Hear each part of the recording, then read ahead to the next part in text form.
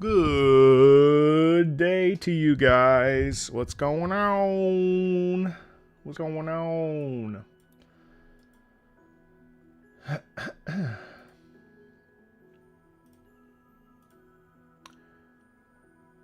Hello. I'm expecting a very low-key chill stream today. I have been awake since 3 a.m. And my body hates me today. So we will be chilling pretty hard today while we listen to Super Smash Bros. Brawl. Longest name ever. What's this called? Subspace Emissary. The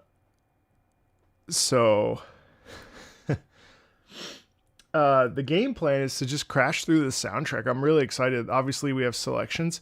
Hopefully, my body holds out. My stomach is all kind of fucked up. But we got to show up for work, you know. We got ourselves 64 tracks today, thanks to colleague Tortayo. Musically, the Subspace Emissary is stitched together from the enormous quilt that is Super Smash Bros. Brawl's soundtrack, and the soundtrack was famously one of the most ambitious in gaming history. Unlike the energetic stage tracks, Subspace needed music that could carry story beats. You'll notice a lot of orchestral scoring, heavy brass, sweeping strings, and ominous choral textures, especially the use of Nobuo Uematsu's main theme as a leitmotif. Oh yeah, I forgot. Subspace Emissary is the story-driven adventure mode of Super Smash Bros. Brawl. It was the first time Smash tried to weave its massive roster into a single cinematic narrative. Unlike the previous adventure mode in Melee, Subspace has fully animated cutscenes that link characters together. They're silent films, but the animation and music carry surprising emotional weight. We have ourselves 64 tracks. I've heard great things about the Europa Universalis 5 OST, by the way. It's on my to-do list for some point in the future. 64 tracks, average length 2 minutes and 30 seconds, or 5 inches for those of you in the metric,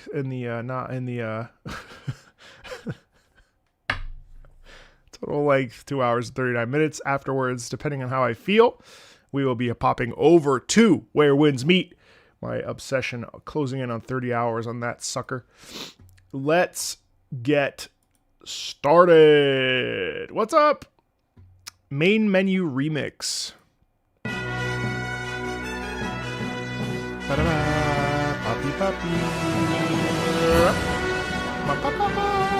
Oh, a little minor. Oh, nerves.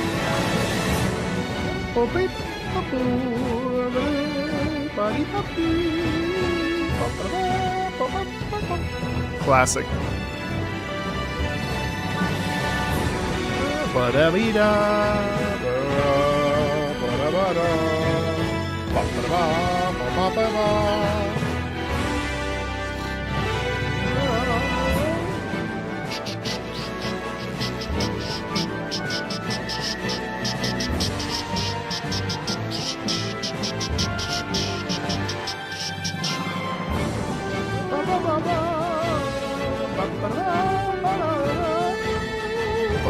Oh, the golden joysticks are at 11 a.m. Eastern. Interesting. Good thing I love this one. Surprising reviews about Kirby Air Riders, too, by the way. Wow, so much tension in there. That's interesting. Usually we hear this theme very optimistically. In this case, we don't.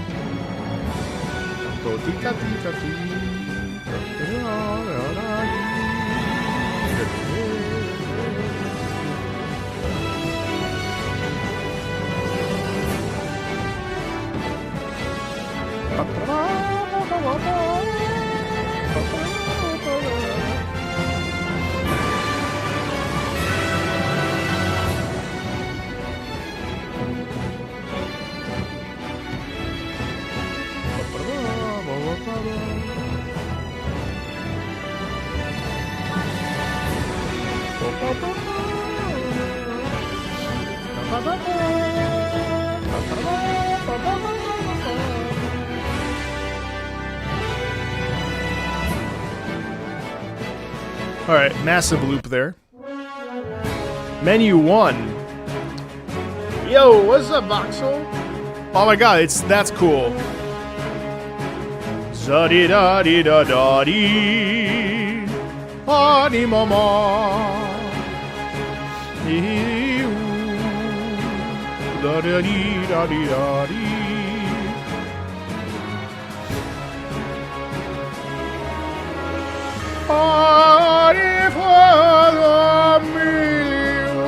Sorry.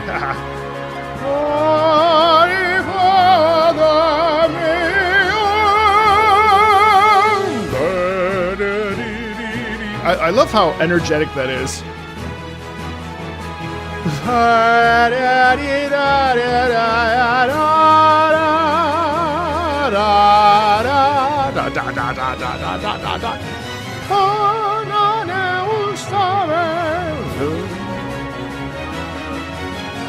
The pullback. Not as significant as the actual main theme. I mean, it does pull back a little bit. Good morning, good morning, good morning. Afternoon, afternoon, evening.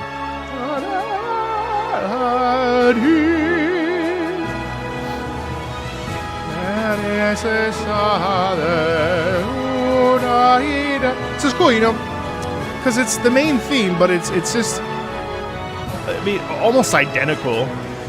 Just a little bit more pizzazz and energy in it with the percussion, and then a loop.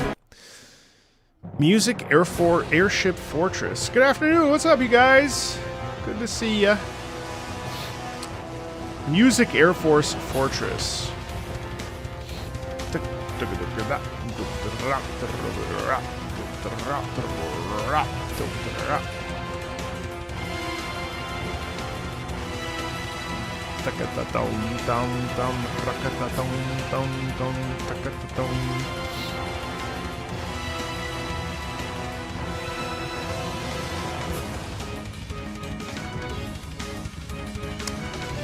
Wait, this is good morning.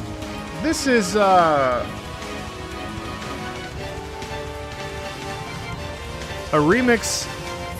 Shoot, I can't remember what this is from. Is this Mario? Mario 3 remix. That's right.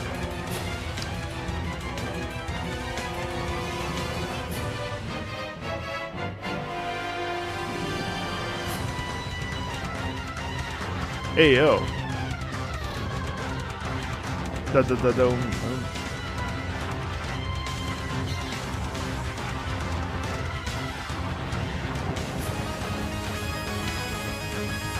Da da da dum dum dum da da da dum. Dum dum da da da dum dum dum da da da. Hey oh, one.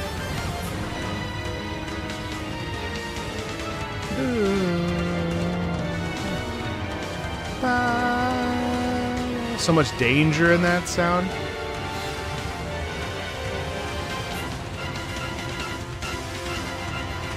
Dum dum dum dum dum dum dum dum.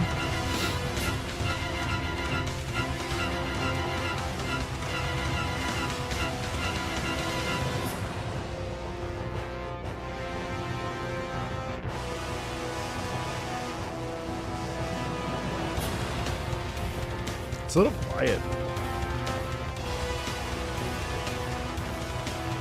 I actually love the lower brass emphasis there. Real heavy emphasis on the power and might of, I guess, what, Bowser in this case?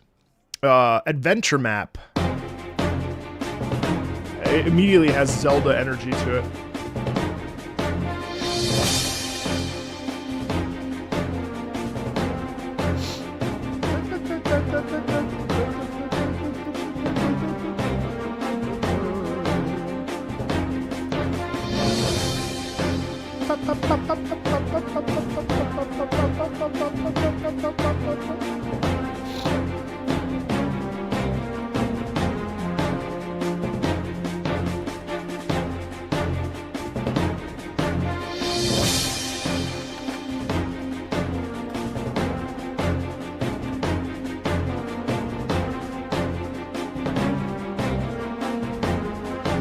So it's cool. So it's obviously a pretty simple track, but I actually love the body da dee da dee da. Super short, but it does still feel you attention. Yeah, it's kind of exciting. Kid Icarus, ooh, which is a whole world. I don't know. Underworld's Underworld. Right.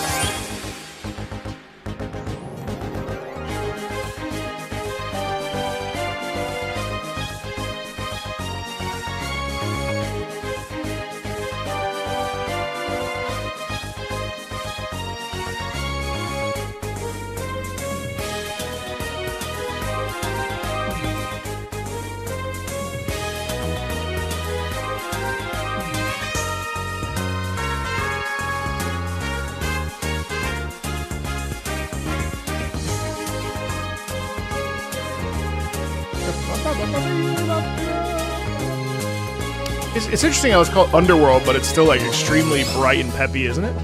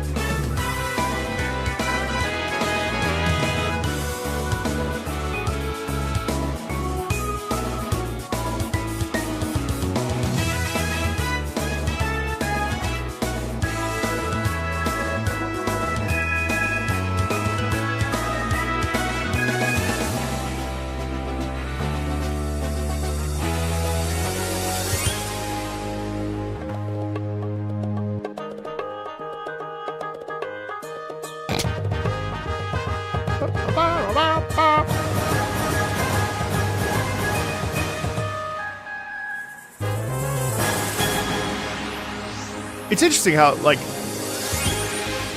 you hear Underworld and you assume negativity because of the darkness of, like, Hades or whatever. But it doesn't really, it actually works out.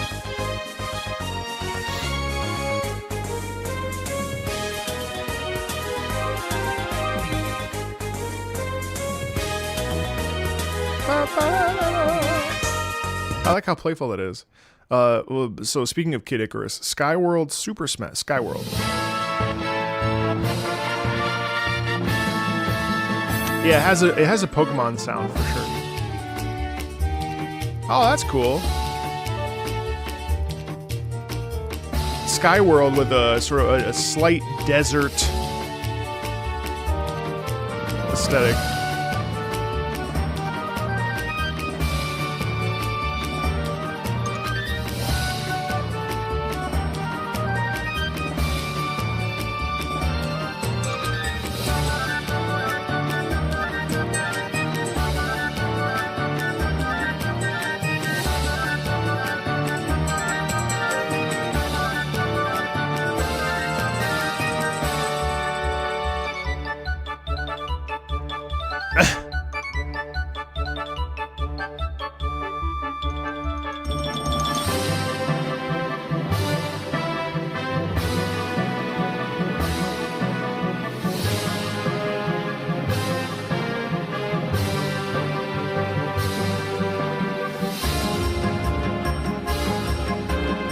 I have it on my 3DS, but I haven't played it.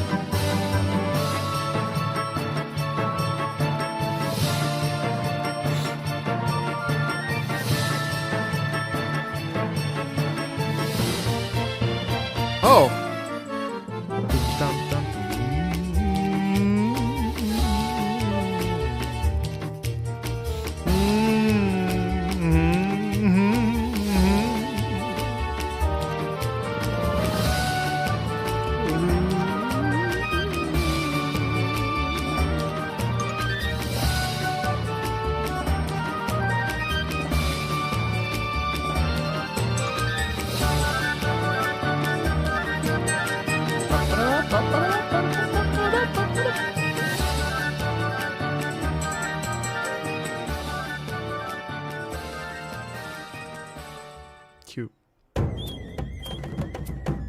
Jungle Level version 2, Jungle Hijinks. Oh, I'm excited to hear this remix. You know, actually, let's talk about remixes. I think in some ways, remixes are really for fans. Like, I think it's impossible to... okay, wait, hold on. Not necessarily true. How do I want to phrase this? I think that the delight of hearing a remix is way more palpable than hearing a remix on first go. And I'm talking like, I think that if you do not have a lived experience with a piece of music in the context of video games, remixes fall flat every single time. It's this like funny thing, you know, because like I think if your first how do I explain it? This is like a heady topic. Hold on, let me see if I can try to articulate this well, because I'm tired and it's 10:40 in the morning. So let's say you love Donkey Kong and you've played it since you were a kid. The core of that musical feeling will be way more pronounced for you if, say, I went and listened to Jungle Level version 2 right now and then listen to the remix. And I kind of love, that's obvious, right? But I kind of love that music imprints itself on us and it grows and it changes with us. And that's something I find that with like Final Fantasy IX. I like pretty much like every soundtrack and every track in Final Fantasy IX. To me, it's like a perfect soundtrack. It's just beautiful, you know. If I heard a remix, I would probably be either resistant, appreciate it, or I would reject it. And it's interesting. I find, because I'm emotionally attached to that sound. So if you go and change the sound, either you make it better, which is great, or I still have the original and I am immovable from that feeling, right? So I think that that's a really curious thing. What if we remove the awareness of it being a remix? Right. But I think that more often than not, the way that remixes are structured, I kind of wonder if remixes hit as much to us on our first listen. Like do we appreciate remixes, or are remixes, okay, God, I'm so sorry guys, I'm trying to explain myself. Do remixes, because they are essentially taking something and elevating it and changing it from the original source, right? If the original source is the purest source and the one that is theoretically the best, a remix is only going to complement and or enhance the original. Oh yeah, I see what you mean.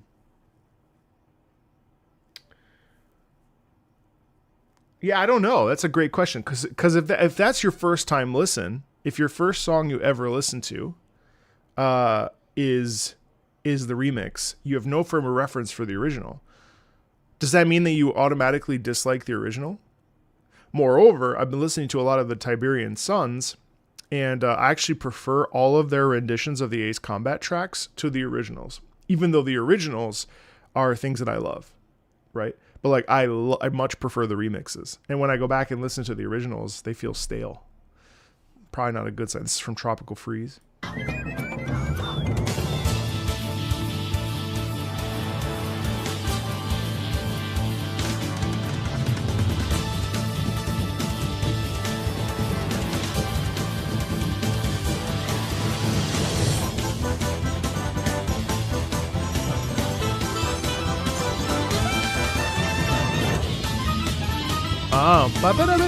See, like, I know this theme.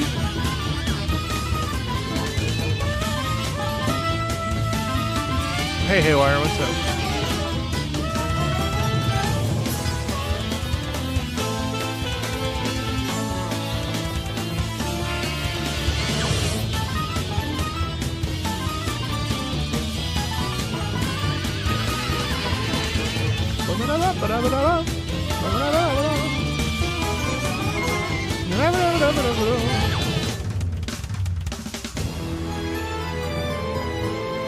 It's actually really short.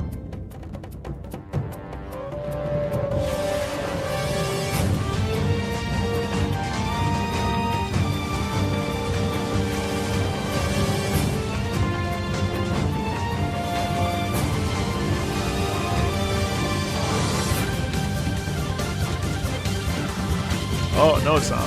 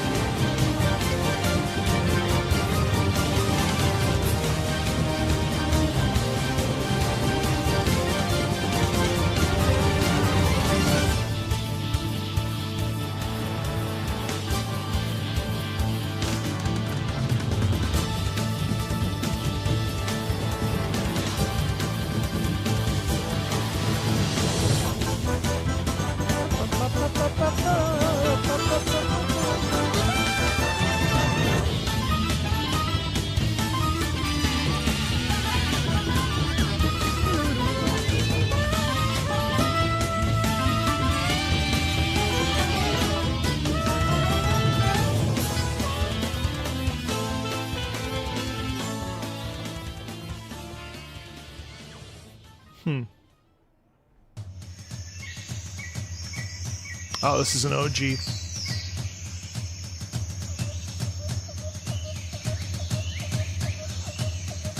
I never noticed that, but the birds actually...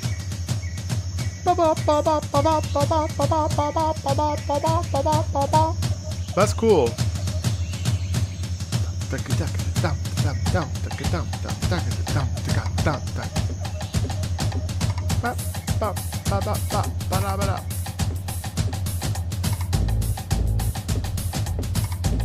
Pretty amazing, actually.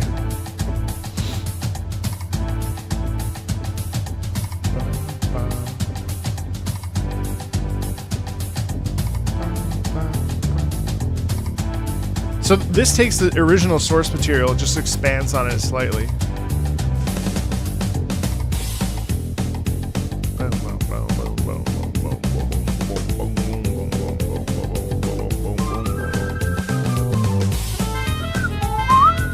I mean, it's basically just the original.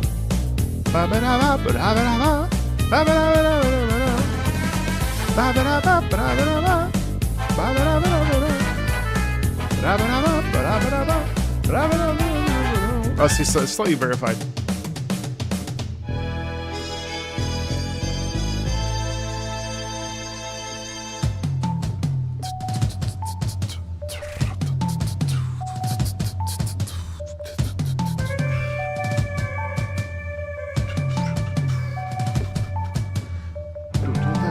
Hey, Kirby.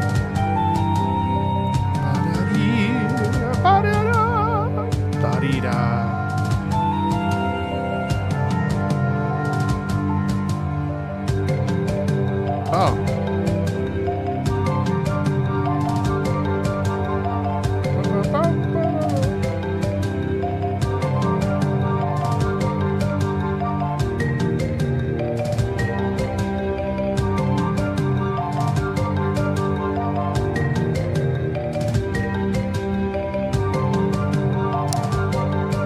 Today's the Xbox Partner Preview event. What even is Xbox?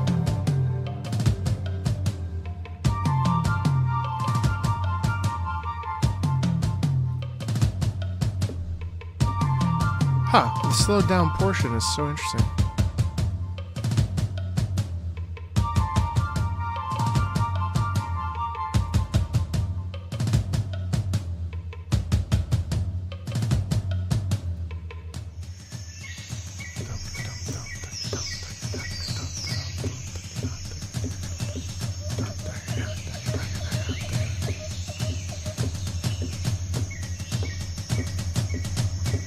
So, huh.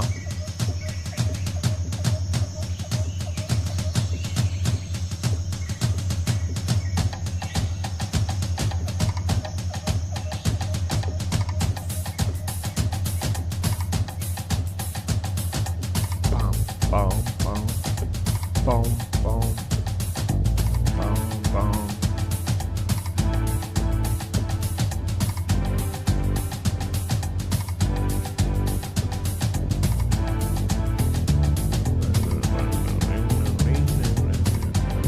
Hey, Soldana, thank you. Appreciate it.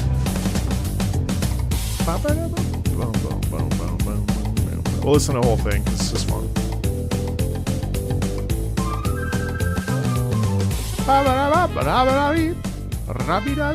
Oh, and that's it. Yeah, I mean, you know, that middle section, it's interesting, you know, like when a melody is so good, that like slower portion sort of feels irrelevant in a way. You know what I mean? Like the iconic Donkey Kong sound, that theme. It's interesting how like the rest of it is kind of like whatever. Anyway, go back to that. You know what I mean? Next up is Step the Plane Desert Stage Super Smash. I like the chords there.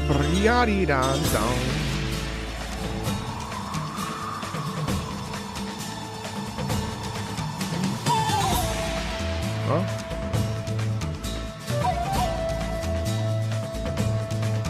Oh, cool. Ah, this is just the... Oh, neat.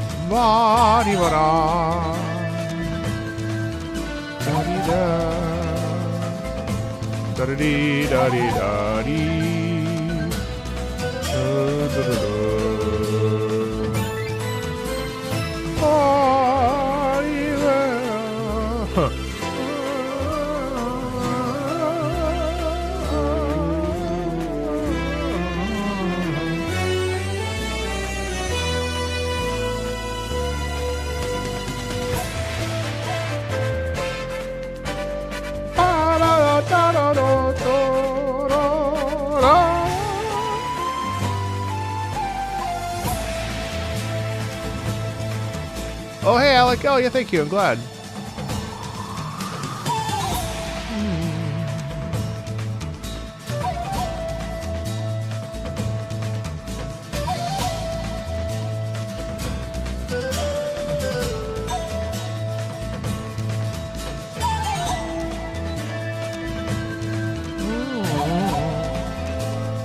That's fun. See, the thing is, like, when you carry a leitmotif through a game like this, I think it really embeds itself in you, and it actually makes it like so much more memorable. Like when we basically variate on a theme and just keep it going throughout a let's say a whatever 2 to 10 to 20 to 30 hour experience. Like, it's amazing how the theme will get imprinted, and I find that it's a technique that we sort of like are seeing less and less. Possibly. Claire Obscure did it, where and I suppose Final Fantasy XIV does it, but also that makes sense because of the, but like the idea of like taking a theme and just repeating it, you know, but changing it, which is really cool. I actually think Claire Obscure does it really well, more so than Final Fantasy XIV, because Final Fantasy XIV has like the one, like 4 versions of it, whereas this has like, 30 at this point. Oh, nice. Yeah, of course, Hannah. Yeah. Let's go to Space Armada from the Star Fox. Fire Emblem does it a lot. It's true. I was thinking like specifically like recent.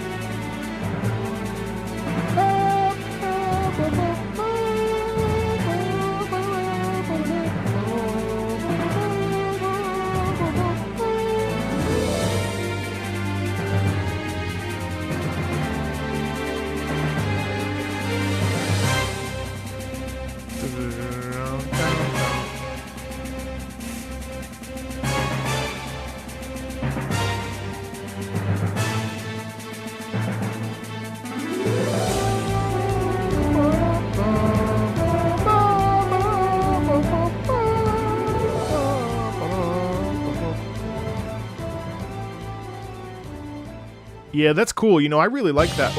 Before we get to the Pokemon track, I really like that because it had the momentum. Ba bee ba dee da ba dee da ba. Right, it had all that, and then it had the percussion, the snare, very the militaristic thing, and then I like that it still was still reliant on melody versus just being reliant on rhythm, which is great because it's also like kind of contained within itself. So it kind of just loops and imprints in that sort of short process. Victory Road.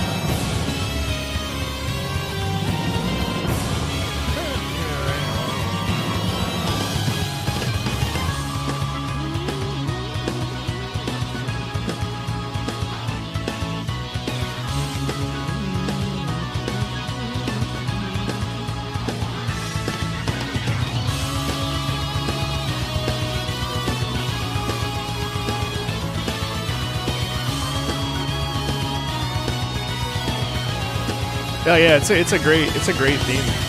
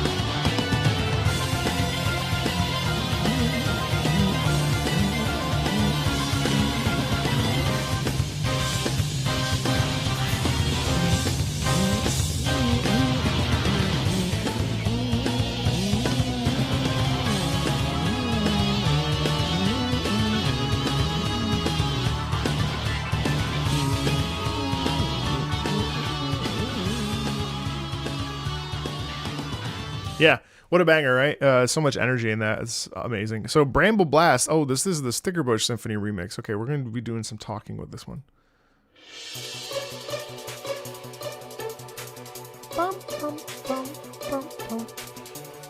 For the record, I actually love this. So the faster pace makes it really enjoyable. Yeah, because... Hold on one second. Yeah, I mean, they couldn't be more different. First of all, the tempo increase is terrific. This is the OG.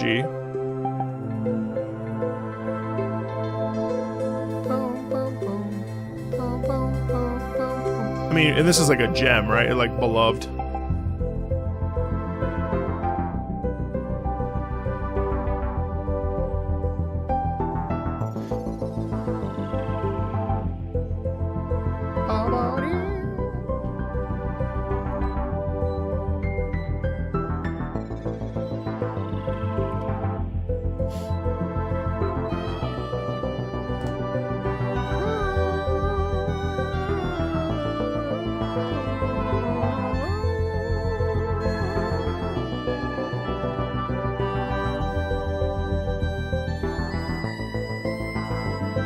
Hey, Callie, thank you. Thank you for joining and thank you for sponsoring the stream. Yeah. It's interesting how... Sorry, I didn't mean to stop right at the resolution there with Canes, but this track really feels like there's a beauty in it. You know what I mean? The sense of scale. It does feel like it's like sort of this thing of like climbing to the. Oh yeah, this is, you know, climbing to the top of the mountain and looking out at the valley and thinking like, oh man, what a beautiful life, right? So then I actually love the increase in tempo in this particular version, and then also the use of the strumming guitar.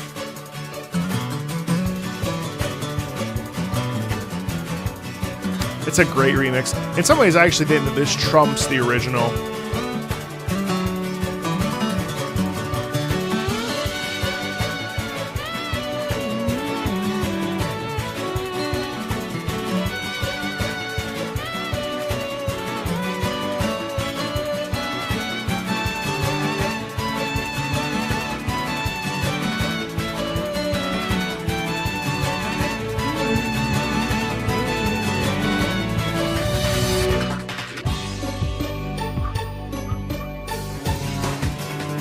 Isn't that fun though? So wait, but the reason why that's really cool is you get the slow pluck and then back into the fast rhythm, and I think the pivot there into the fast part again is really it's fun, because otherwise it would just get a little bit boring. But also just musically, it's so interesting, isn't it? Because we fast, we slow down, and then we pick back up. So we make up the tempo, you know?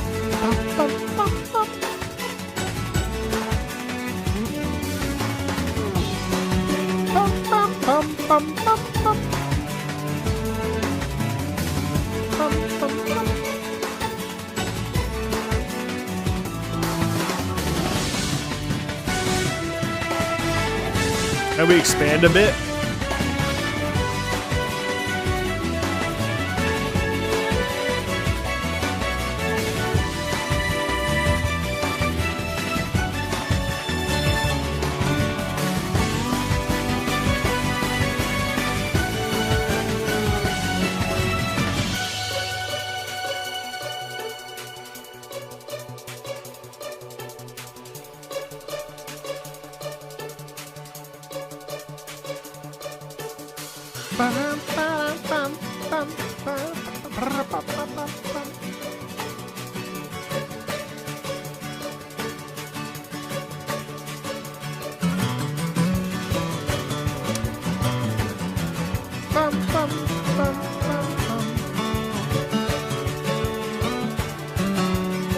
What? And this one really feels empowering, you know, and enthusiastic and exciting and kind of like we can do anything. You know what I mean? The sky is ours, the world is ours. You know, and I really love that sound, especially with just the ebbs and flows of it. Can I just hold on one second? It just works when you over-explain a joke, so expect that to be happening for the rest of the evening. Oh no, you're right there. Did she really sing the K-pop Demon Hunters? You were wondering if great among men, they have.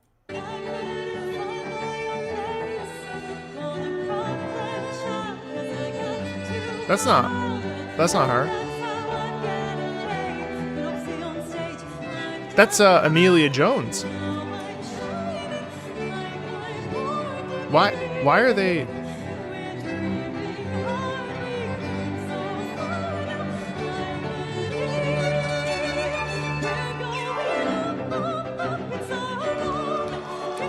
Oh, they tried to connect it. They tried to connect it to. That's the choice. Amelia is great, but she actually sang "City Ruins" from the original Hollow Knight. Anyway, weird. Oh, the Golden Joystick Awards. I see. Okay. Yeah. Anyway, Sticker Bush Symphony. Incredible. Actually, I want to do like a more. I don't know if I can really analyze that further, but I would like to.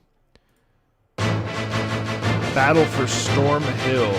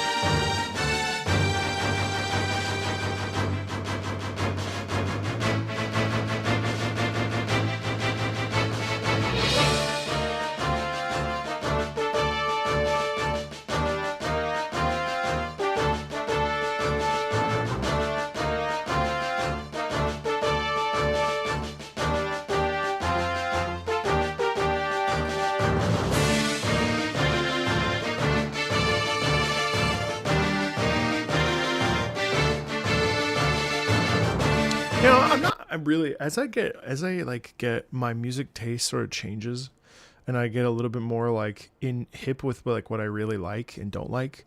I gotta be honest, the MIDI sound, I find that I push further and further away from like vibing with that. Like it Gen 5 Pokemon, I could hear it, yeah.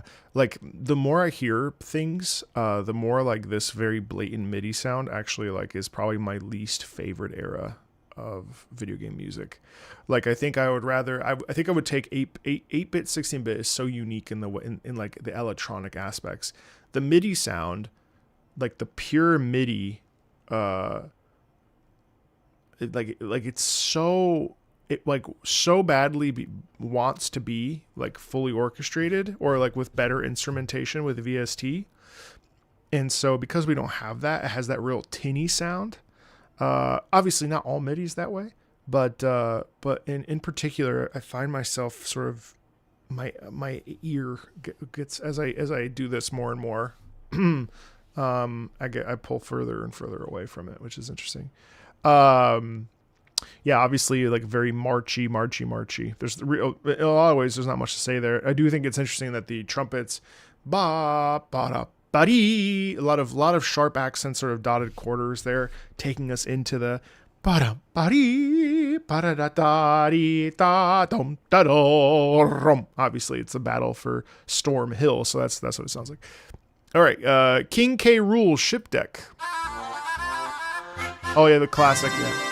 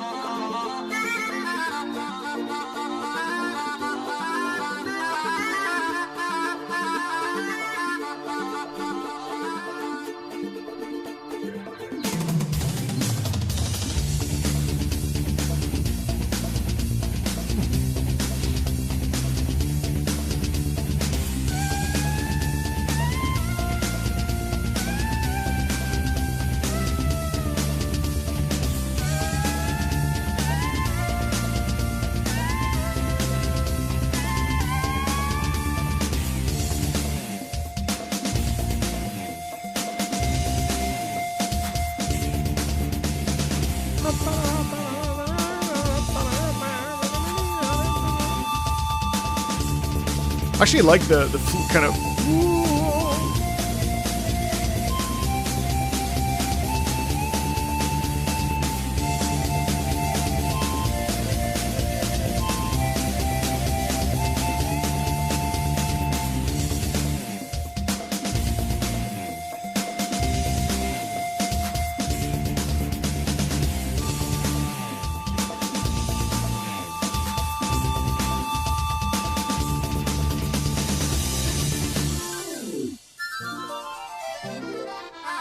To then pivot back to the quirkiness of it.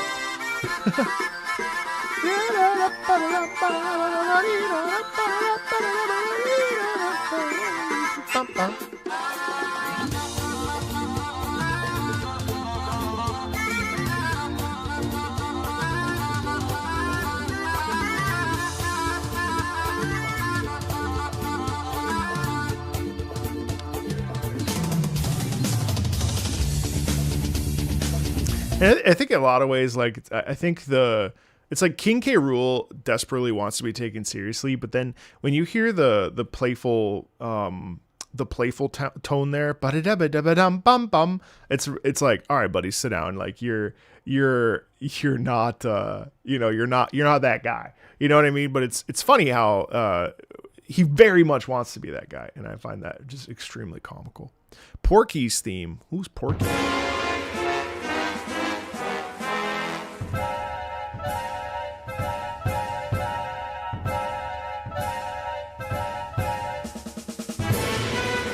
Oh, Earthbound.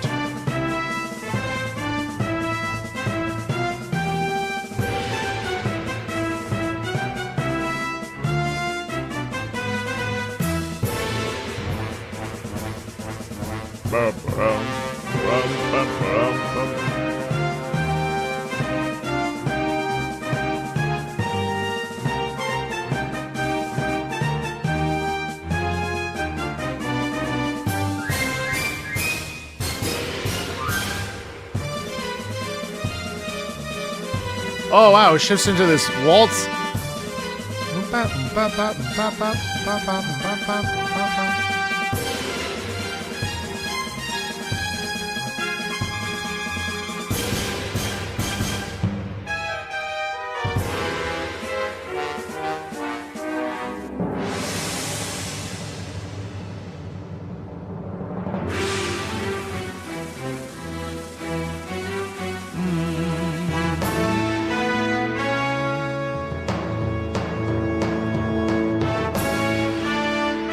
Wow, some interesting shifts here.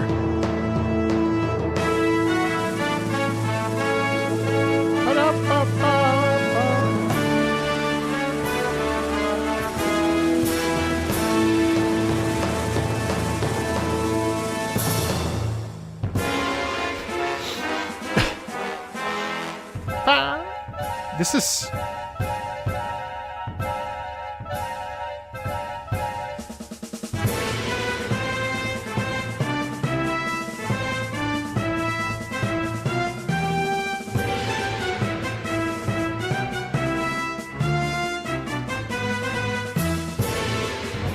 You know, it's funny. It feels like it wants to be a children's song. Well, Earthbound, so it's a child. So it's a child inside of a thing. Okay. Okay. It so badly wants to be a children's song, but then there's this like ever-present danger attached to it. This constant feeling of like, uh-oh, you better watch out. And I feel like that's pervasive. Like that's like a ring around the rosy, you know, but instead you end up getting this like, I'm gonna fucking kill you track. Like it definitely goes in a different direction, even though it tries to be real, like, you know, gentle. Wild Pokemon battle theme, Diamond Pearl Super Smash Bros. Brawl.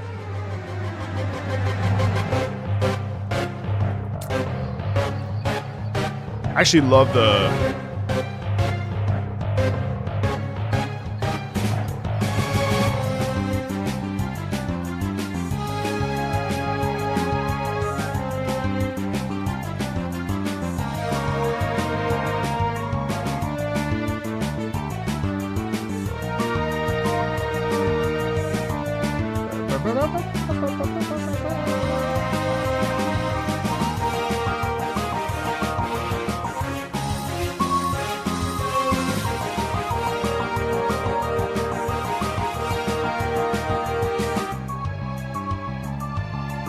Still has that flair of danger.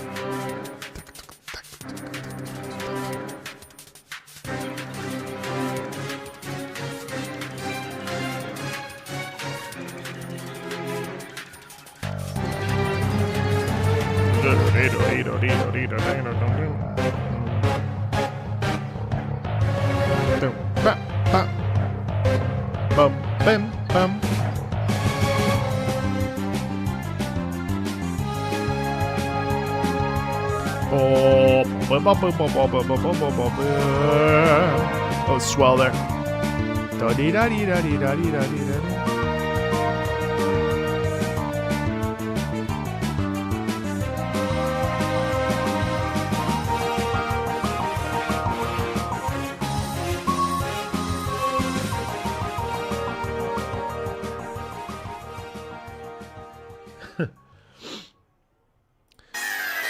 All right, and then this is Team Galactic Battle. Guys, are you guys excited about Half-Life 3? I gotta tell you a secret. I don't care.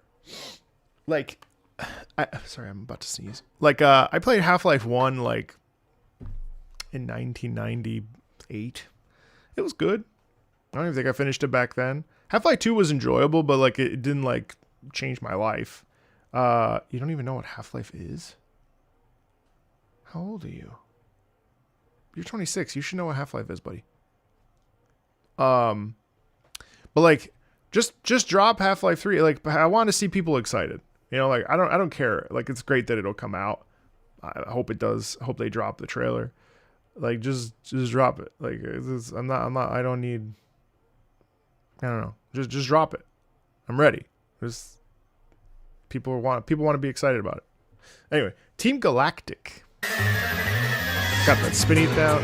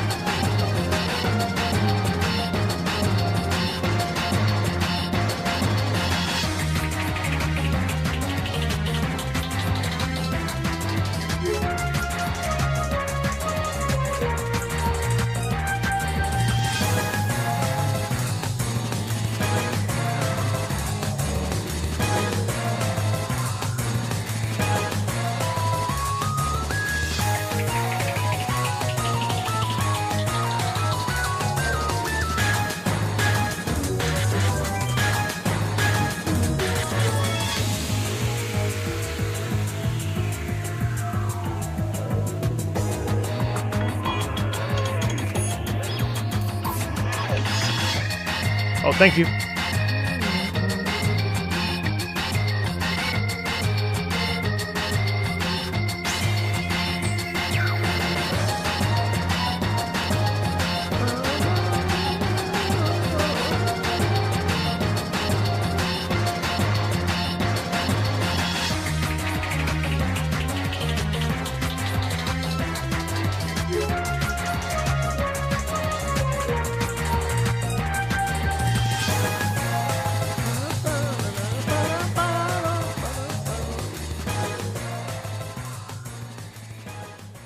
Also, guys, again, I'm so sorry that my energy is a little bit low today.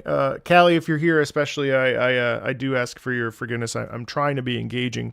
It's just I woke up. I took magnesium last night, thinking that I would actually be able to. Luffy, why are you Mobile Legends has 17.2 million views. Okay, what is that? How is that relevant to what the conversation is about? Are you just sharing an awesome stat? In which case, that's terrific. I'm happy for Mobile Legends. Bang bang. But I'm not sure why you're bringing it up. Now you're getting my spicy attitude because I've been awake since 3. Anyway, I took some magnesium last night, thinking it would help me sleep. It actually woke me up at 3 a.m. So I'm a little bit low energy, but I'm trying to be entertaining. Preparing for Fire Emblem. Is this who is this? Is this Crom?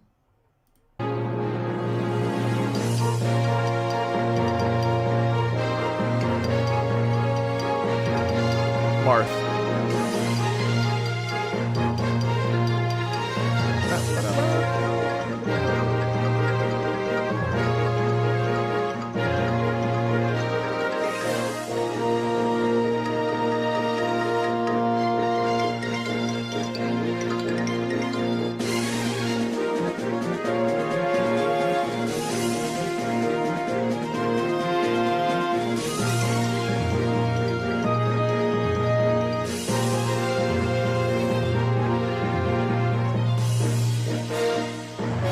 Oh. That's cool.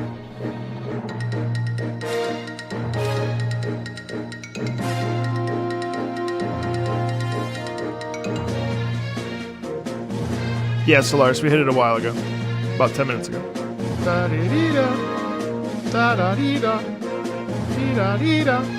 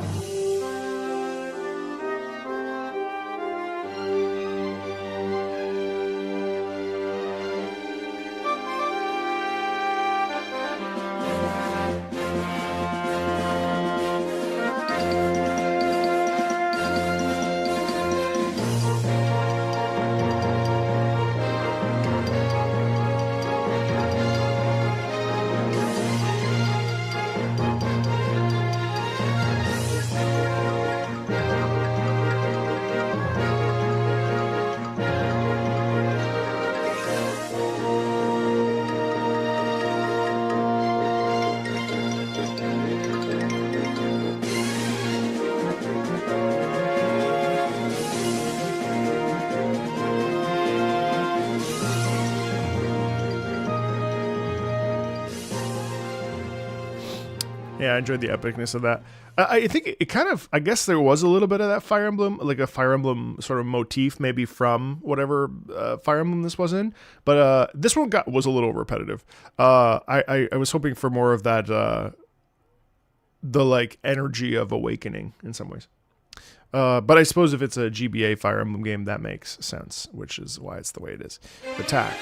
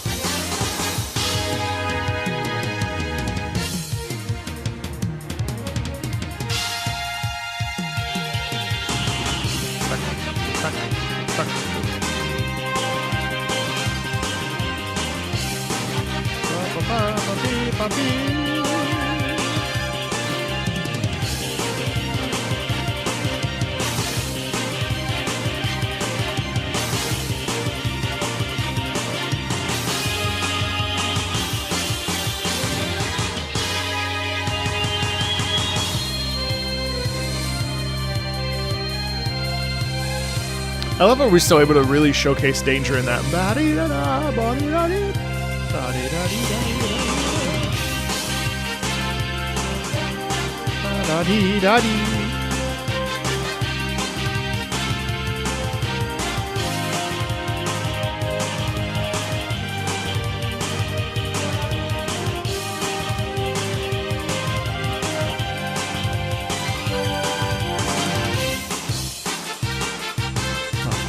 Some really nice syncopation right there.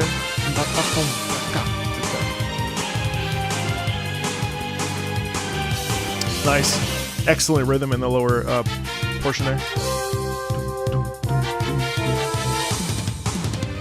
Thank you. Almost sounds like a Final Fantasy VIII song, which is funny.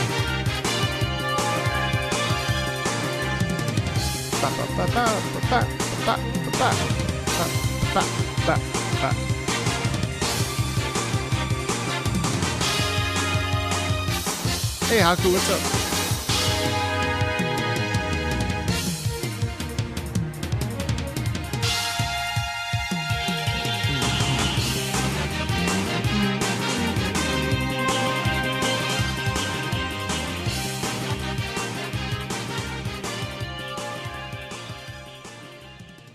Yeah, excellent. That's really fun. I like that track. This is the Crimean Army sortie. Yes, Anthony, I have a whole list. As soon as I get some time, I'll definitely do a Warhammer video. Yes.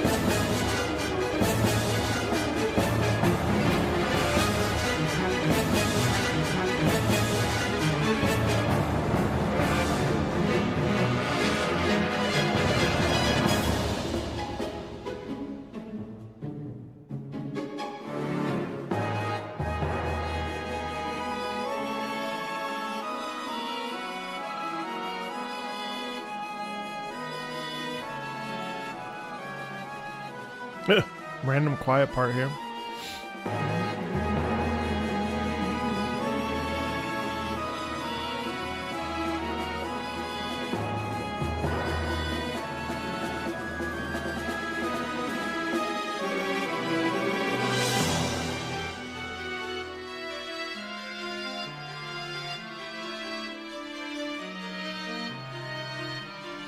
I'm surprised it pulled back like this. This shows the way the strings are kind of.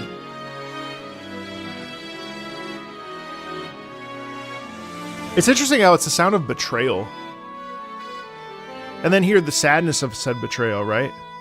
This sort of like English horny quality. I said horny on accident.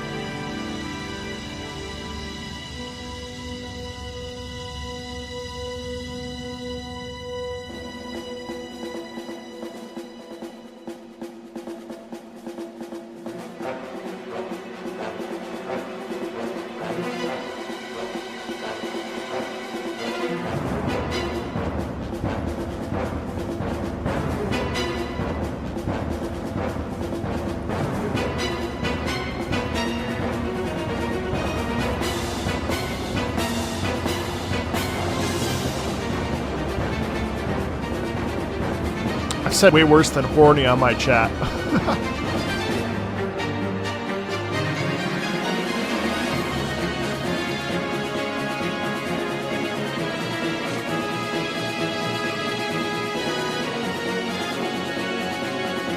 And so in between this battle, in between this conflict, we still have hope and our heroes kind of, you know, taking charge.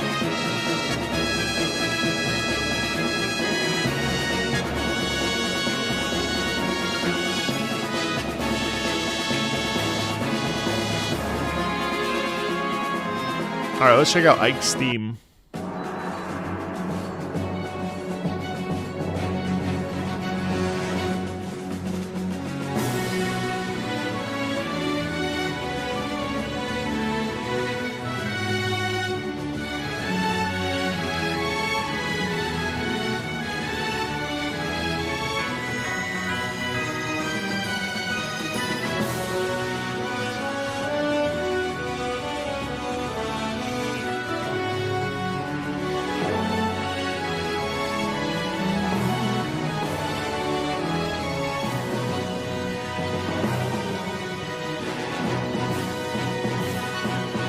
Hey Madison, I'm listening to the Super Smash Bros. Brawl soundtrack.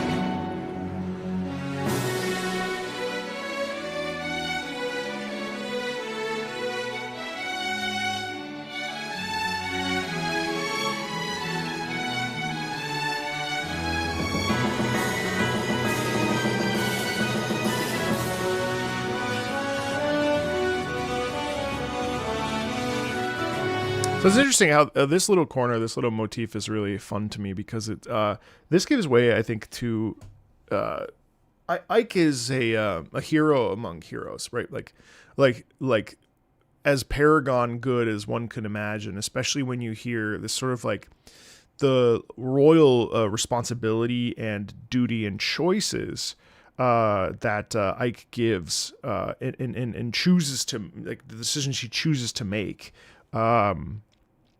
You kind of hear the sacrifice in this horn line, especially.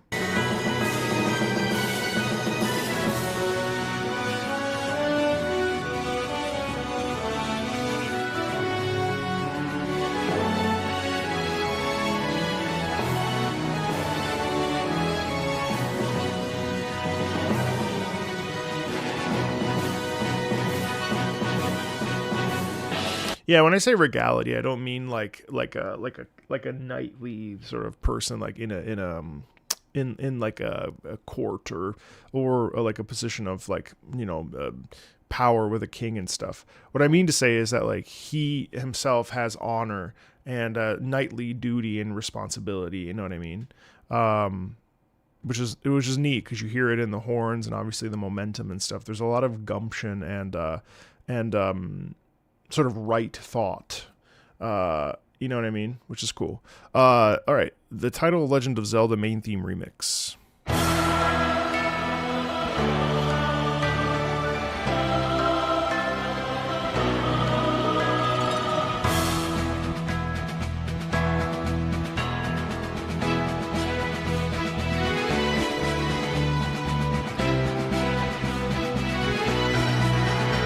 Wow. Coral. Oh, really?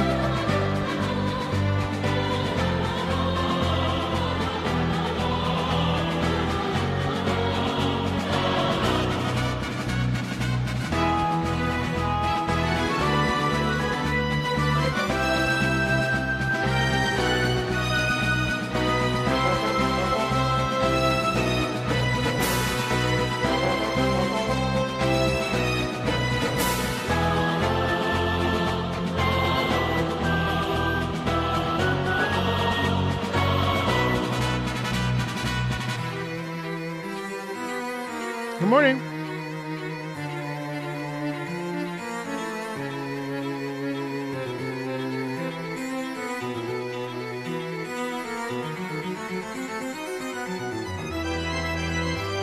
Wow.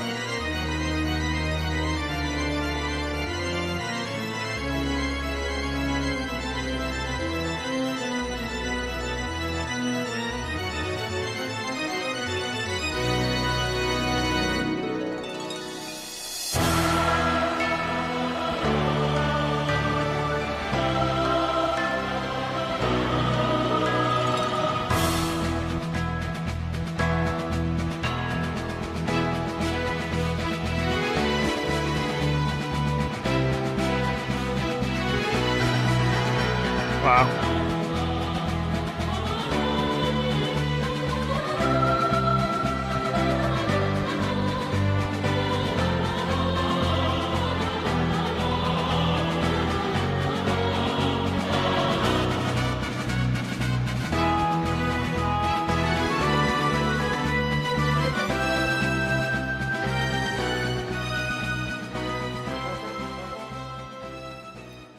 I love the chorus in that.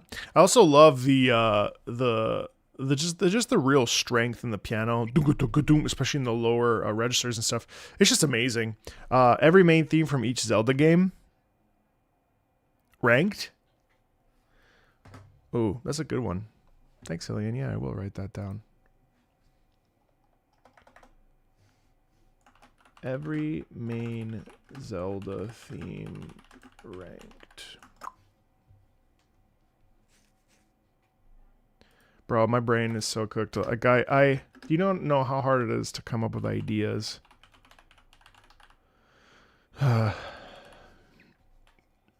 As time goes on, I love this job so much, but like it's harder and harder to be like, okay, how do I come up with something clever and fun? And I just struggle so fucking much with it these days.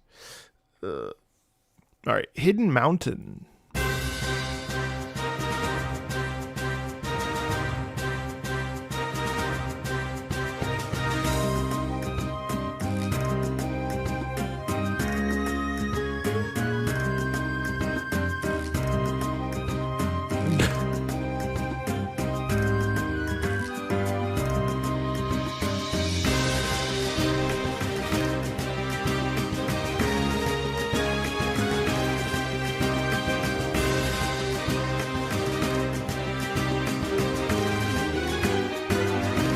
I love that.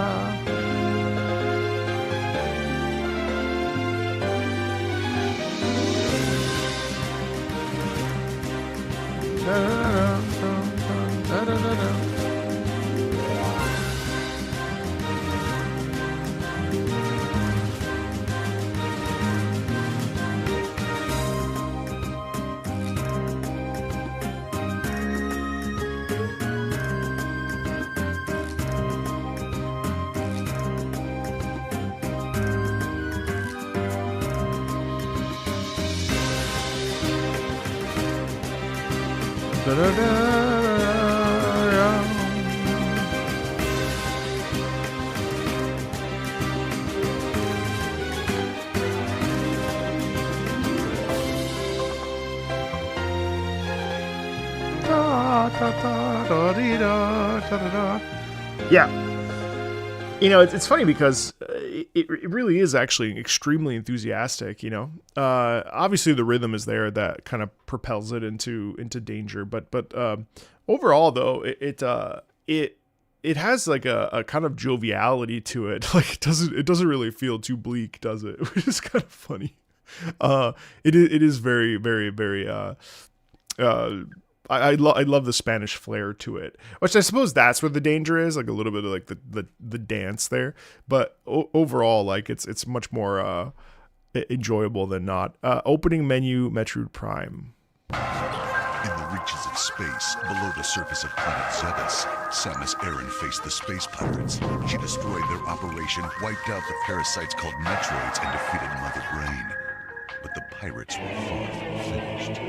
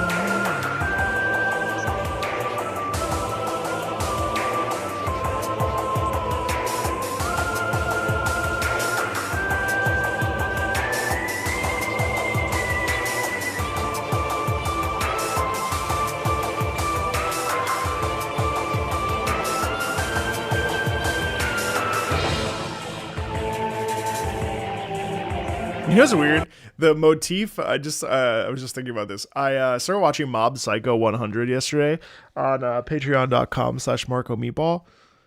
And and actually the ba da dee da dee da dee da dee da, this actually reminds me of Mob Psycho. The not the opening obviously, but the song that plays in the first like 10 minutes when you body that sort of alarm thing, that so it's very similar. And I think what I actually really like this is probably my favorite Metroid song that I've heard in a Metroid, in that it has this the alien quality is in that sort of synth body da dee da dee da dee da, you know what I mean? It's really cool. And then the like synthetic male vocals there kind of again give it this edge of like alien, you know, space and stuff.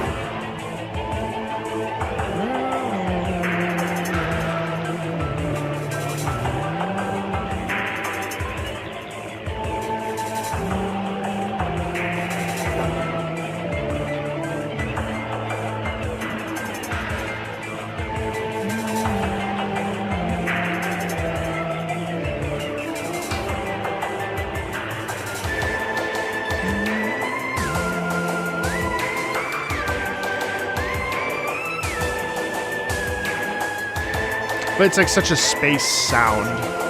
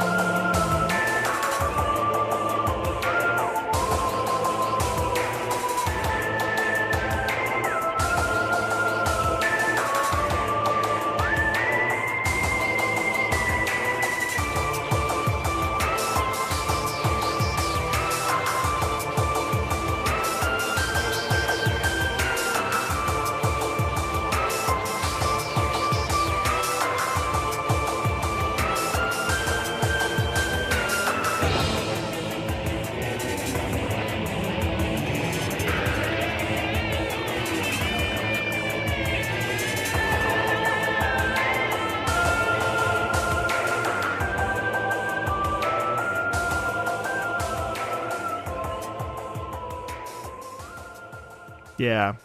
Actually, that's amazing. I actually love that. That actually, like, it is... I've changed my tune. You know, God, I really need to play this. I need to play Metroid Prime. All right, multiplayer, I really like that. I just love the energy of it. I love the whole thing. I love that it's not so, like... It's not so serious that it kind of like it feels out of touch. Like you can tell that it's like in space, you know, you can tell that it's like an alien, you know what I mean? Can I describe the alien planet that the song was creating in your mind? You know, I see like greens and like smoke appearing, but then also I like see her in the ship, like hitting on the dials.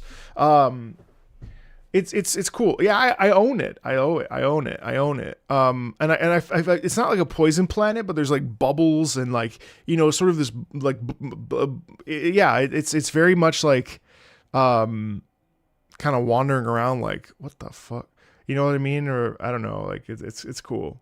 It's cool. I wish that I like cared about Metroid like at all. Like I wish it was a touchstone of any part of my life. And I feel like I don't know if I'll like it now, you know, like I don't know if it's one of those things where I should try it, right?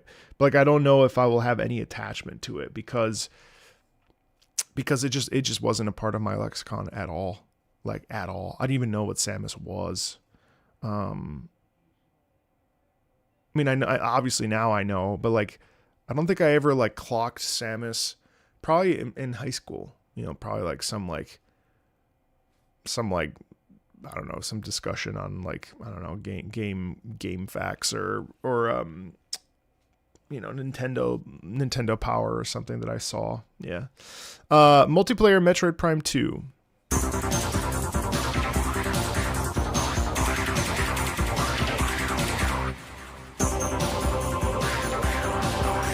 Because I know there's a lot of like choral use.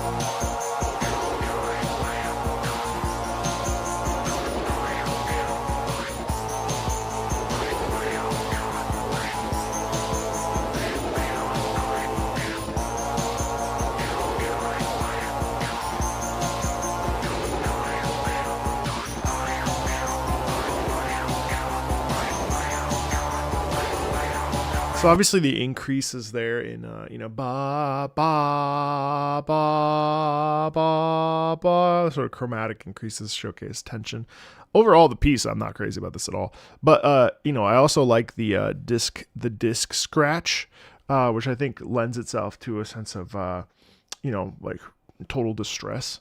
Because it's not just like, oh shit, it's like, oh shit. With the disc scratch, the slight change in that makes it so that it's evocative. Has anybody played Kirby Air Riders yet? Can I play that solo? It seems like, based on some reviews I saw, it's good, but you kind of want to play it with other people, otherwise it's not that enjoyable. Could someone confirm? Neon Castle Boss Fortress. Oh, fuck yeah.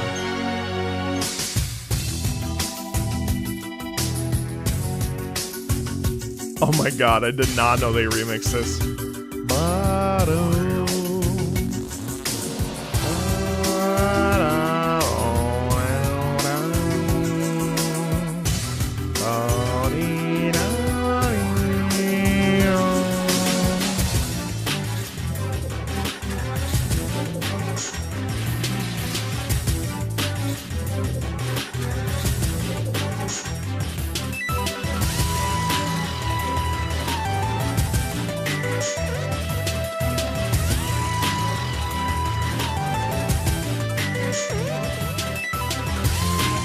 Wow.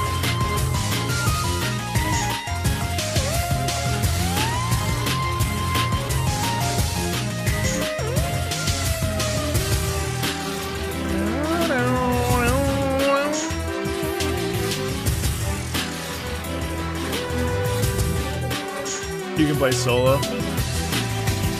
But is it fun solo?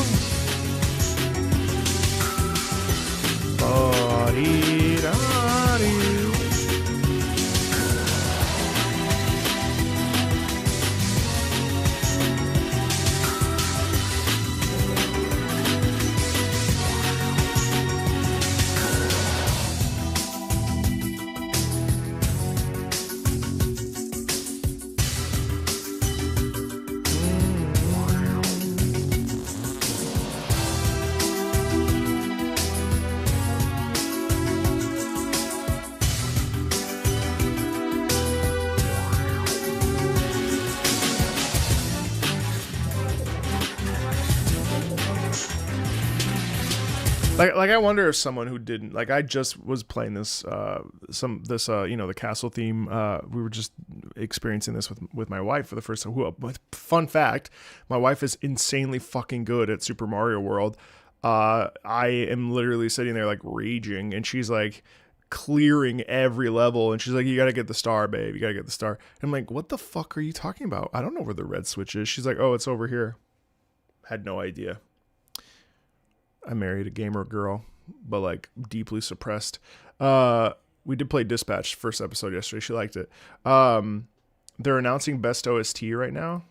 The sponsor of today's drinks reception and after party. Yes. Well, it's gonna go to clear up screen. Oh yeah, I forgot this was the only time that Deltarune was nominated. Clear Obscure was on this list? I forget who's on this list.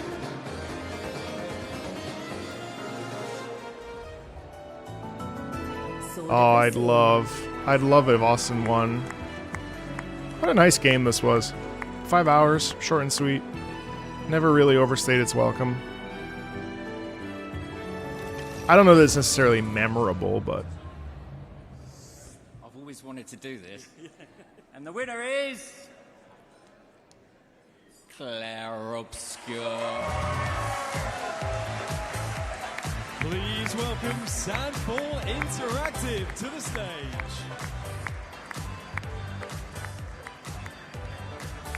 That must be someone from Kepler.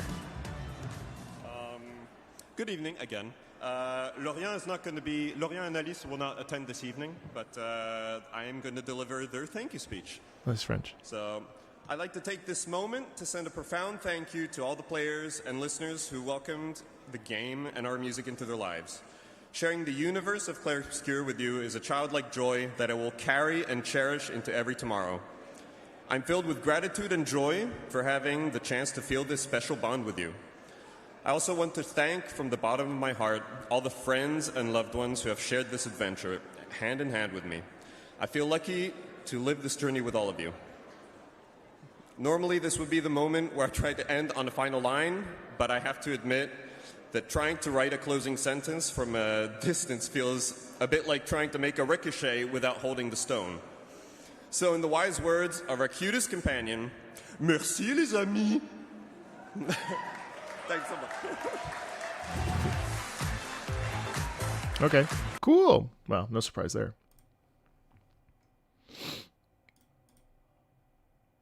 Yeah, I wonder if the Game Awards will be boring because of how many awards the chance realistically Clair Obscur can win, you know. Battlefield from Super Smash Bros. Brawl.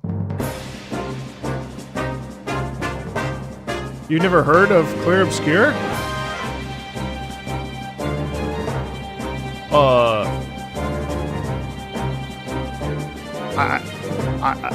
I'd say it's worth playing.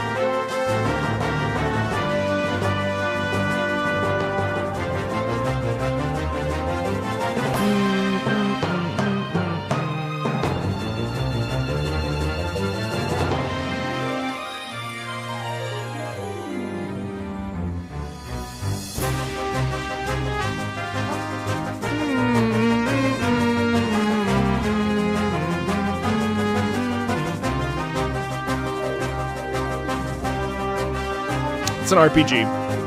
Very good story about grief and life and death.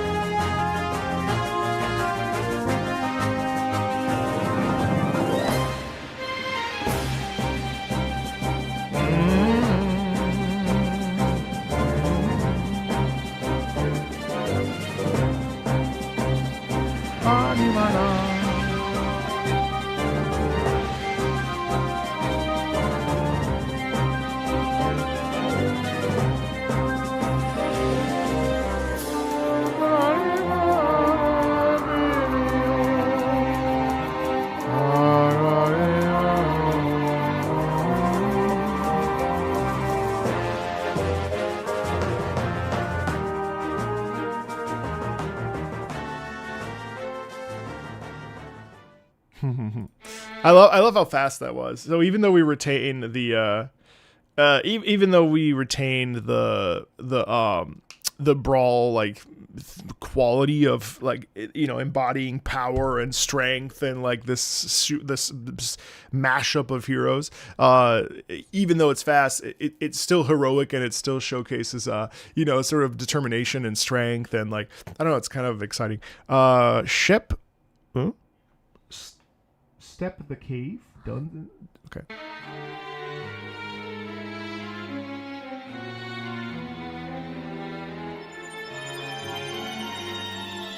Sounds like a scary cave.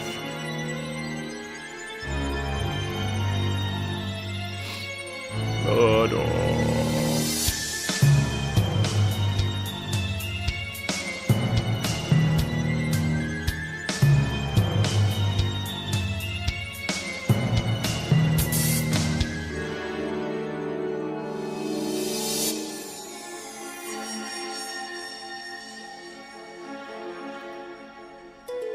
Wow. Dee-do, dee-do, dee-do, dee-do.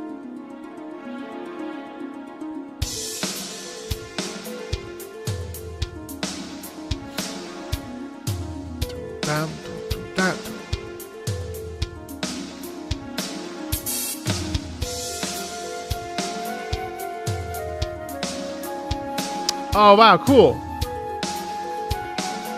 Definitely an odd time signature. Yes, the meter is off.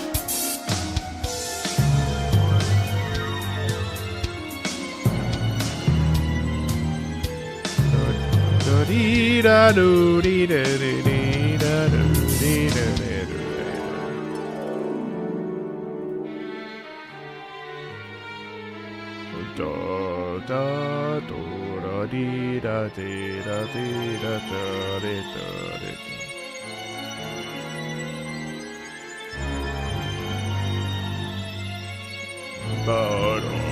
Yeah, like how that's how we get the danger.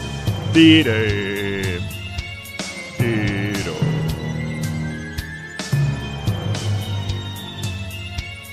Dee do.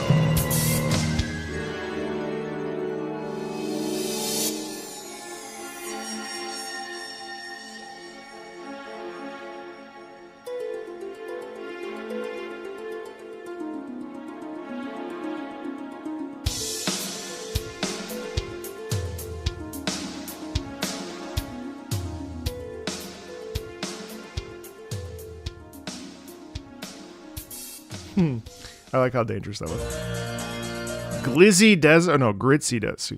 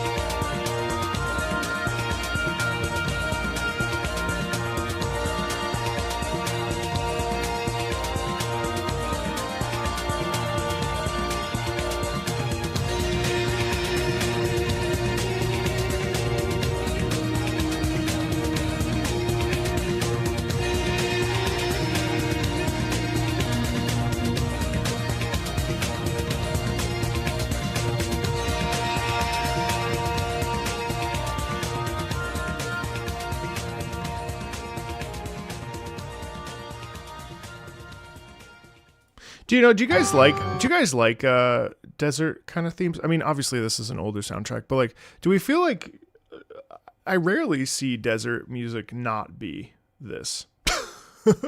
I mean, obviously this is a time capsule, but like, I mean, I can think Stellar Blade had a different desert sound, but like, do we like desert themes? Da dee da dee.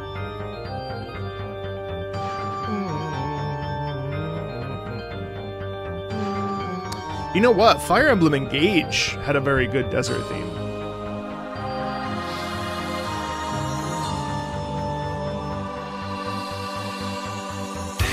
It's all like, what's that mode? Is it Phrygian? Hold on.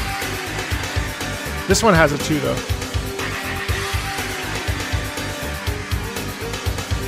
Ba-da-do-do.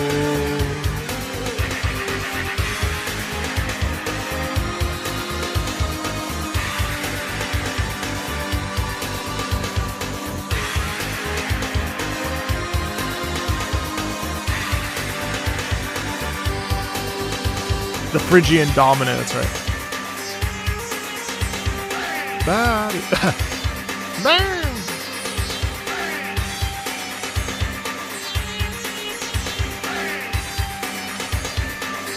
Nope.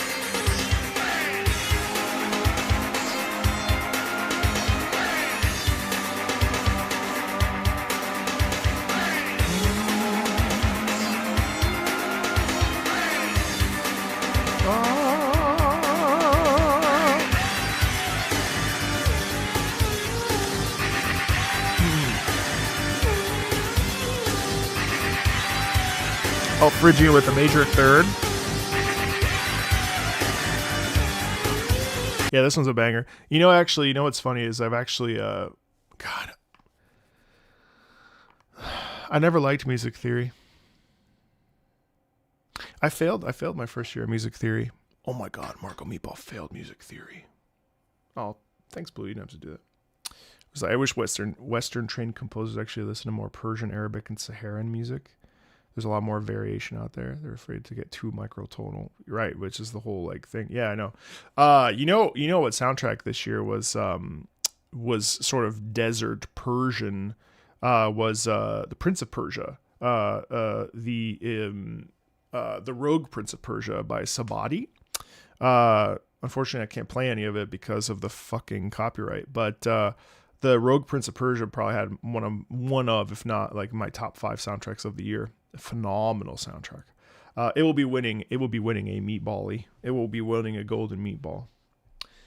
The first time I tried to cook on my own, I forgot to drain the grease from the beef for hamburger helper I was making for my brothers, so that you gave them diarrhea is what I'm hearing. I like that theme. With Milla's Divine Protection, Celica.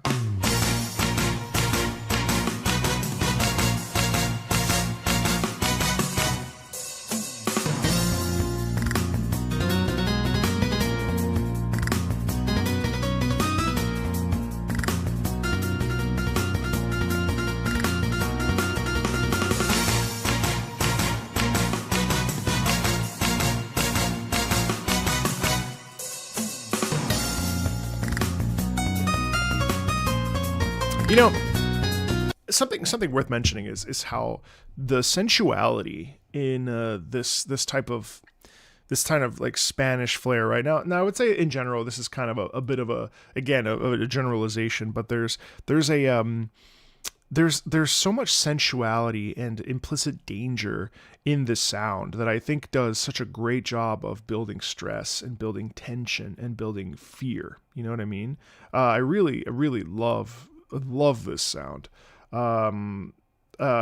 because it has like this sort of, you know, this like almost like a bullfighter or you know, like pulling out your very Zorro quality, right, of strength, of you know, of fearlessness, and I love that sound. You know, you've been inspired by how everything in life works, including music theory. Yeah, bro, I can't relate, but I do commend you for it. I think there is something beautiful in learning theory, and learning like the sort of the functions of how things are the way they are and how things make up you know, the big picture of music and in life. You know, you can do that too with different ways.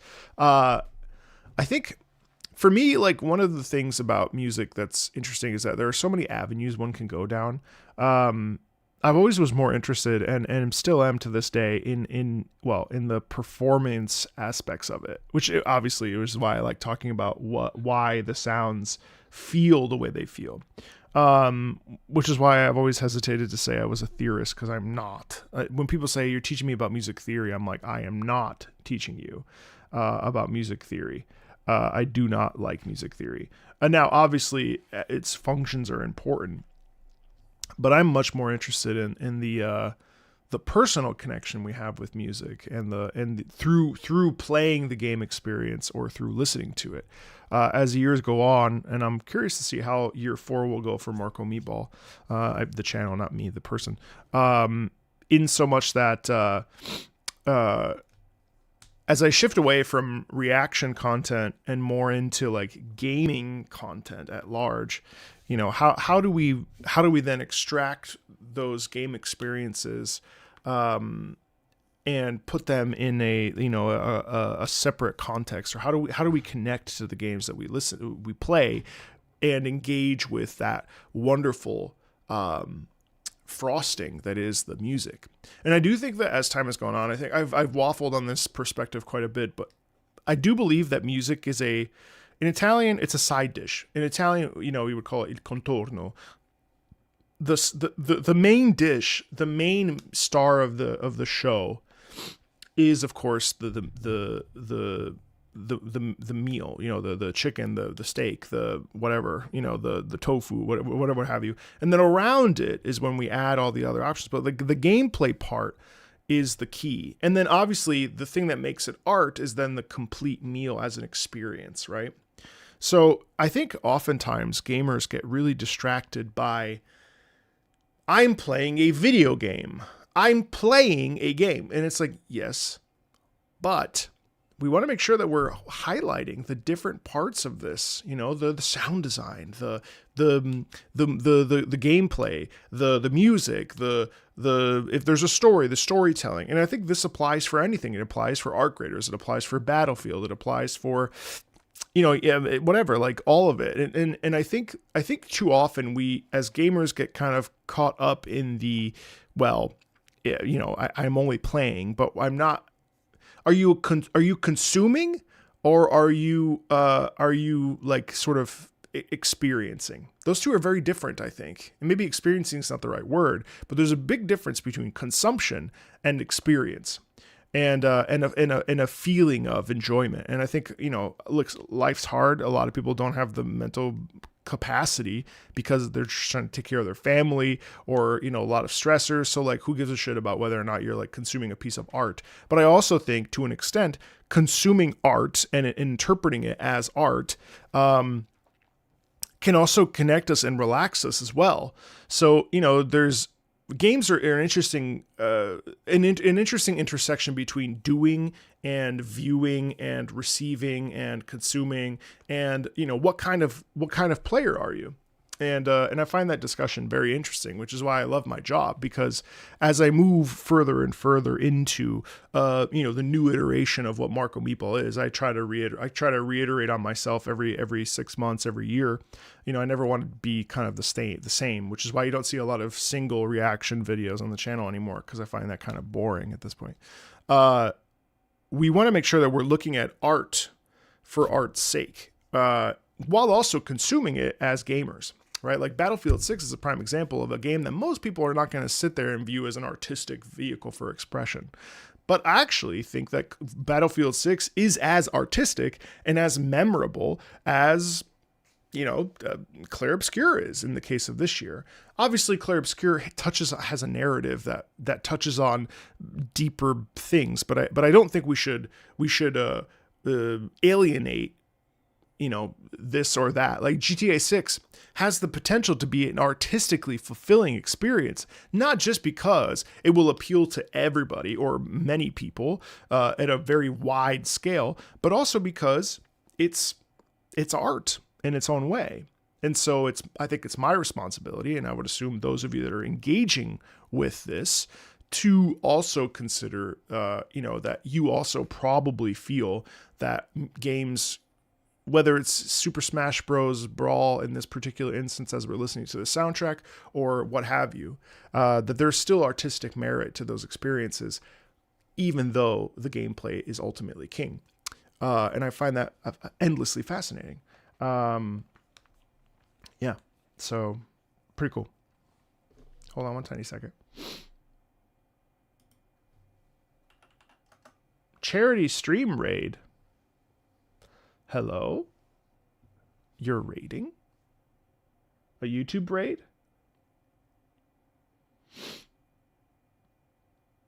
Hello, guys. What's up? Sorry, one second.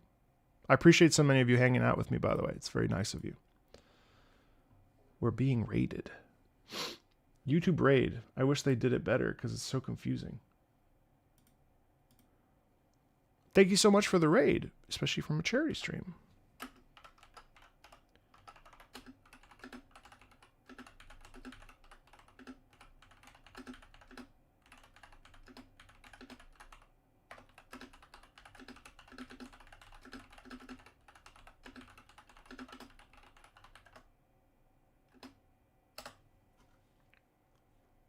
Sorry, guys, one sec.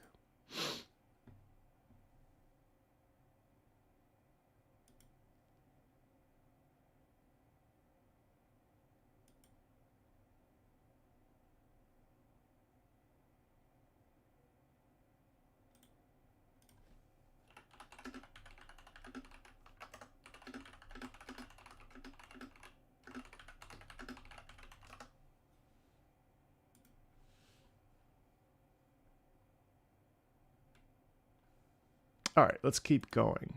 So anyway, we were talking about how wonderful this song is.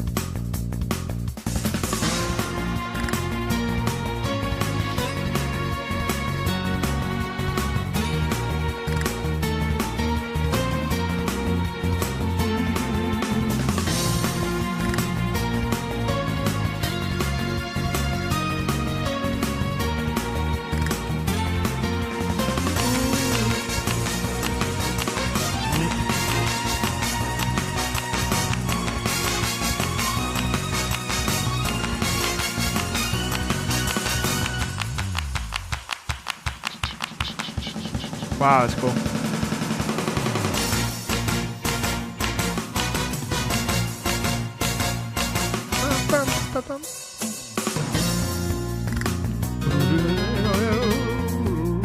Yeah, and in the end, it does exactly what I hoped it would do. Is it builds up and it showcases this sort of danger, while also having this, a flair of like, I don't give a fuck. Try me out, bitch. You know what I mean? Like, you can't stop me. And I love that energy. I love that feeling of like, you can't do anything.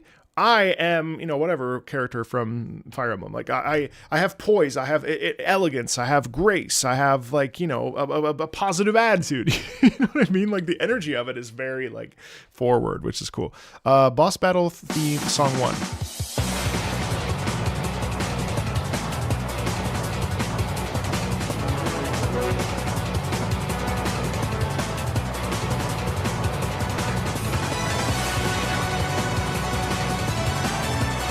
Wow.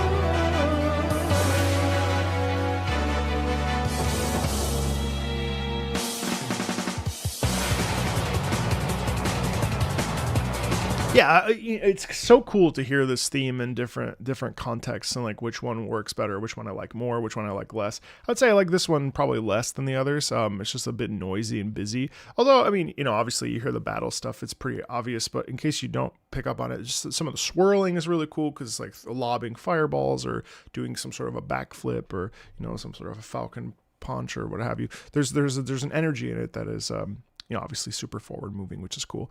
Area 6, Star Fox 64.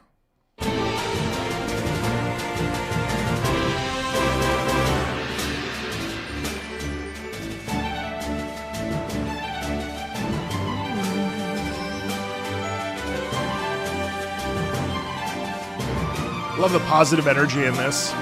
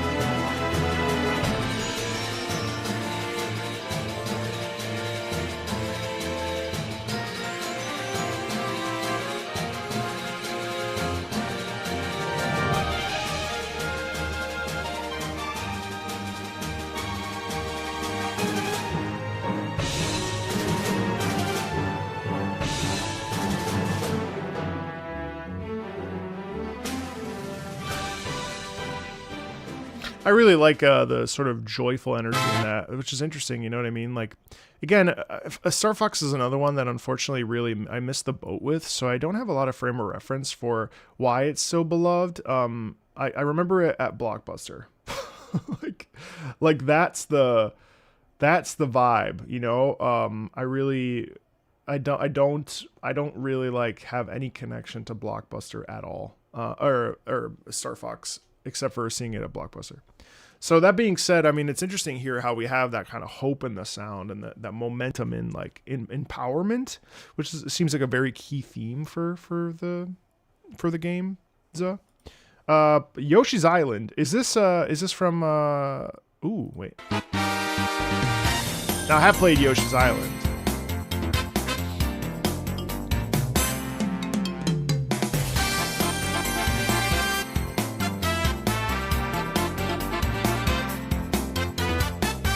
Oh.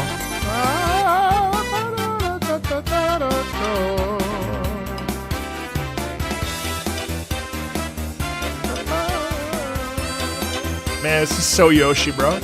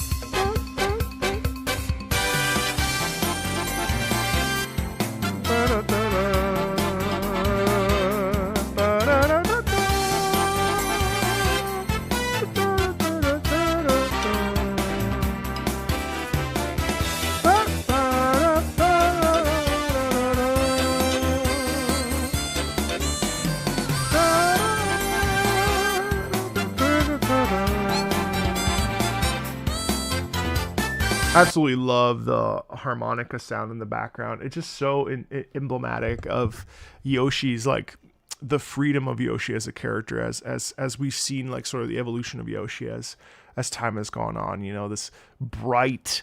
In some ways, I actually think that Yoshi really is, like,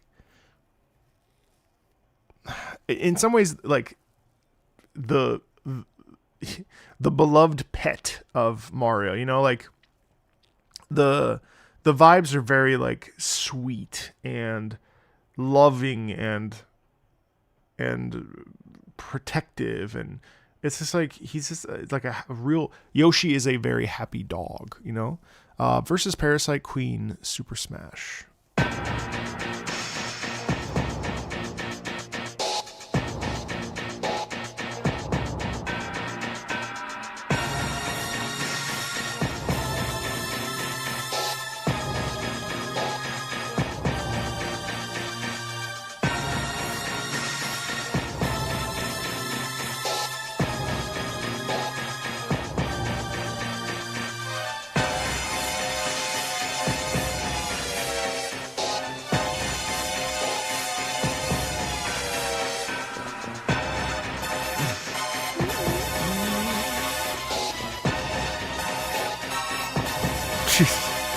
So tense.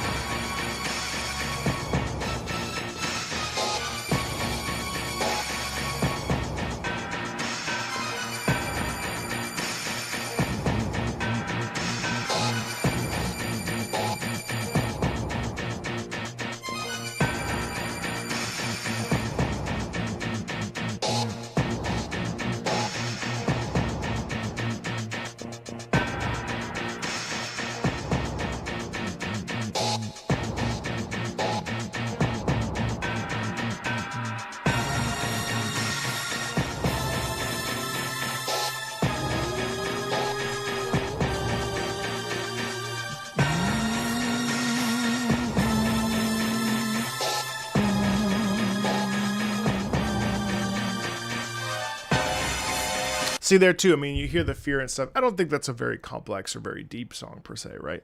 But you hear how ba beep ba beep. That's just tension, you know.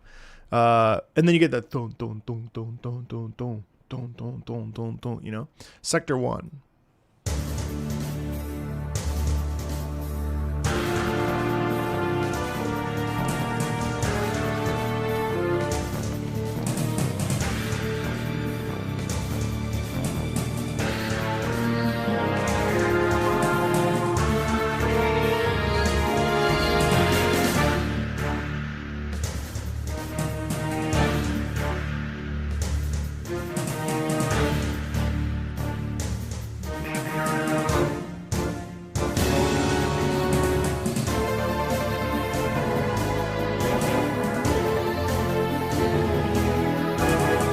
Yeah, what's up? Same thing here, kinda, yeah?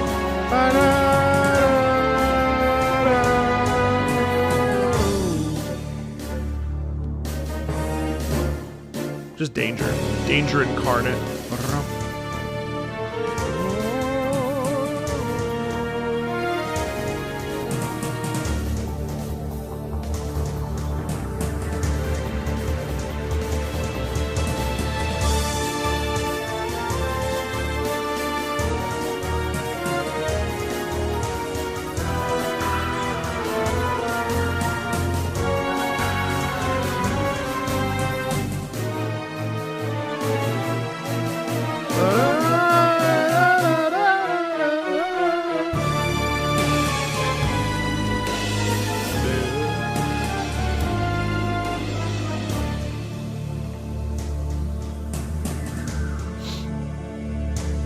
It really feels like Sector 1 is really a place where you go and you're uncovering all these truths and everything's kind of fucked up. Oh, I keep having to sneeze.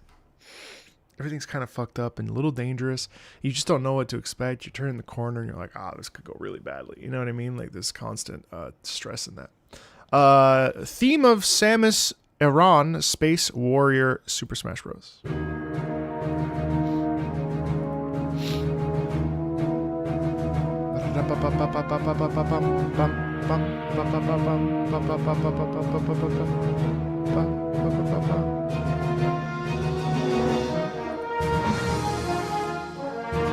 That's right, it's a hero.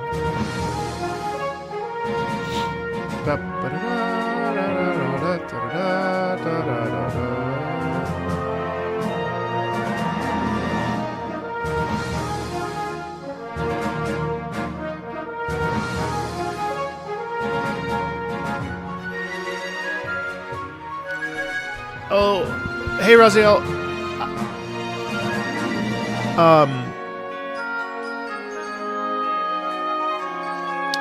Thank you so much for the donation. We usually don't do requests through donation like that, but I do appreciate it though. 3-stream streak, Sylphie.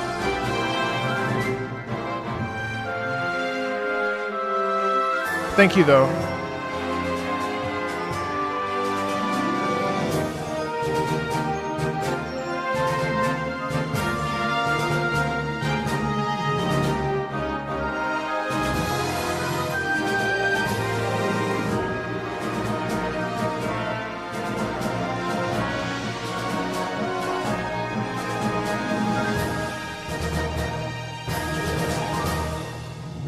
I love how. Wait, oh yeah, just lose. I love how heroic that is, and it's very like on the nose heroic. You know what I mean? Yeah, it does have that sort of that marchy martialis style. That is sort of it invites like, you know, hero. The energy is just, I'm a hero. You know what I mean? Which is great. Main theme Metroid Brinstar remix. Samus is under fire. She sent an emergency directive. Join the fight.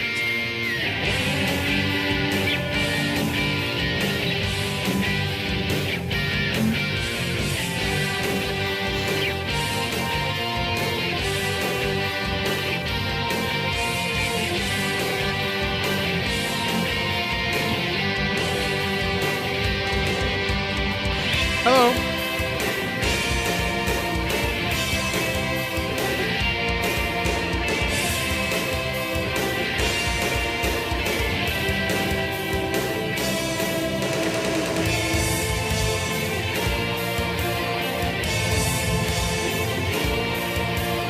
Bum, bum, bum, bum.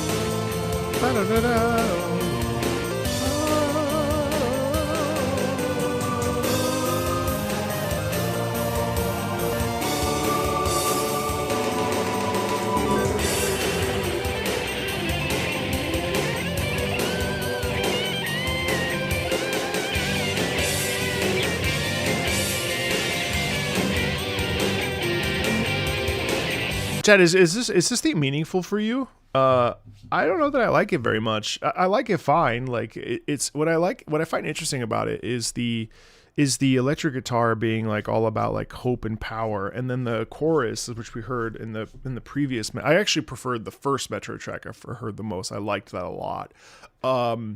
This one, it still has that chorus in there.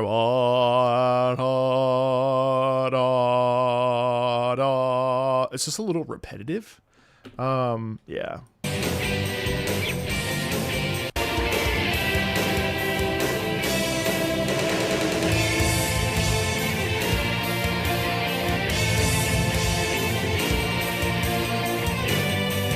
Oh, here's a big one versus Ridley.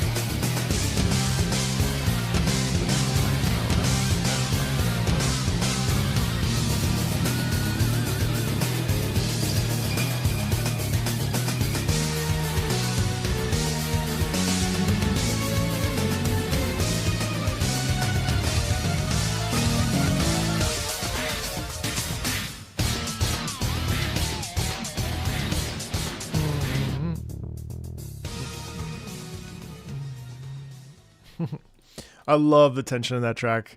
I also love, I mean, Ridley's terrifying. So I think like, ba-dee ba dee ba dee ba dee ba ba dee ba ba dee da da da. I feel like that's really appropriate for Ridley and obviously a fight against it. So main theme Pikmin, another one that is completely off my radar. I'm just like not a Nintendo guy, I guess. I was a Nintendo guy until the SNES. Well,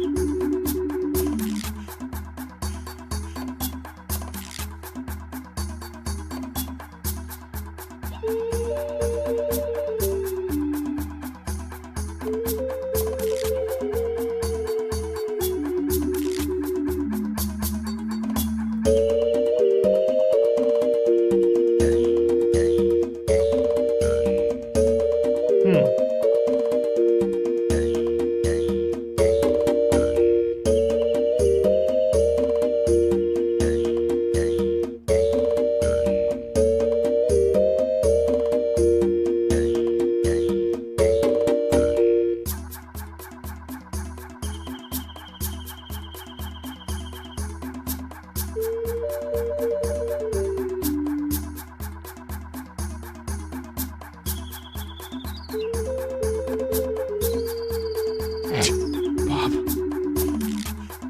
Oh, hi, baby. Let me pick you up. Actually, I love this song. Are you kidding? This is a vibe. I'm gonna put this on. I'll put this on when I go to bed. Luna, you want me to pick you up? You want me to pick you up? Come here. Come here. Come here. Come here. Let me. Go up. Go up. That's the baby. That's the baby. Chad, do you want me to pick up Luna? Can I pick you up? She said yes. You want me to pick you up? She does. She wants me to pick her up. Time out. She said yes, please. She said, oh. Don't yell, don't yell, don't yell. No reason to yell. Yeah, that's my baby. That's my baby. That's my baby.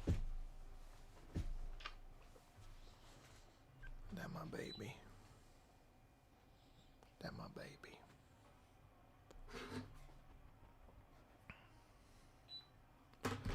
That's my baby. Okay, you relax though. You just rest. Ooh, Mute City, that's a classic.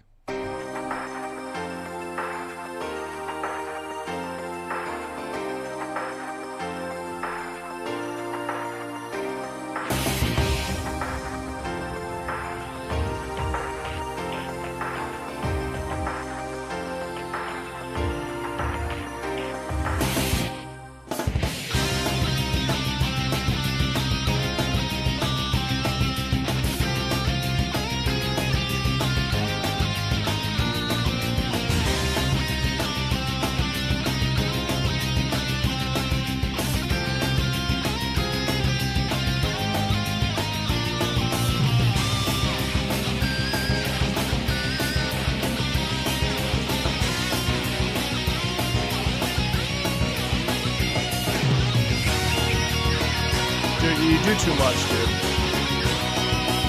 You do too much, Kelly. Thank you. You do way too much. I appreciate it very much.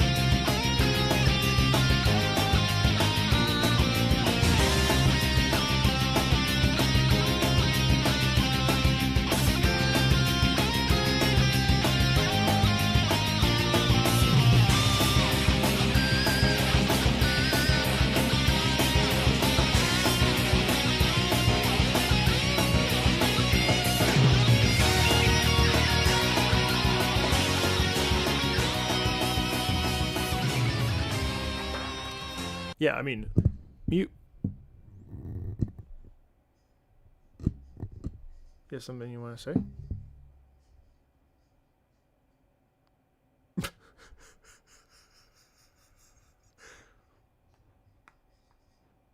Do you have something you want to say?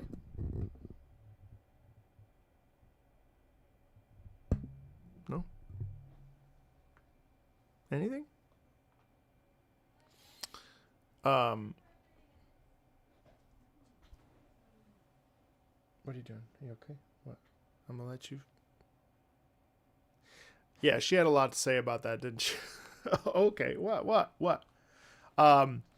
Mute City is probably one of the. I think this and the Sticker Bush Symphony are the two that are most. Hey, Silkro, are the two that I think are most like feel like very fully fleshed out songs, so you could like play anybody, and they would just like totally vibe with. The rest of the tracks, there's more obviously, but the rest of the tracks feel like they're very like insular to Smash. But Mute City, this remix here is just absolutely phenomenal. Really, really just ungodly good. Especially this. I mean, Mute City here is just insanely good. It's so good. And I also like don't really care for F-Zero per se, and it's like whoa. But it also like a very melodic electric guitar is so colossal. Okay, wait. Oh God. Okay.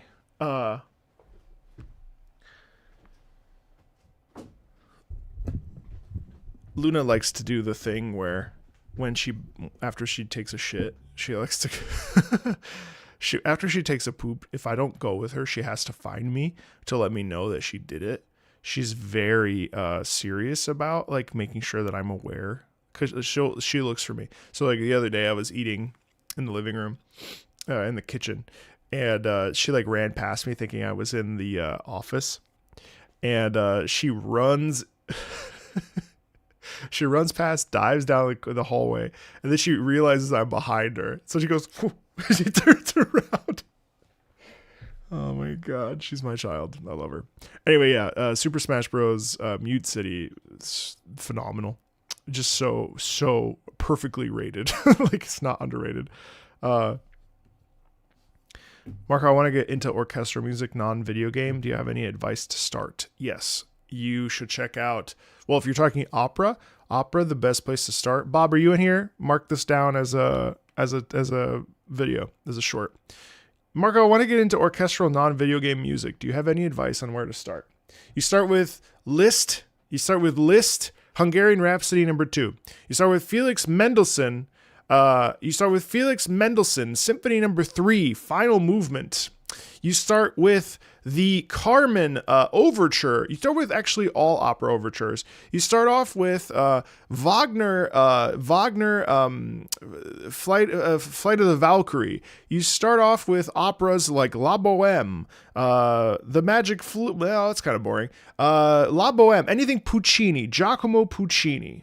Definitely want to check that out. Super, super good. You want to check out some stuff like La Traviata. You want to check out some stuff like Finlandia by Sibelius. You want to check out Beethoven's Ninth Symphony. You want to check out Vivaldi, The Four Seasons. You want to check out basically any Mozart. You want to check out, I'm trying to think here, Strauss, Also sprach Zarathustra. You want to check out Adagio for strings. You want to check out Nimrod, Elgar, the Nimrod variations. You want to check out Chopin Nocturnes. You want to check out Hall of the Mountain King by, I believe, Mussorgsky. You want to check out other cool operas like Tchaikovsky's 1812 Overture. You want to check out so if you're into Impressionism, you can check out some Debussy or some Ravel or some Fauré. You want to check out something crazy? You want to check out something crazy. You check out the Penderecki Credo. That shit is nuts. Kind of modern writing with, I have dog hair in my mouth. Really cool stuff. And gosh, there's just so much. You could check out Mendelssohn again, Walpurgis Nacht. which is the Valpurgis. No, I don't know what the fuck that means, to be honest. It's like the, you know. You could also check out, there's just so much. The world is your oyster. There's so much. You could check out amazing Poulenc, the dialogues of the Carmelites. Marco Meatballs covers on his YouTube channel. You could check out Chopin Polonaises.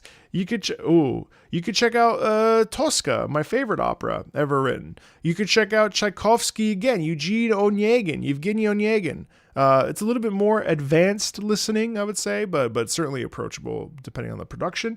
The world is your oyster, and I hope you enjoy it. That was 232. 232, 223, 223.07. 223.07. Also, Bob, what the fuck are you doing in here? We just had a conversation about this. Why are you in this chat right now? Go to your schooling. You're so welcome. Go to school. I don't pay you to be in this live stream. Chat, if you've been watching my incredible shorts, give thanks to Bob Nato here. Bob is an incredible shorts editor, an incredible video editor, and Bob's been helping me with some stuff on the channel, but predominantly shorts. If you see anything on the anime channel, it's Bob. So Bob makes me look great, and Bob, Nathan, my other editor, fantastic, and then of course Raul, my incredible thumbnail designer. Yeah. Firefield, Super Smash. How dare I watch a good content creator while I'm taking a break? This is technically work, Bob. This is technically work. So, this is not relaxation time. This is work time. Obviously joking. You're welcome to hang out. Okay, why? Why is it that the F-Zero stuff is so good?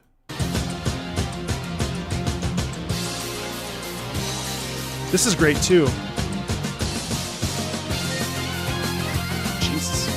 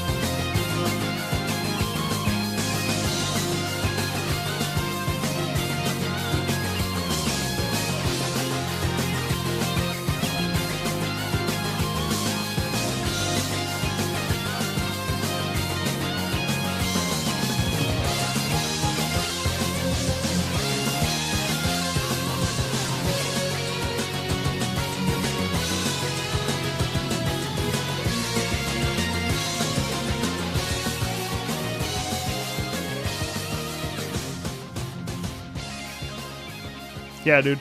Both those tracks are by far my favorites, plus the Sticker Bush, of course. Ice Climber Super Smash. Ooh, what? Hello. What? I had no idea we were going into jazz land. What the fuck? All right.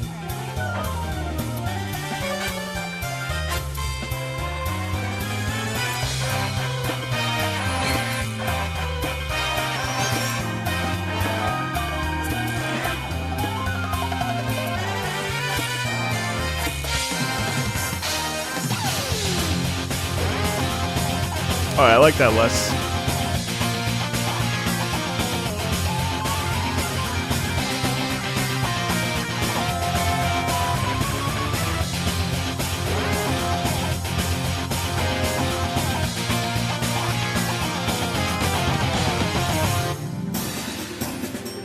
Oh, that's nice. Oh, that's an interesting ship.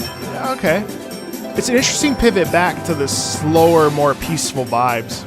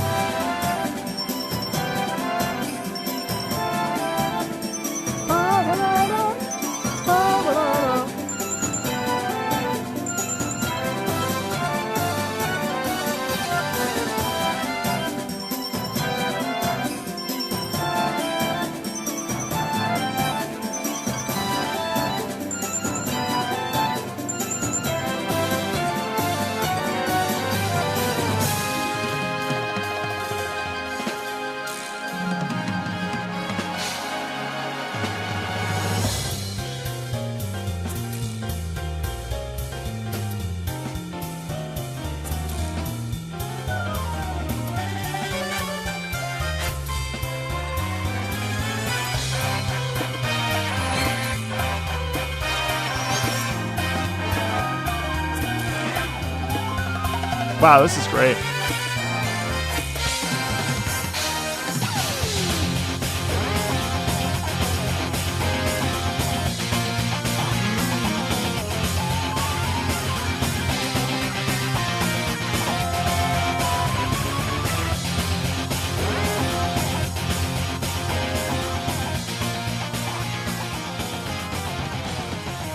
Yeah, I love the sense of tension in there, even though it then resets that sweetness. Oh, it's because there's danger on the map. Oh, that's interesting. I like that track, actually. Frozen Hillside, Kirby's Air Ride. Oh, speak of the devil.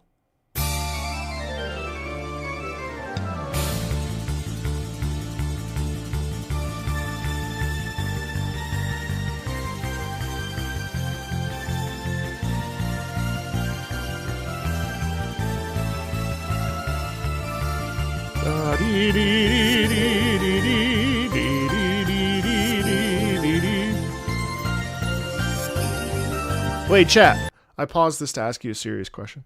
How if I were to do a subathon, which I'm planning on in December, how many subs do you think would be acceptable? Would be an acceptable number to shave my head, or go like not shave it like totally bald, but like real like thin, like because I gotta get a haircut anyway. How many subs do we think would like justify like a full like buzz super buzz? 21 is way too low. Let's try that again.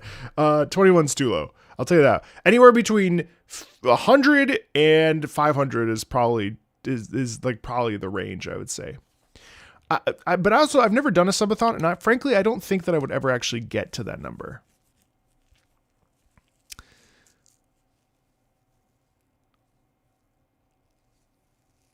$150 for a trim, $500 for a full bald.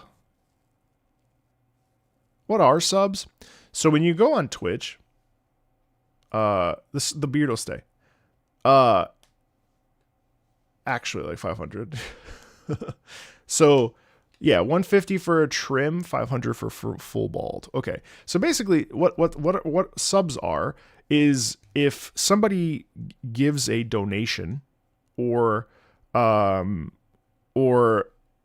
like on Twitch, usually it's a Twitch thing. On Twitch, people can sub or gift subs, and sub is a subscription. So basically there's no ads for those people.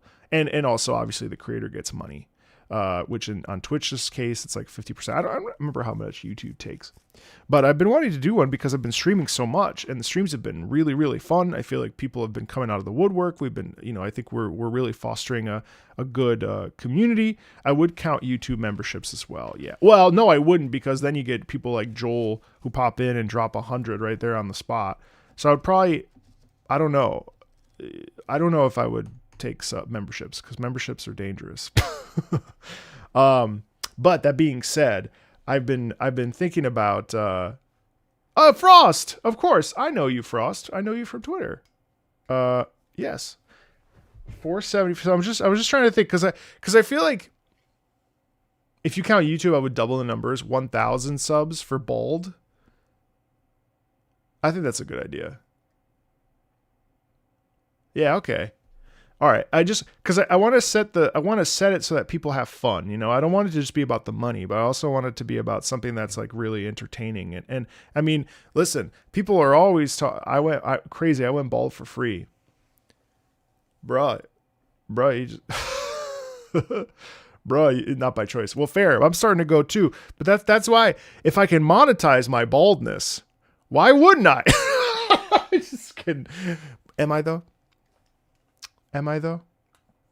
No, I was just thinking about like what are some funny, like I know that I have a whole post on my YouTube, on my community tab about what people would want. Yeah. Actually, that reminds me about no, you're fine, buddy. Actually, that reminds me that the most subs I've given out in one time was about 100, I reckon. I usually give out to small streamers. Yeah. Yeah, well, okay, 1,000 for bald. I asked my wife. She said it would be okay.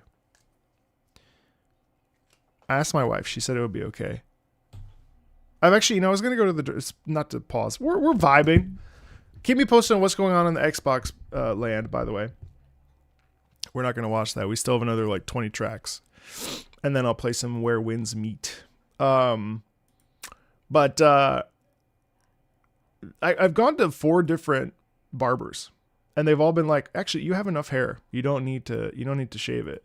Now, the trolls online would tell you that it's time to shave my head, but it really is actually too early. Like, yes, I am balding in the sense that I have a receding hairline right here-ish, and it's kind of starting to, but it's too soon to full stop. But part of me was like, well, if we do a subathon and it's fun, and let's say like, we do a collab with the American Cancer Society for some of it, then, it's like for charity, I would shave my head for charity, and or just, cold hard cash, obviously. I'm not picky. Just kidding. Yeah, so I don't know. I was thinking about that. Cool. I was just curious. Okay. Let's keep going. Frozen Hillside from Kirby's Air Ride. Being bald is oddly freeing, and monetizing it would be really cool.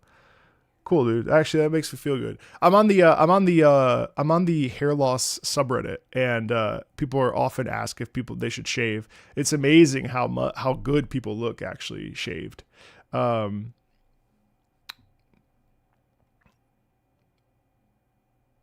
Fryer? Oh God, no.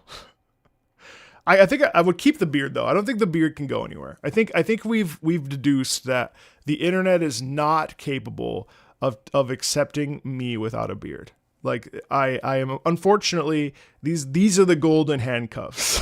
Like I can't. The beard has to stay.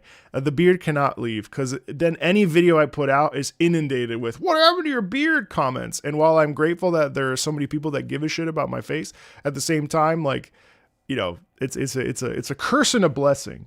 Yeah, I'm not going full bowling ball. I'm not going full bowling ball. That's for sure. I'm grateful that God gave me a beard that doesn't look like pubes, New Cthulhu game called The Mound just now. It's funny because I always thought The Mound was something else. Anyway.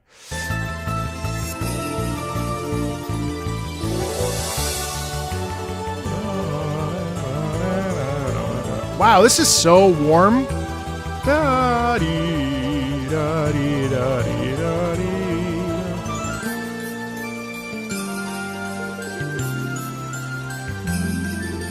Sorry guys, as I get more comfortable, I become much more of a degenerate. Blame the anime.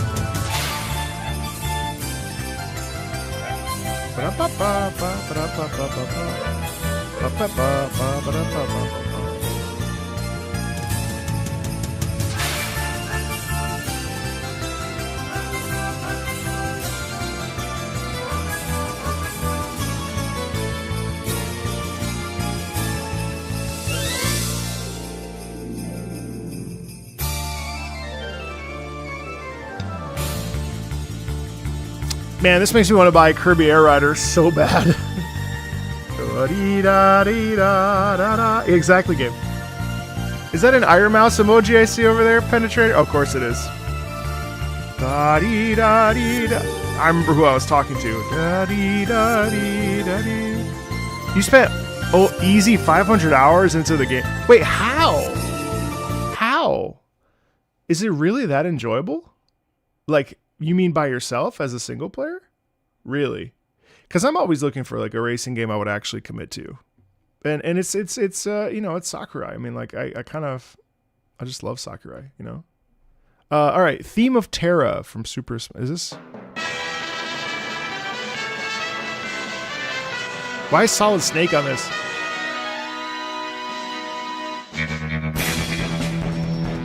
City Tron. Oh, really? Oh, okay.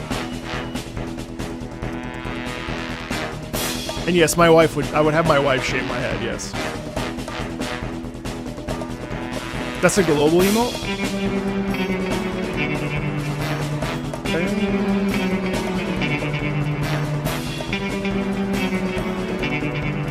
Well, who's Terra? I know Snake's in it, but like...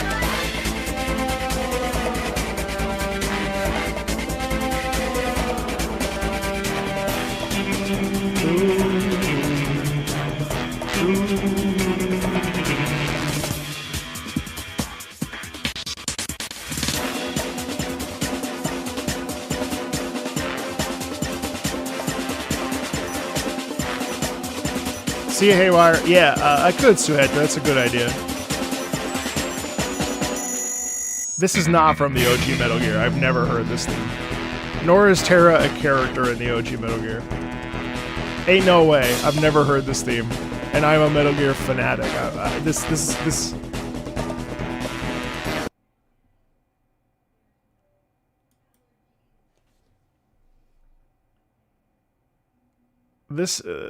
name originated with Hideo Kojima, who interpreted the beat of the theme as Tara from the Metal Gear Wiki.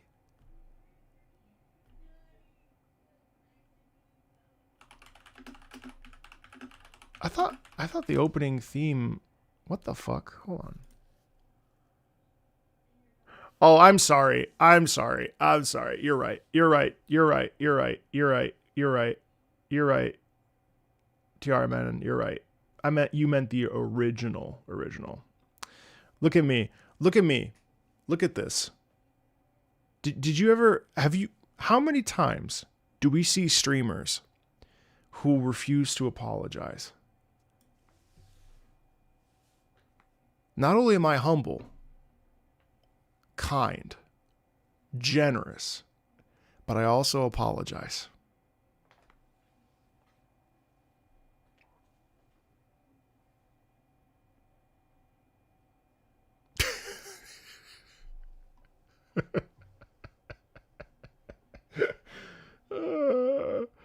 Yeah, let me get my ukulele. Hold on. Yeah, all right. Sorry, you meant the original Metal Gear. No, I've never played this. Oh, this. Da-dum, dum, dum, dum, dum, dum, dum, da-dum. Oh, da-da. Oh, that's funny. Theme of Tara. Tara.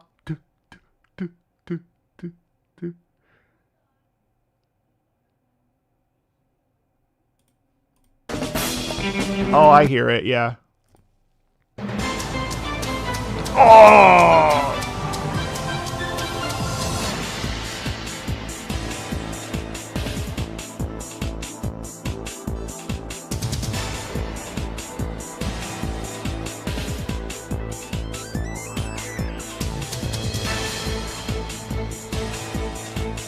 Ba, ba, ba.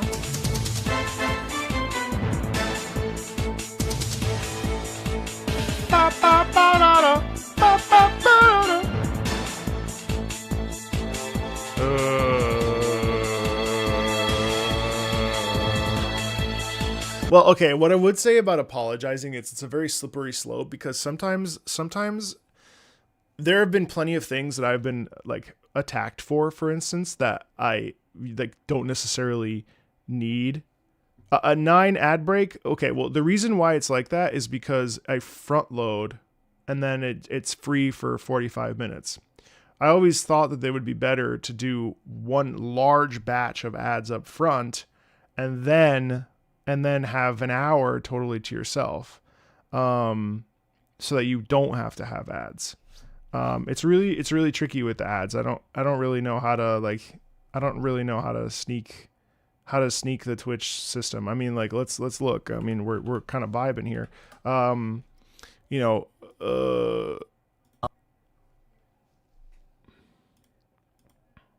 Obviously I don't love that, but see, it shouldn't be 9 though, because look, literally right here, it says how many minutes of video ads do you want per hour? 3 minutes and 30 seconds, which is actually on the low side.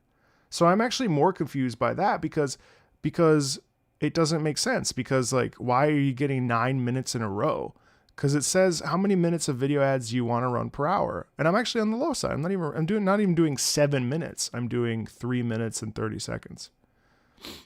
If I wanted to, I could make fucking, actual ad revenue, but I choose to drop to 330 just so it's equitable. So, and even here it says. Oh wait. That's probably why. How often do you want ad breaks on your stream? And I do run a 3-minute ad break every 51 minutes. You don't think it's 9 minutes? You think it's 9 separate ads? Oh. I mean, would it be better to do like a 5-minute ad break every 8.5 minutes? Like, that sucks. Like, I guess it's a 30-second one, but it's just every fucking 9 minutes. Like, that would kill me. I wouldn't even want to be a part of that. I already have pre-roll off. Or no. I already have stream display on, so at least like people can still stay put. Maximum ads. Oh, I see. Yeah, anyway, sorry. I don't mean to be distracted. Hey, Haros, what's up? Good to see you.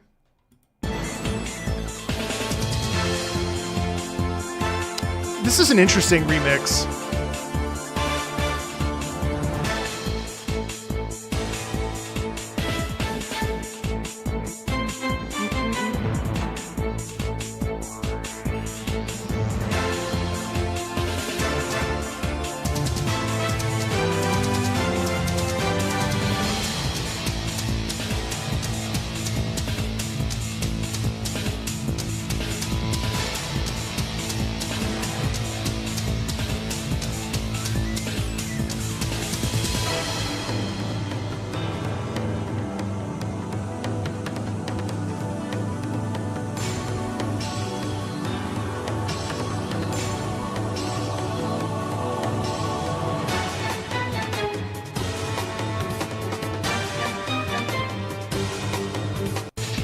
See, I like this, but I prefer the original. Vampire Survivors has a deck builder that's coming out. Oh my god. Forgive me for not knowing Metal Gear, but the maps with the giant mech comes in. What this makes me think of? Oh, you mean Metal Gear Rex? Well, there's mechs in like all of them. Meta Knight Revenge.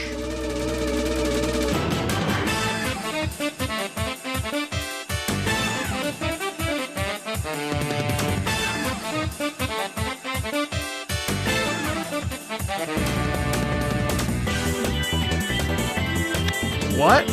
New horror game with Akira Yamaoka?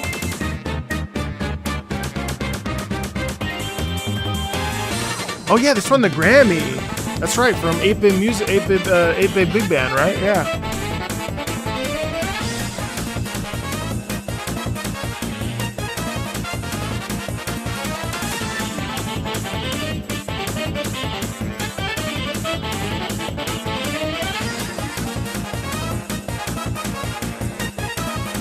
Brawl's Gourmet Race is very good.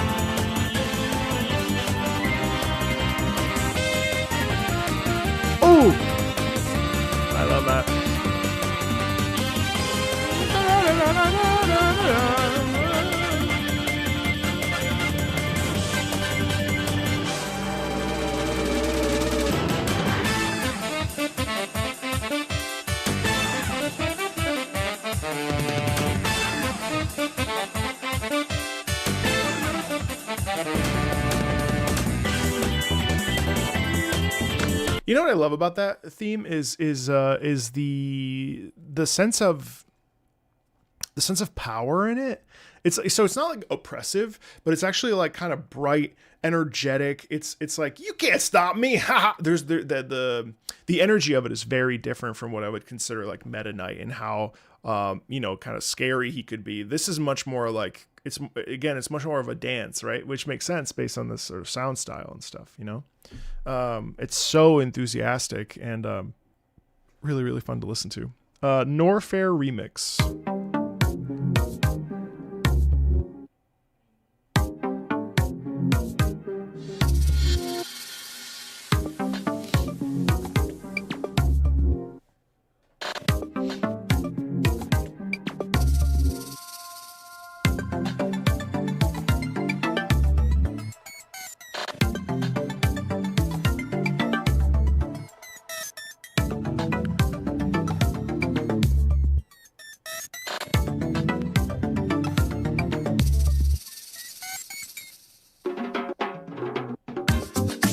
Oh shit, what?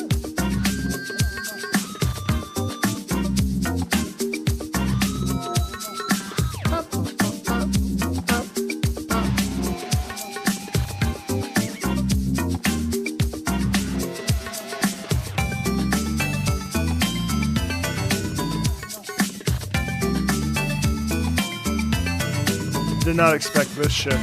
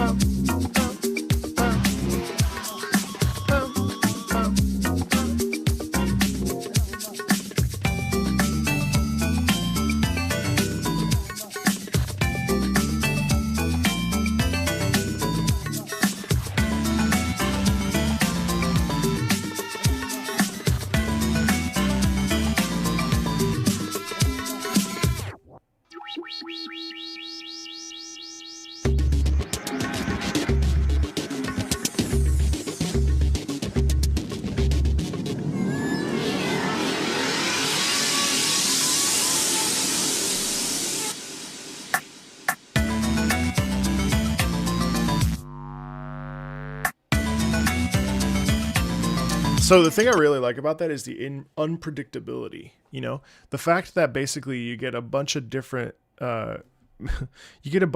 styles in there in terms of how the rhythm ebbs and flows.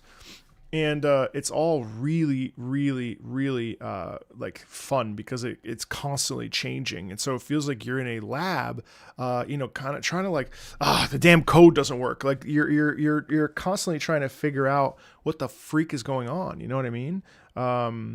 Which I really like. Привет, я не что what. I wish I understood. I don't understand. I'm so sorry. Guys, it's probably better if the chat is in English just because I don't really understand. Well, I certainly don't understand that language. Yeah, I like that. It's such a vibe. Climb up and get the last chance.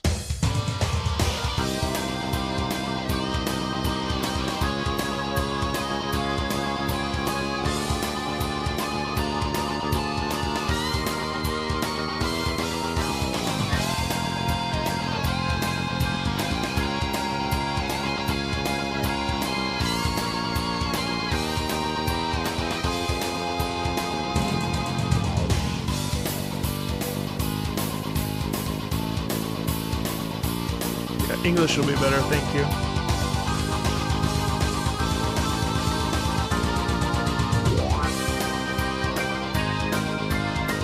You know what?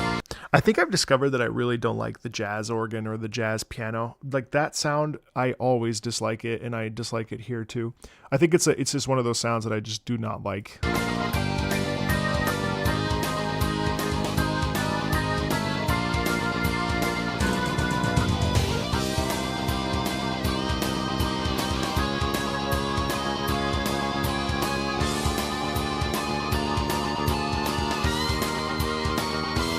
Like That being said, the guitar in that is really like, okay, it's time to get focused. It's time to get determined. It's time to get lucky. It's time to push through and really like, you know, conquer something. You know what I mean? Like this is really like you can climb that mountain, climb up and get the last chance. Like go push through. It reminds me very much of like Gurren Lagann kind of. Yeah, even Final Fantasy VIII's boss theme, yes.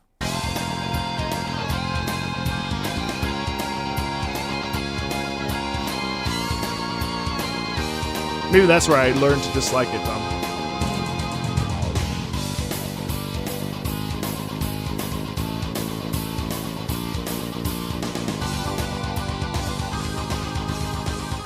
So short.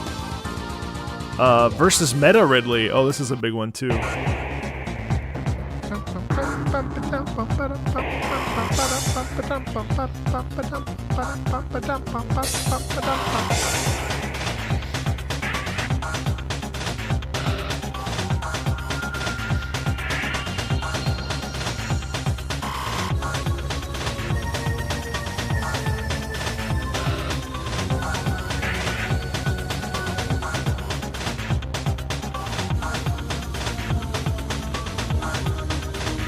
Yo, Yoshi,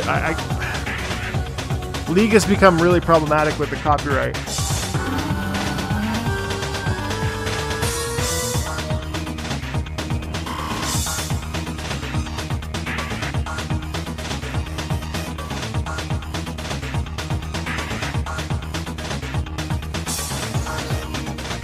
There's so much chaos in this too. But the contorting and the twisting, that's like obviously this mechanical version of Ridley. Well, I guess Meta Ridley, right? And you hear the distortion and the cawing and stuff, you know?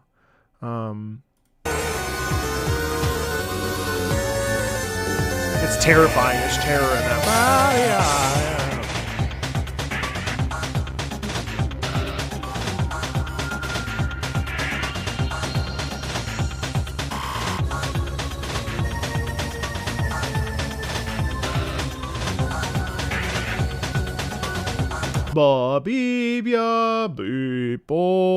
So much tension in that. I love that sound.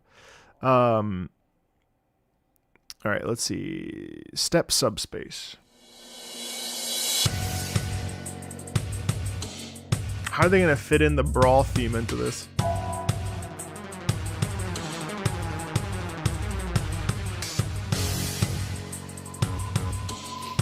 I haven't, Tuki, no.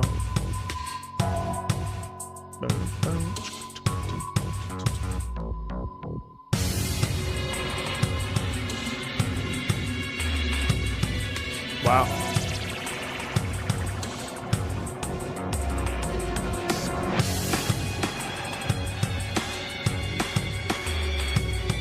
Oh, right there. Oh my God. Wow, that's crazy how they include that.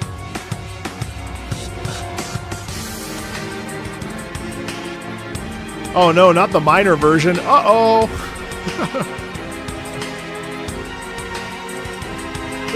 It's just all chromatic steps. It's like the world is distorting around you.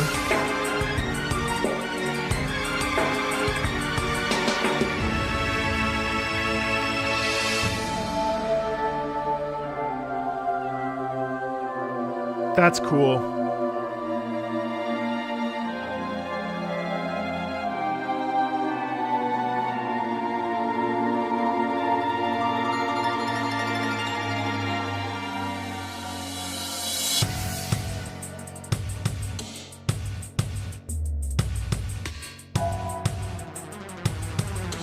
That crunch there too was awesome. And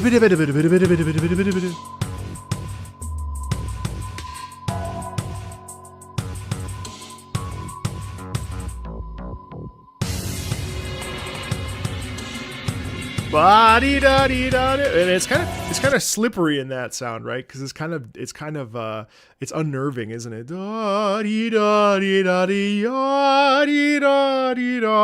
There's that fear in that sound, and yeah, that's cool. Step Subspace version 2.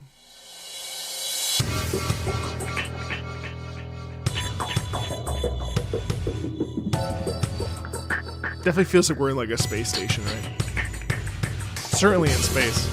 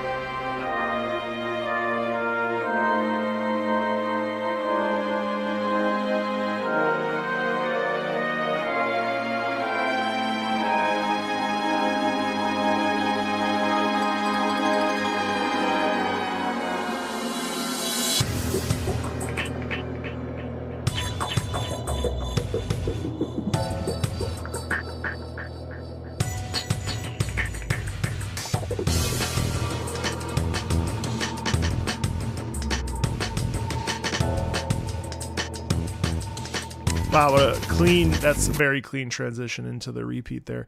The, man, the whole middle there, I loved it. I loved how uncomfortable that whole thing was. But also it really felt like, damn, okay, how do I reset? How do I push go? How do I make sure that I get out of here alive? You know what I mean? Like it was kind of like, again, you saw in the chat, there was some commentary about existential dread, and it's true.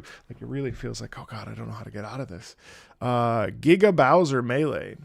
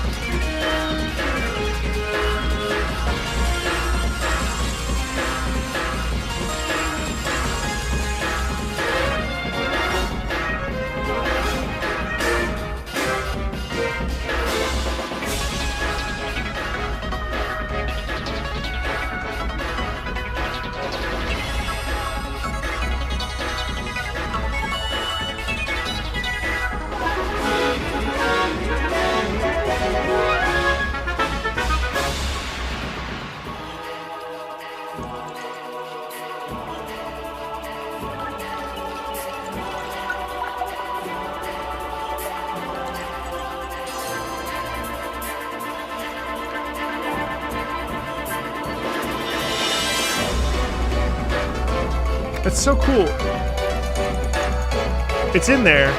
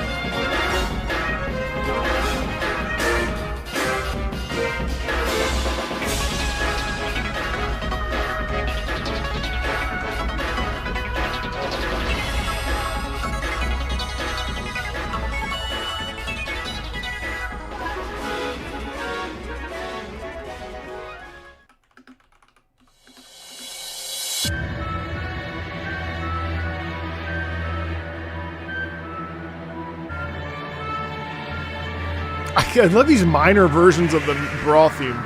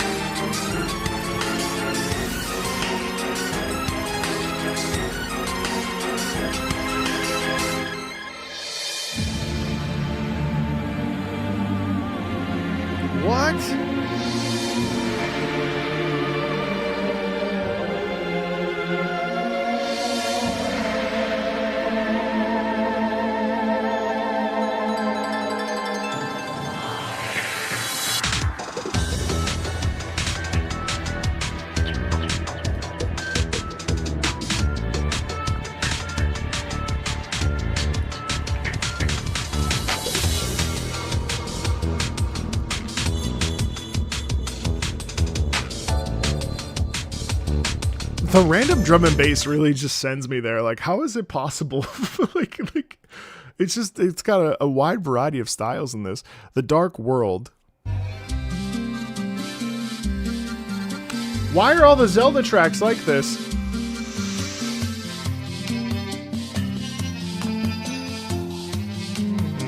Da da da da. Da.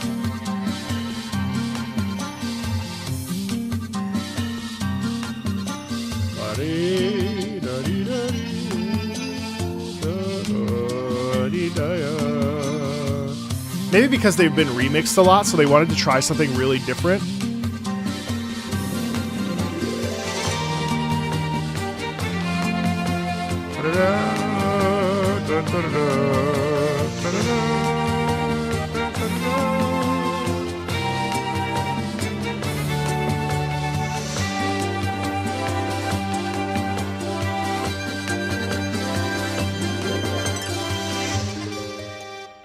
I absolutely adore this accordion.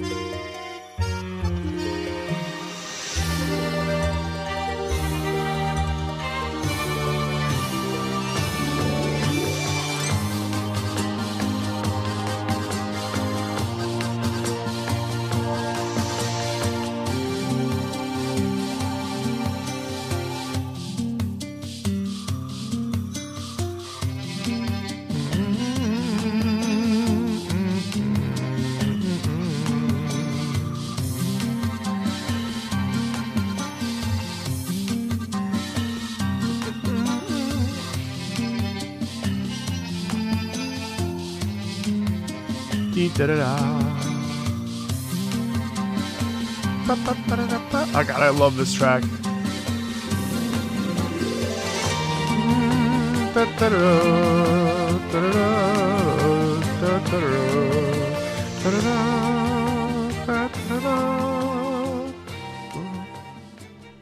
God, I love that track too. That's freaking awesome. I love the accordion is it can be kind of a silly instrument. And yet when we hear it in this context, it's just so fun. It's so empowering. Oh man, I love that track so much. Snowman from, well, this is, why is it like that?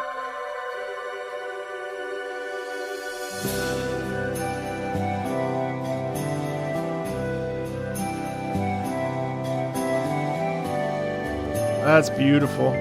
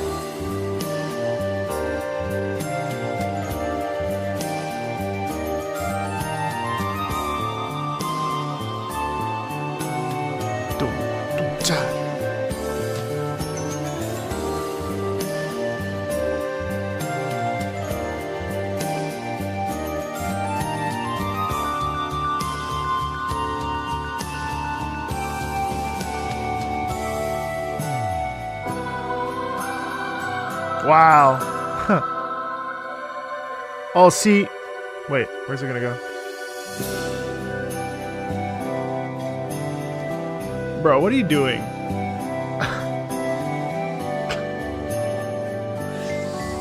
Happy Thanksgiving, dude. Thank you. That's very generous. Again.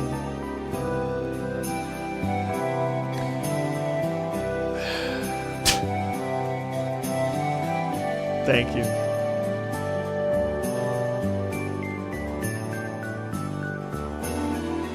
That's very generous. Thank you. You're keeping the lights on. Appreciate it. Yeah, I genuinely like that theme a lot. That theme is a theme I could put on and have on in the background like all day. Like the sound is just pleasant, you know. It's generous. It's kind. It's like a very warm and loving sound, and I think more than anything, just like it's an invitation for peace, you know. It's really great. Yeah, no, Callie is very generous. Callie also, you know, is one of my biggest financial supporters. So, good evening, Nolan. How are you? Super Smash Bros. Brawl flat zone game. Oh, funky. This makes sense. Yeah.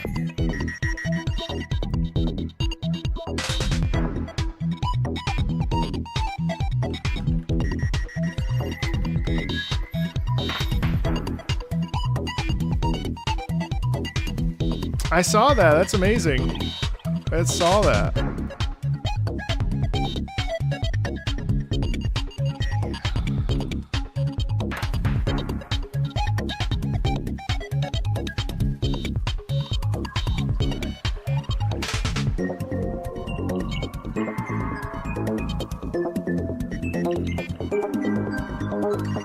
Nice.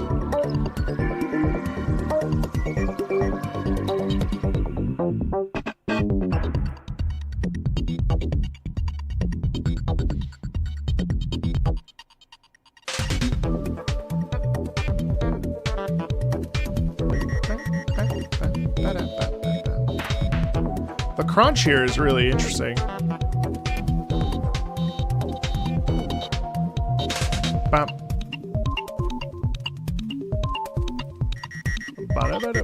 Yeah, I actually don't like this very much. I mean, I know why. It's a freaking stick figure. Like, it's supposed to be amorphous of sound, but...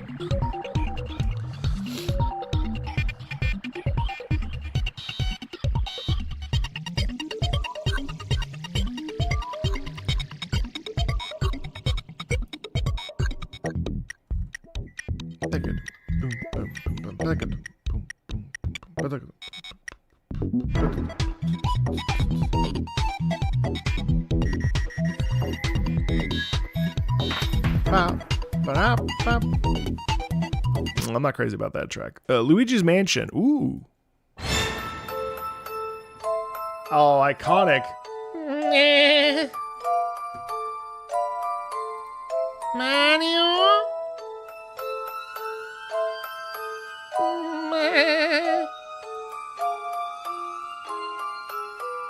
Hello.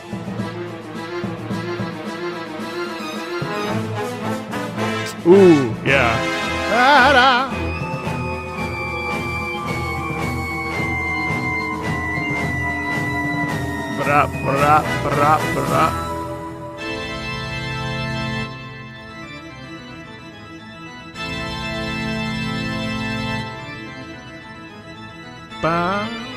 Wow, the organ like kind of fills this out in a big way, doesn't it? Hey Yoshi.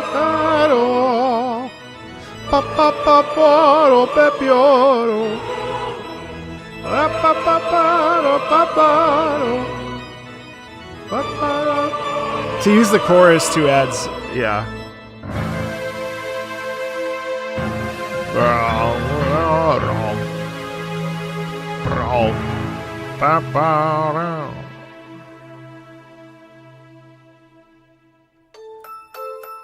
And the music box sound too, like there's a layer of like playful danger in it, you know? Hello?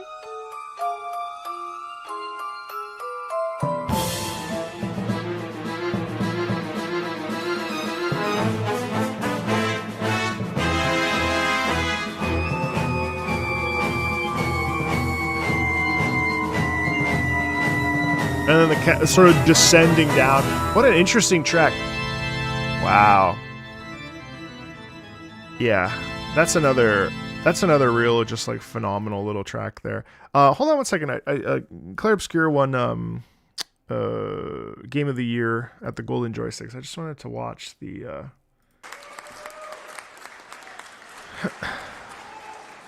And we know we are lucky enough to experience all of this. So we just want to share a deep feeling that we all have at Sunfall right now, like since the release, is what the fuck is happening right now? It's been an unbelievable year for us. Like, we still don't really fathom everything that's going on.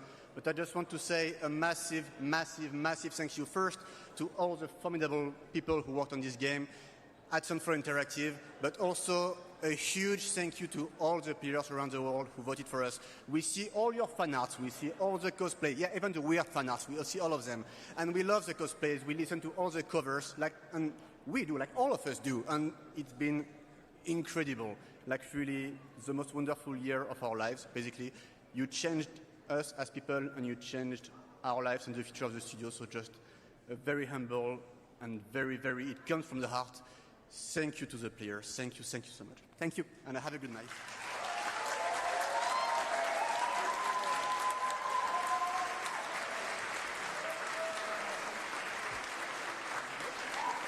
It's a bit cheesy, so I will not end with for those who come after, but tomorrow has come, and it was a beautiful day, so thank you. Yeah, that was a really, I'll never forget that end of that stream, and there were a bunch of like, some of the devs were watching my stream. I'll never forget that. That was like a real like highlight of the year. The recipient of this year's Critics' Choice Award was Donkey Kong Bonanza. It's cool. Anyway, yeah, Luigi's Mansion was amazing. I really enjoyed that remix. Gerudo Valley is probably a banger. What? Okay, how do you remix perfection?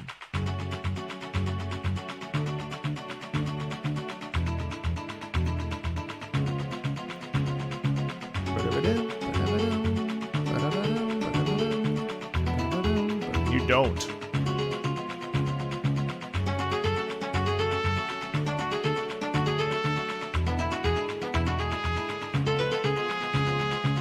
Bum, bum, bum, bum, bum.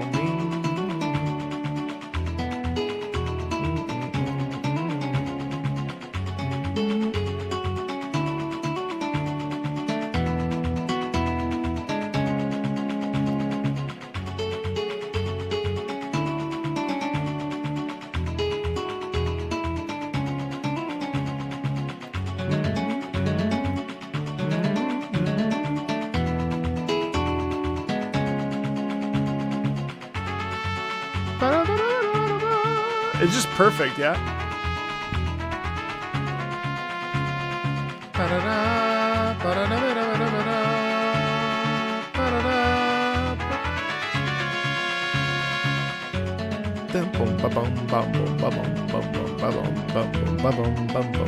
These little leaps in here and stuff.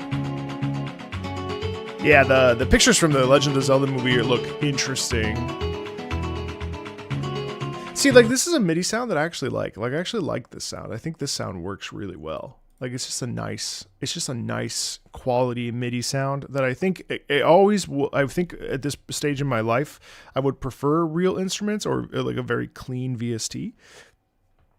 But that MIDI just like stands out to me. And then, of course, how could we forget the ever present? This remix is stupid.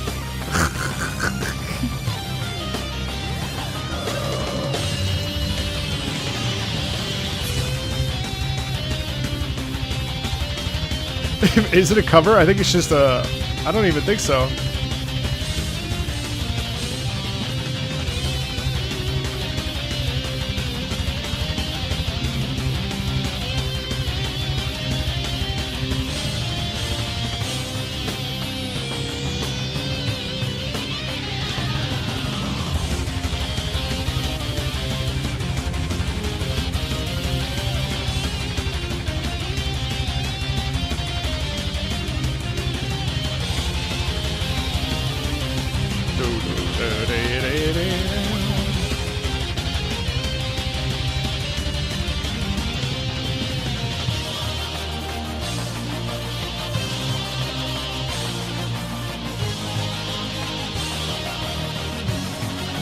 I mean, the Sonic movies are perfect, in my opinion.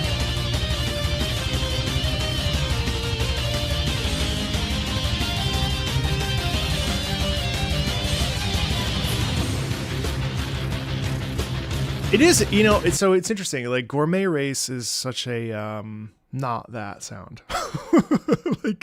like Gourmet Race is so welcoming and gentle and nice, and you know, there's a real like just a constant feeling of peace in it, that it's crazy to hear it in this format, and I think it works. I mean, for the specific context, right? Like I would never be like, hey, you got to listen to this version first. Like I would always point someone to the original, I think, like, because the original is just has that like Kirby purity in it that is just you know, just so, it's just right, you know.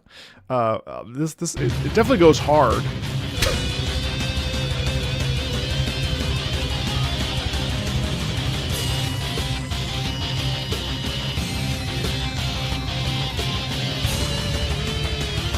Key change.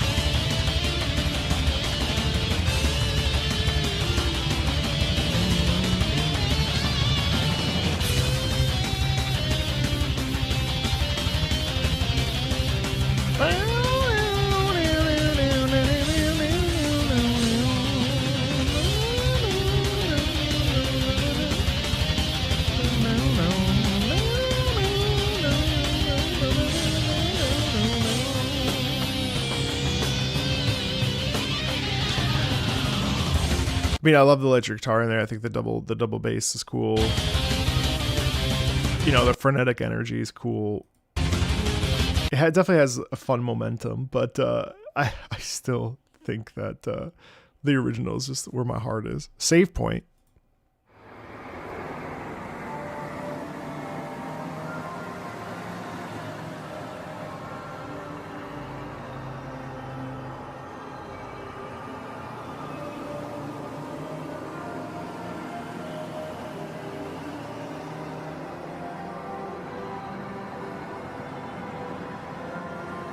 Harmony of Heroes. Wow, that sounds awesome.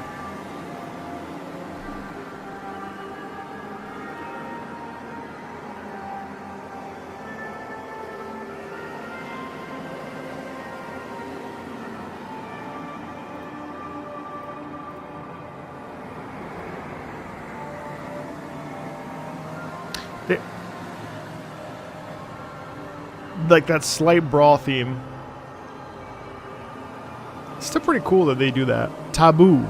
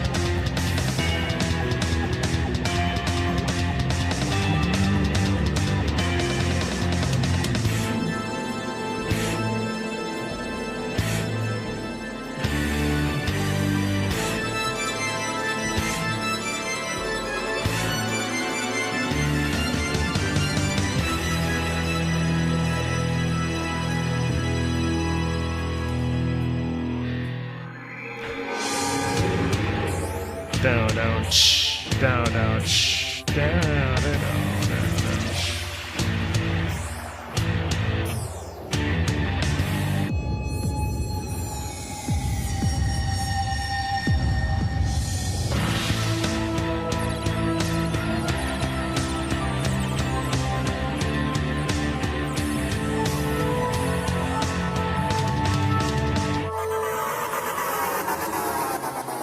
So it's an interesting blend there because obviously, so the da da ch da da ch da da ch da da da da da da ch, like that part is clearly the tension and the drama and the nerves and the the blood, sweat, and tears. Whereas the Super Smash theme in the background is like never forget who you are. It's like Mufasa, never forget Simba. Like you're everything's okay, But I would say it's a little bit placid in that it doesn't tepid, like it doesn't necessarily like go anywhere. But it's fine if it, if it feels like cosmic evil and all that stuff. Right?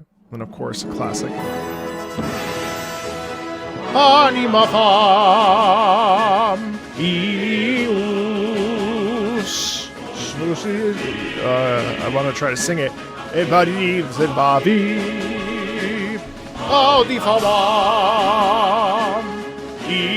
ius. Kukurit kwekestete. That's a middle time.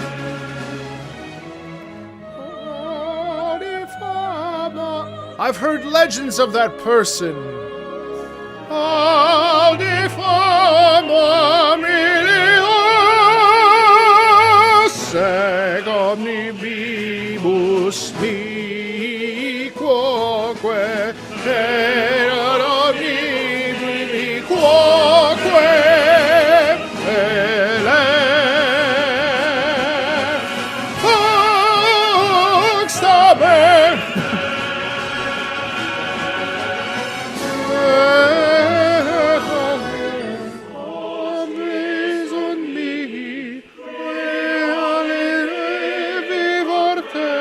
It's so good. This is so classical all day, every day.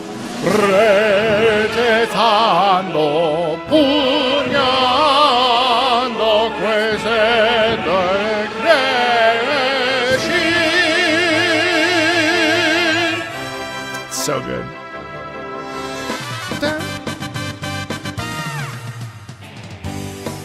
What the fuck? Oh, it's the staff credits. Sorry, I'm like, I was like perturbed there.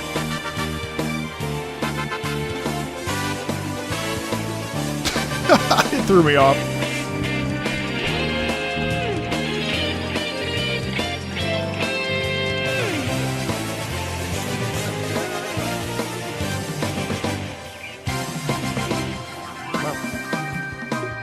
Oh, down.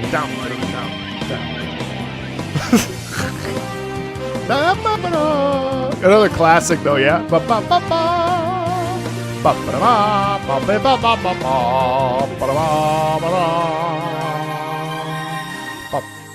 Oh.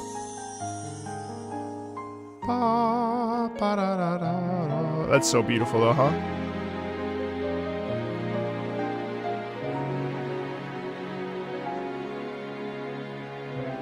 That's very heartfelt, don't you feel? It's very like tender.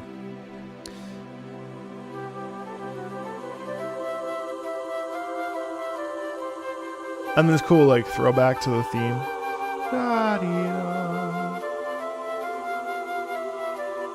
We did it. We did it, Joe. And then we get back into the marching. Yes. Celebration, excitement.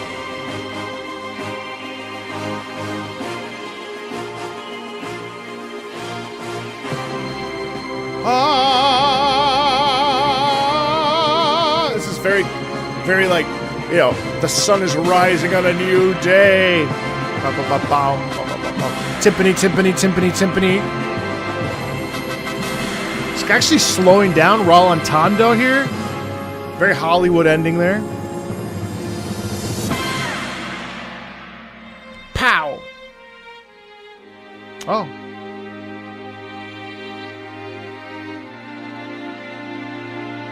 Nice. Isn't it nice? Isn't Tamers wonderful? Yeah, you're welcome. The end. I wanted to give a big shout to Callie for generously sponsoring this stream. Callie is one of 3 folks on this particular tier on Patreon that sponsor streams about once a month, each of them. I really appreciate it. It's always fun to listen to stuff that aligns with everyone's interests, of course, not only theirs, but also mine and my communities, which is great.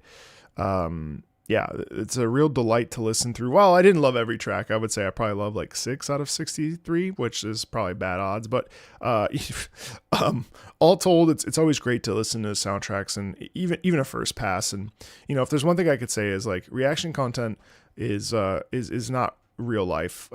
We should never just listen to one thing once and think that that's somehow enough to really like get into it and enjoy it. There's a lot of things in these particular tracks that I could have spent a little bit more time on had my brain not been so fried from waking up at 3 a.m.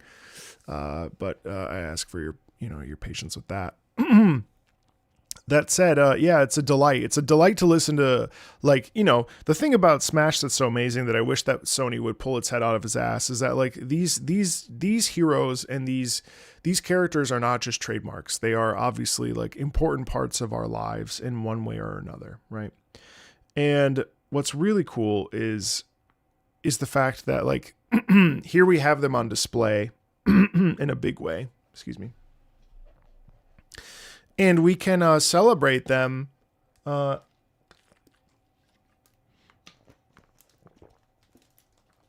celebrate their individual strengths and they're all like valid and capable. It's kind of a beautiful little, yes, it's a fighting game, but it's also kind of like an awesome celebration of like, I don't know, what makes Nintendo characters really great and iconic. And for all of Nintendo's problems, I definitely think that the characters that Nintendo has are really beautiful and I think very special. And that's why I think Smash works so well and is so beloved even today. Next OST. Why? What's next month's OST? And of course, thank you again for the extra $200. You know how much you spend now, so I appreciate your supporting the channel. And yes, for one of those $100, I'll be sure to buy Luna $100 worth of treats. She will be very happy, and I will tell her they were donated by a very generous sponsor. Oh, Super Giant Games. Oh, God. Okay. After I just announced yesterday, how much I am not necessarily the biggest fan of Super Giants. Oh, God. It'll be fun, though, because the music is really high quality, and people love it. So, there's always something to explore, even if I end up not liking songs and stuff,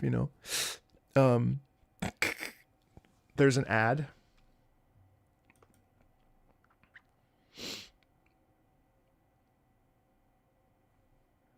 We will sit here and wait for Tukey. I did change the ads, so now they're half hour, but they're more frequent.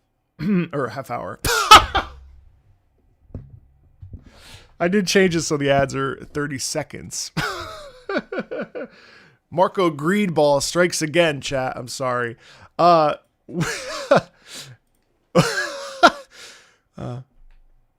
With that being said, we are going to switch gears here and we're going to pop over to Where Winds Meet for a couple hours because I'm should I pay and request Crash Bandicoot? No, don't do that.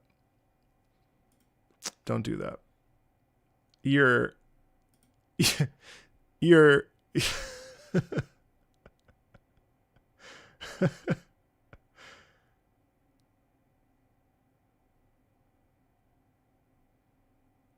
yeah, I appreciate you.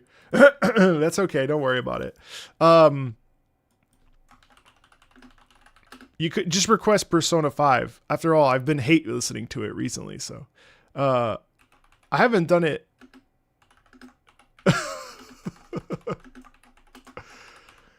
I really don't. I don't like hate it or anything. It's fine. I just really don't like the jazz piano, and I think like I don't know why I don't like the jazz piano, but the new Hyrule Warriors Age of Imprisonment, because of chat and here, is actually really good. It's probably my favorite.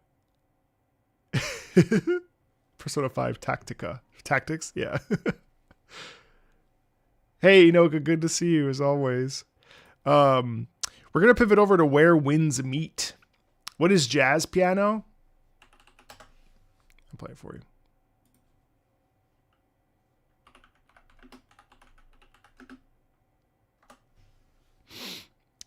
Jazz piano.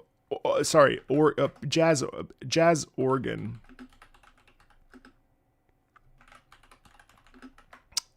It's like any Persona 5 track.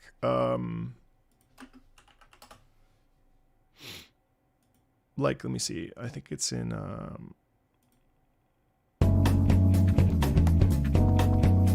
so that sound in the background, but that's not really a good example.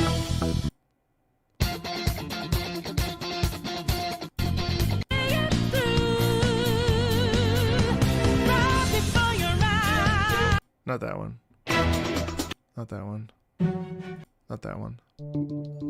Also, proof that I've listened to all of these. Well, you can't see it because of chat. Look, they're all highlighted. I've listened to this entire soundtrack. Super Smash? Would I ever play Super Smash? Yeah? Of course.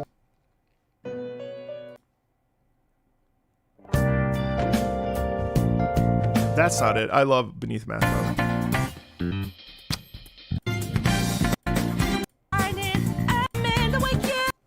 I really don't like the soundtrack.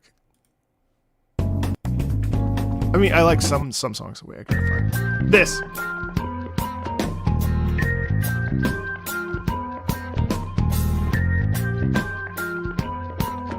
That's an example of a jazz piano organ, kind of.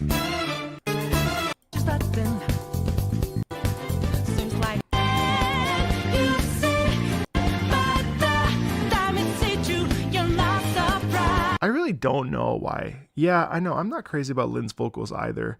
You know what it is? Persona 5 feels like it tries so hard to sound like something from the 60s and 70s. I don't get.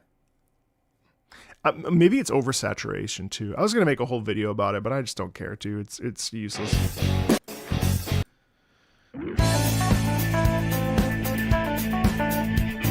I think this is a jazz piano right here. Like,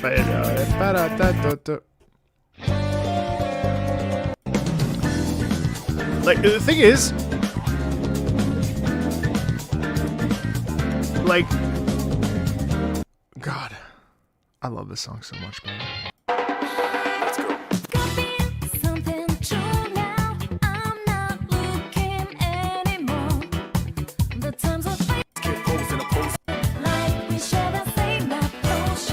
God, I love dancing on it.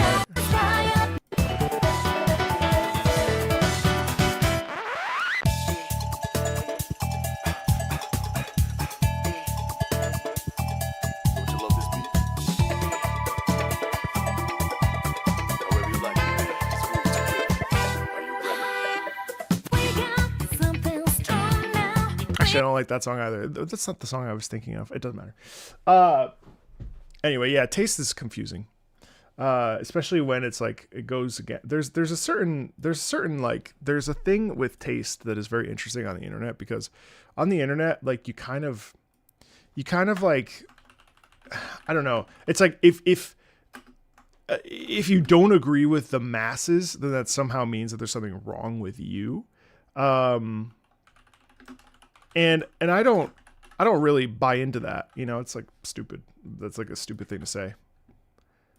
Why I hate Persona music? Oh God, that would go over so fucking well. You just want me to get yelled at. You want me to like have to sit there and contemplate my existence, which is what I inevitably do when it's like, this is why I don't want to ever become too successful, because if I become too successful on the internet, then I have to deal with all that shit. I already have people in my comments talking about how shitty my chat is for my dispatch streams because of how much they're spoiling shit. So like, imagine how many people. Oh God, I can't even. It would be like, it'd be way too much. I can't do it. I don't have the patience. I mean, I like being in my little corner. You know, do I want more people to watch and know about Marco Meatball? Sure I do. Do Do I need maximum fucking, maximum attention? No, I don't. I'm good. I want, I make occasional statements. I can say spicy things that don't get me in trouble and shit. I'd much rather do that. All right. We're going to pop over to Where Winds Meet. Thank you again, Callie, for that, by the way. Appreciate it. So I've got 28 hours. I've got 28 hours in the game now. It's absolutely taken over my life. And to be quite honest, I don't know how I'm going to go back to like gacha games ever again. I'm playing Wuthering Waves this weekend, and I'm like deeply concerned because like I pretty much love everything about Where Winds Meet. Like it's yeah. I think there is too, Penetrator. What a funny fucking name, by the way.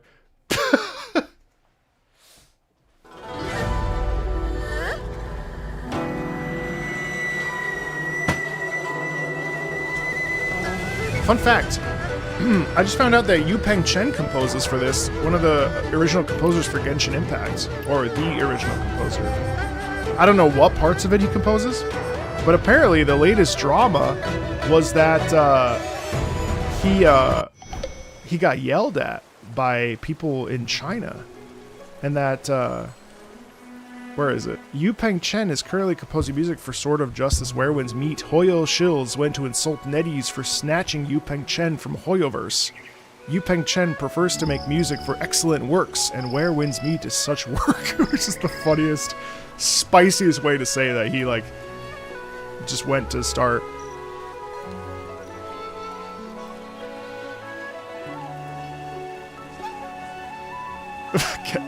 Genshin and drama, can you find a more common pair? They've been doing updates every day. Really cool. They need to fix looks like they're gonna fix the optimization. I was doing PvP yesterday, 1v1s, and I was getting fucking destroyed.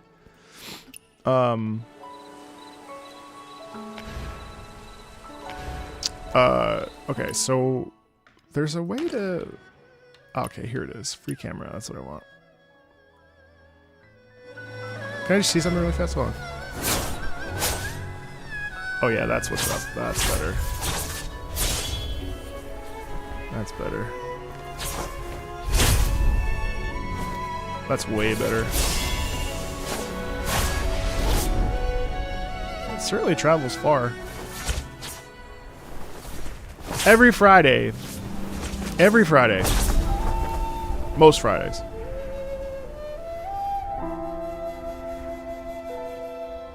Bro, this game is free. I can't get over how fucking good this game is.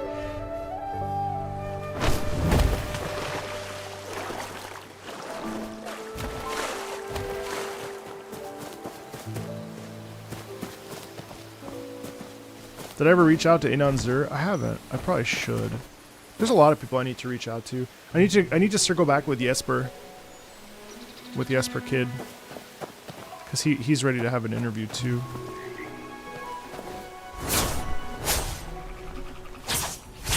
I really do love this. It's so impractical. Like from a play perspective. How far do I go? Far as fuck.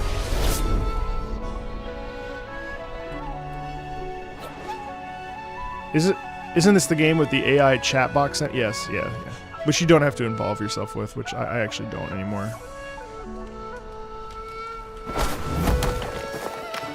Yeah, it's completely optional, except for like once. So it doesn't bother me too much. Anyway, so I was talking with my aunt for some reason or another. I haven't done the main story in like days. There's like always something to get distracted by. Oh, actually, you know what? Hold on 1 second. Chat, I emailed Olipop yesterday. I went on LinkedIn and I found the person who is the social media influencer person. And I said, look, what did I write? I'll tell you exactly what I wrote. I'm so mad. Do I even have LinkedIn on this computer? I don't even know. What did I say to her? I was very stern.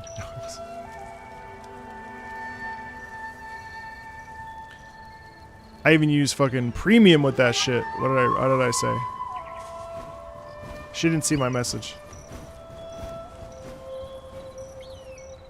Hmon, I got news for you. That game is dead. Surprise. Yeah, me too. Me too. Kid is incredible. Hi, my name is Marco. I have a YouTube channel where I talk all about video games and video game music, and I drink Olipop basically every day and have genuinely converted people to trying it and buying it for themselves. Usually, I will be streaming and drinking some just because it helps keep the day going for me. I would absolutely love to find some way to collaborate and or work together in some capacity because, well, I literally buy large containers of Olipop nearly every other week. Oh,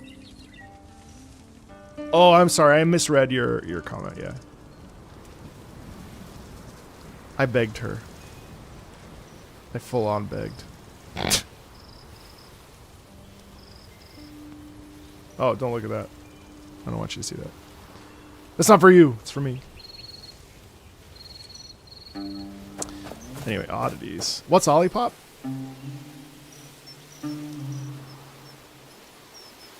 It's probiotic soda.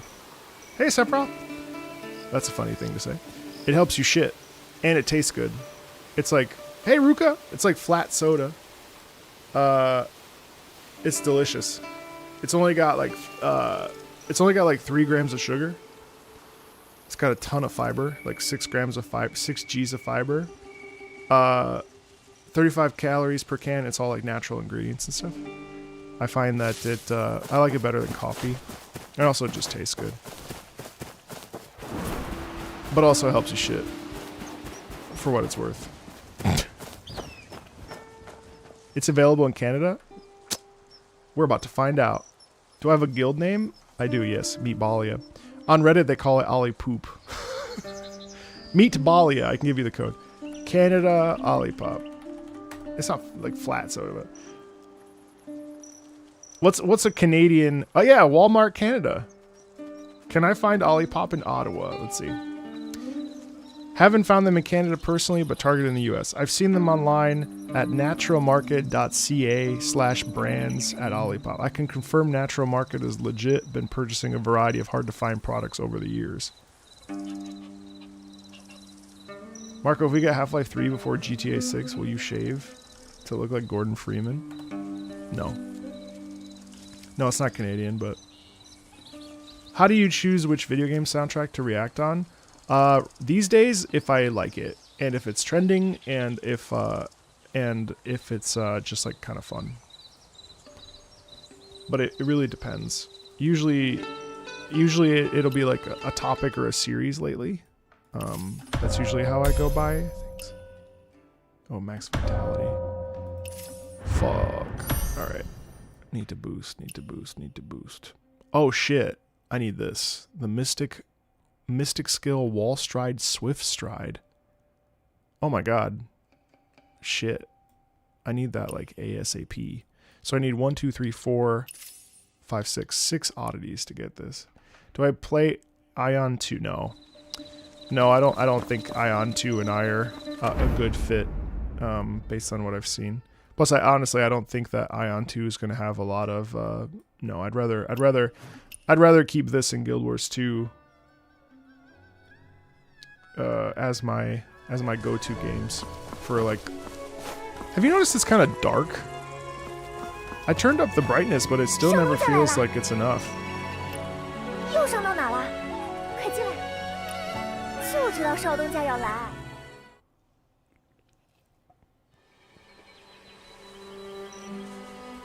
I think Todd is trolling. Yes. Bee Venom. I think Todd is trolling. I bet you ES6 comes out in 2 years. Imagine if it came out this year. It came out at the beginning of the year, and GTA 6 came out after.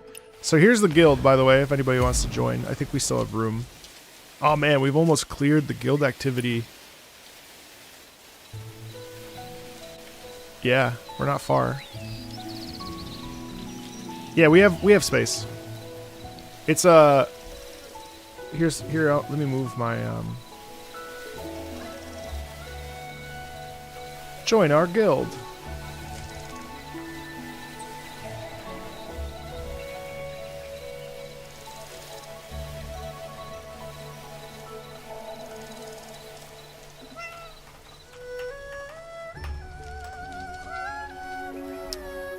I played Darksiders 3, or Darksiders 2. I love Darksiders 2.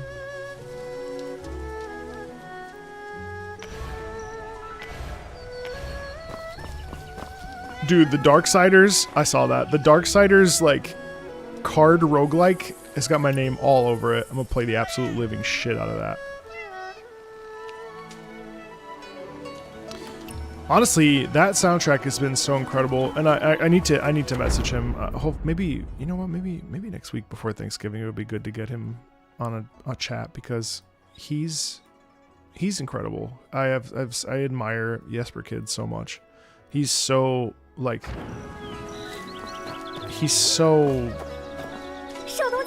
whatever happened to my Genshin content? That's a complicated question.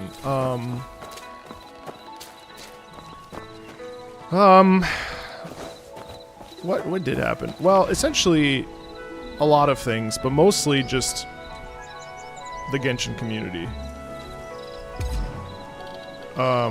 Is really what kind of pushed me away from making Genshin content. Now, maybe they're in the minority, but they I just got tired of talking about Genshin. A lot of times I feel and have felt like some aspects of the Genshin community sought to sort of control or own my content or own me. And I also didn't like that very much either. Especially on Twitter specifically, not so much on my YouTube channel, but I just got kind of tired of the constant, like, a lot of insulting and berating, and also, like, my Genshin streams are the only streams I've actively yelled at people. And maybe maybe at that time I was not as good at, like, policing my own streams, and I've learned that actually in the last couple months. But, like, yeah, no, those were not good streams. So that's pretty much what happened. Just people. MHA? What's that? Monster Hunter? What's MHA?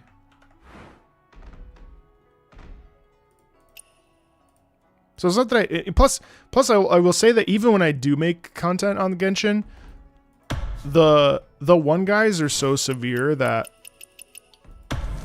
they make me want to make it less.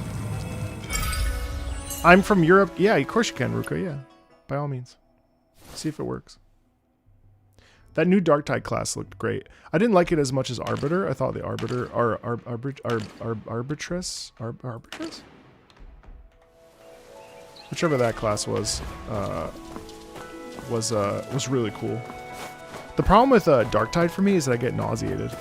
So something about the angle and the camera makes me feel really sick, unfortunately. So I don't get to play it as much as I want to, because I actually would absolutely obsess over it if I could. But it makes me really sick. All right, what am I doing? Like, oh, My Hero Academia. Well, I don't know that community, to be honest, so I can't speak on that.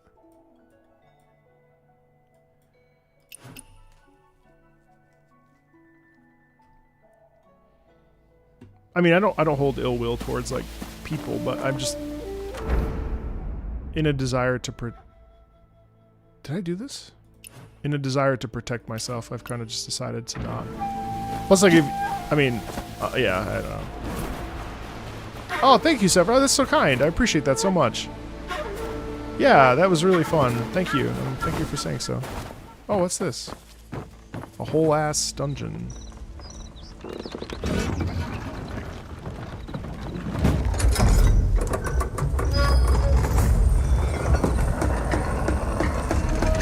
Dude, Crimson Desert looks great. What the fuck just happened to the lights?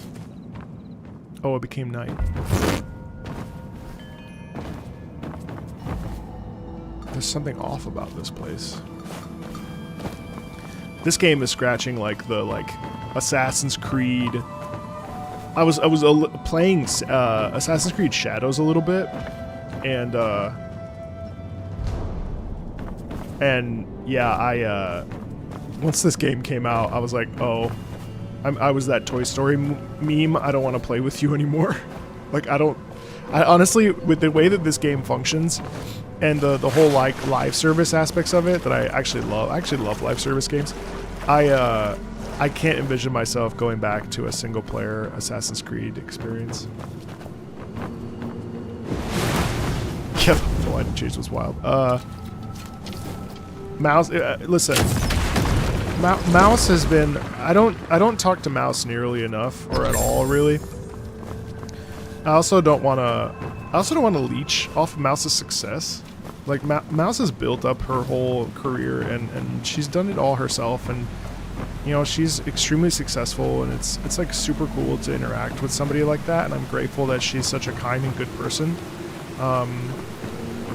But I would never want her to feel like I was taking advantage. So I try not to. I try not to I try not to bother her.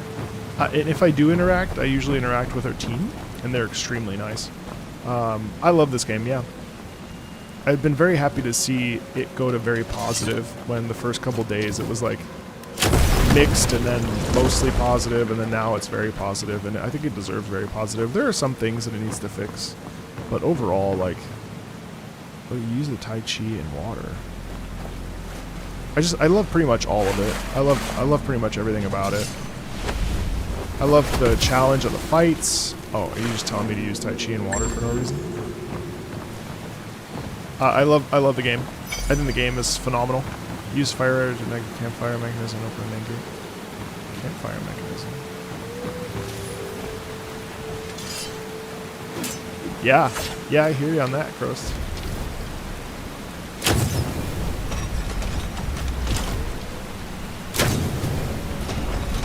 It's excellent. It's an excellent game. And I've also been feeling kind of burned out on gacha games, to be honest. So like, being able to play this, which is like familiar to me, but not a gacha outright. Could this be Fortnite? Also love the signposts. Like, I just love it. I just love it, period. It's just like, I love everything about it. It's a delight. It's a delight. I've seen some of the stuff that's coming, yeah. It's definitely not an MMO. Even the fact that I can translate this from Mandarin, there's nothing on the left, don't go there. Okay, I won't. You know, like...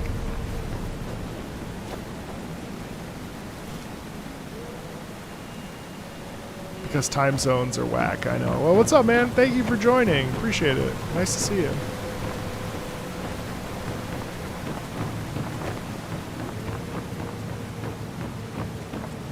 Yeah, that's a fair criticism.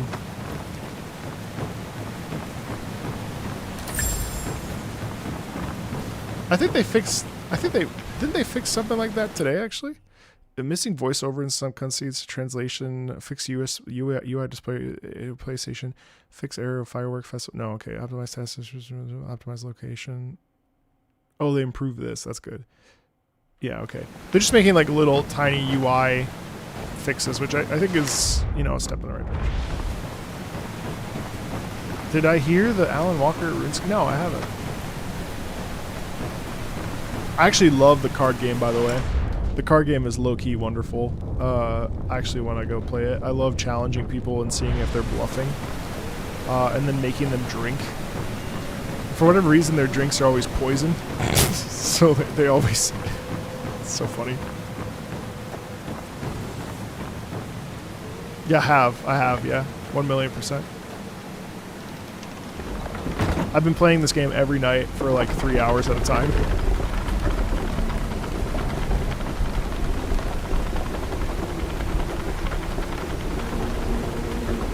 You get so much for free, yeah. And I think I spent about, how much have I spent? I think I've only spent, well, only, but I think I've spent about $80. This was $30, I think, right? I did end up buying this too, which is very nice. I bought this. This was 99 cents. Oh, this came from the battle pass. So I bought the battle pass. This is the hairstyle I got for free, which is awesome. Battle pass. Some of the stuff was just extras. What's up? What's up? I did buy the sword. I bought this. I bought I mean, look how beautiful that is, though, huh? You can barely see it because of my face, but it's gorgeous. I bought the umbrella version of it. Look at that. That's amazing. I think that's so beautiful. Not all of them are 99 cents. I think they go in rotation. I'm not crazy about this, but I really just truly love it. And these, I also love that this you could get just from playing the game. Character gallery is fucking nuts. The rope dart I wouldn't. Oh, and then the sword I was contemplating getting unedged. Man. Like 320 is, I think, $5. Oh, $5, yeah. I mean, I just don't have a problem with that. I personally don't. I will say I regretted this mount. Like, this mount's nice, but I actually find that it pulls me out. I don't like mounts that feel sort of unserious. So I went and just stole someone's horse and got this guy, which I love. This guy's really cool. The like sort of marbled textured horse is beautiful, and that's enough for me. So, you know, I'm happy about that. Apparently someone bought this recently. Crazy. I just can't believe how much money that is.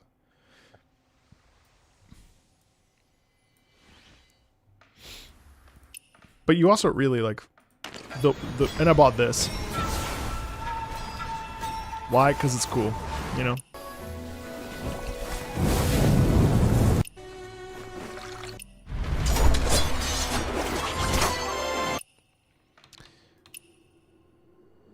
I really need them to fix 1v1. Well, it looks like they're fixing it. Is today the 20th? Yeah, tomorrow they're fixing the net code. Because the 1v1s are so much fun, and I'm dominating right now. I'm like doing really well in 1v1s. I'm almost to novice. I'm beginner 3, so I'm closing in. I'm closing in on novice. That boat's like $20,000, some like crazy number. All right, where am I? I'm here now, so.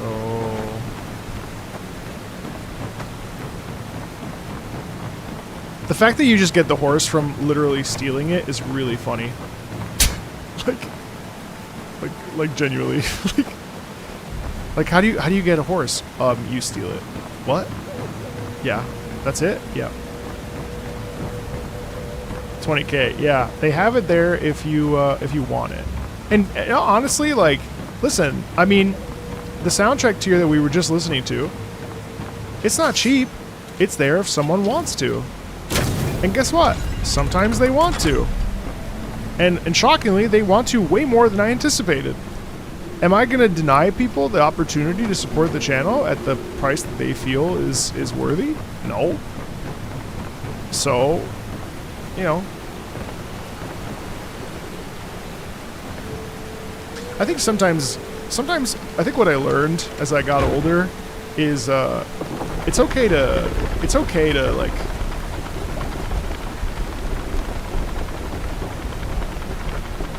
it's okay to like charge what you think you're worth, you know.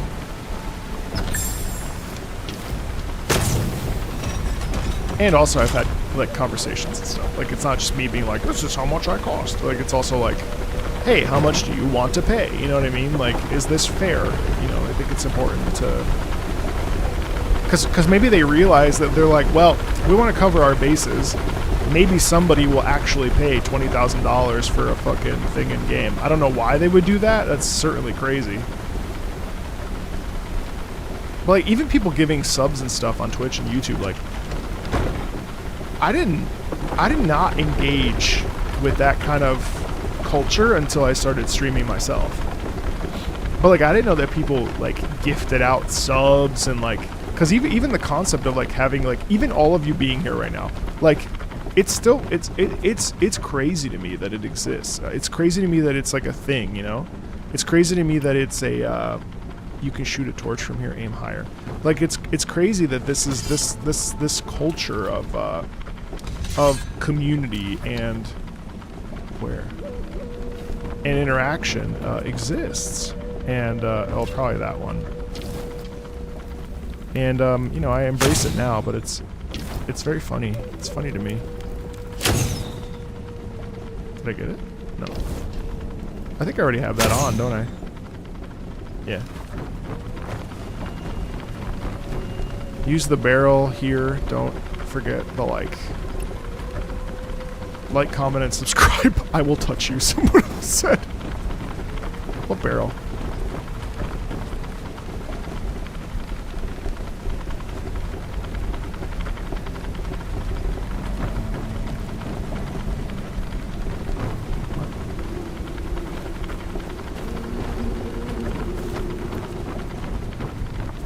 Oh, the barrel.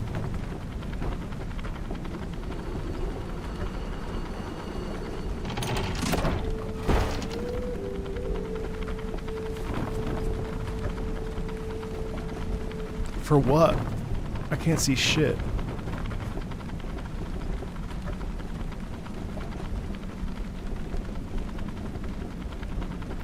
La última antorcha está en la cueva. What? Say what? Where's the last chest? Hello. The mini chest is here. Translate. Damn it.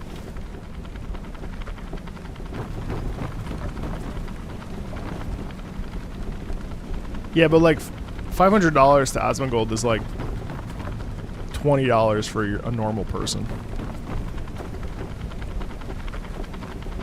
Like I'm not about to buy, oh right here. I'm not about to buy a $500. I don't even want to spend on gacha anymore. Like Chisa's out now for Withering Waves. I don't even think I want to engage in that. And Chisa looks like a cool character. I'm so over the spending money because I feel like I have to, you know.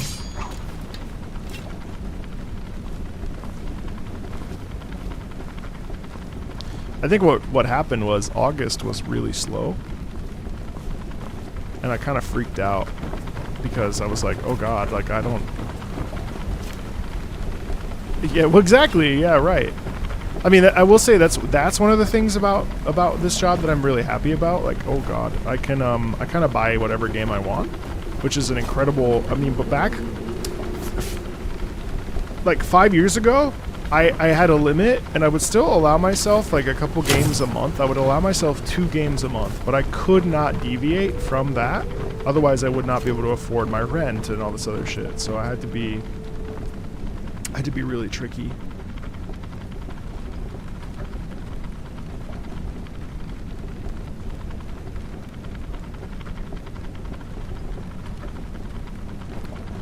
Oh, Chuki, I couldn't disagree more. But but like respectfully, you know, like I think that I think having player agency and choice is way more meaningful. I know what you're saying. Yes, true. Yes, polls are more meaningful. I mean, yeah. Yes and no. I mean, kind of. Yeah. I mean, I'm not gonna fully disagree with that feeling, but I'm also gonna be like, are we sure? No! Fuck! I didn't mean to leave. Damn it! There's 2 more chests. What's up, Bobo? Have I tried the battle royale? I tried it with a friend. It was okay. I'd like to try it again, like solo. Well, while I'm here, pulls are not. Well, the thing is, I don't mind pulling. What I mind is 50-50. What I mind is losing. You know, what I mind is like, haha, give me another $150, you idiot. You know that's my problem with it. That's my problem. My problem's not in pulling per se. Me too, Sky. I'm on 30 hours. How far am I in the story? I'm gonna go talk to my aunt. We're working with Killer Blade now. Not it yet, I know.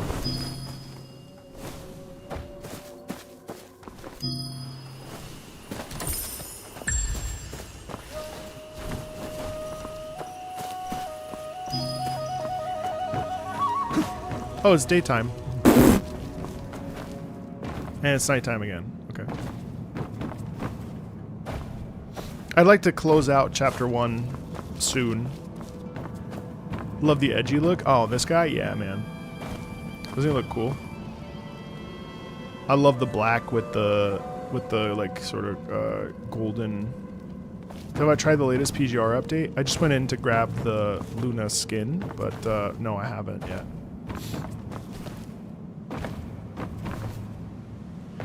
Man, I gotta be honest with you, chat. I do not like, for those of you that care, I do not like the Zani skin, especially when you compare it to how good the PGR skins are.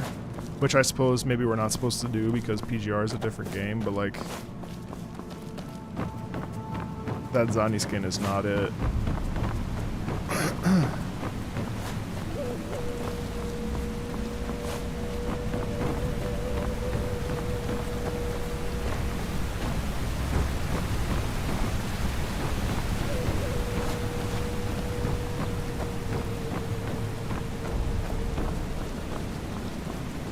Yeah, no, totally. RE9 looks so fun. You don't think the protag scene's interesting? Well, you know what? We'll have to see, because maybe it's kind of one of those situations where they want her to look sort of, you know, kind of helpless, but then in actuality she's you know, she like figures her shit out, or you know, she has like strength of mind or will or whatever.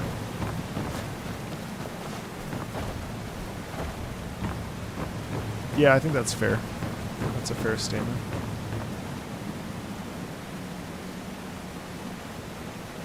Like Noctis. Yeah, actually, you're right. It's very edgy. Oh, I think I missed this. That's right.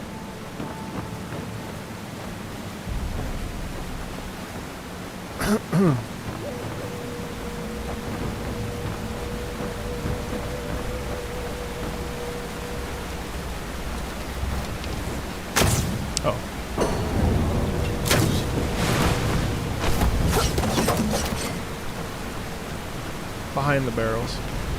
Oh. Where? Can't see shit. It's so dark. The power of friendship. Behind the barrels.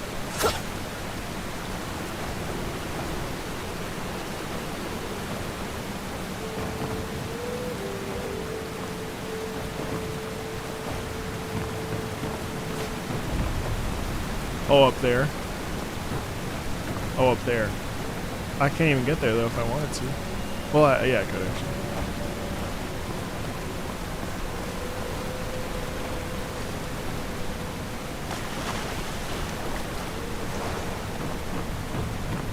Amazingly, this game has really kind of... did you see that? 2 million players use Tai Chi. Why? Tai Chi for fish. I don't want the fish. I want... Well, it's fine.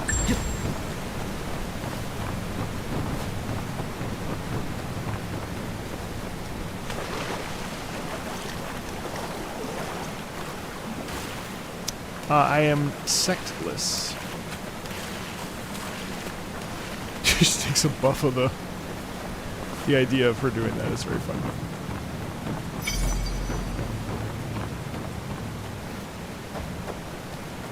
I was hoping to start Xenoblade Chronicles today, but I think I'm gonna wait till Monday, I think.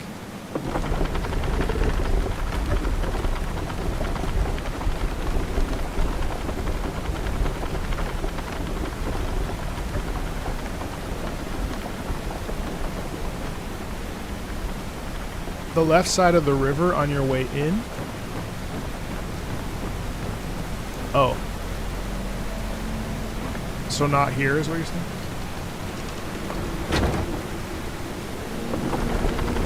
Is that an Artemis Luna emote? Night? Yeah, it is. It's gotta be. You're a VTuber enjoyer, I see.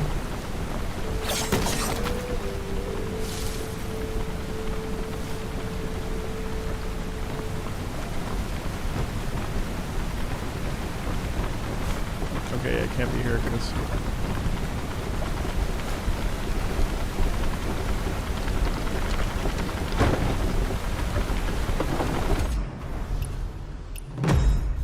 Quick Enhance is amazing, by the way.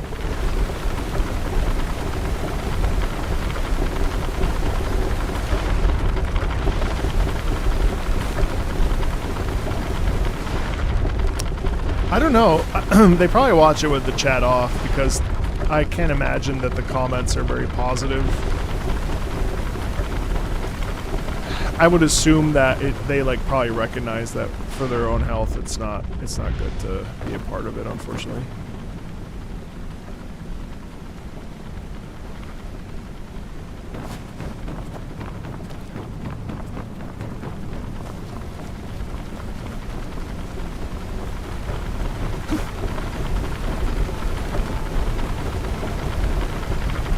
All right. So we're thinking the remaining 2 chests are out at the left side.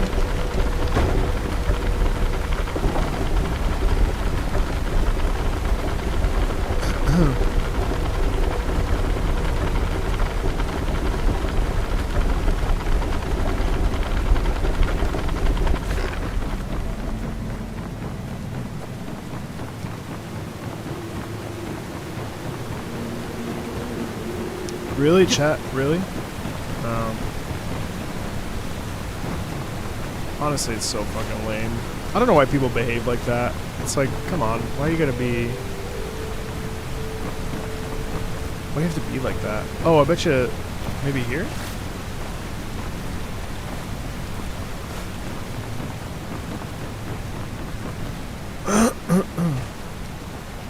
Okay, yeah.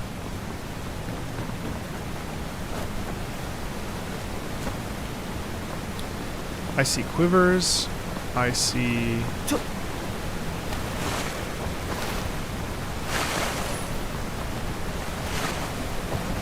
I see 1 chest.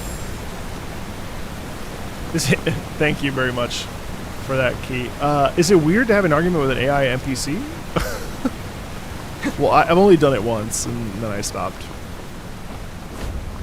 But no, if that's what works for you, I suppose I can't take that from you. All right, there's the last one. Thank you, very helpful.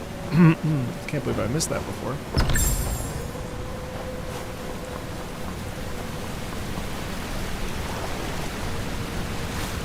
Oh, look at that. Oh, I see where we are.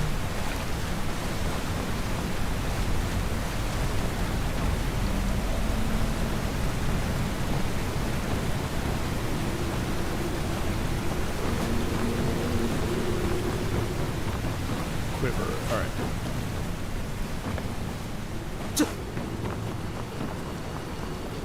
Man, you know who beat me up is the the guy by the dragon statue. That guy, it took me a minute to figure out how to fight, and then once I got there, I was okay. But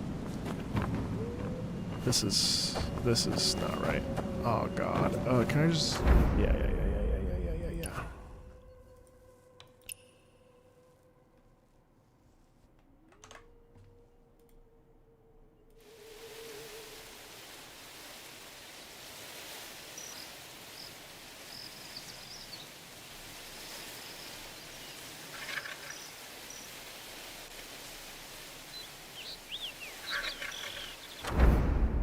The bosses are cool, yeah. No problems there.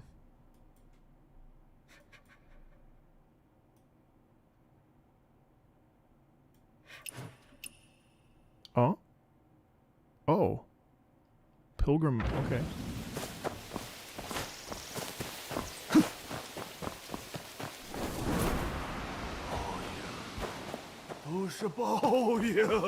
Huh? 叶儿为天命，叫金佛衣。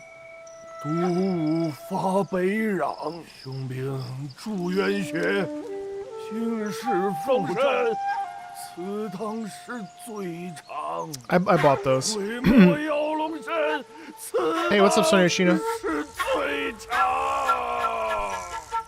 Dude's just shouting. What does the signpost say? Oh, he posed with him. Group photo. Fuck. Have I met the boss, Tian Ying? No.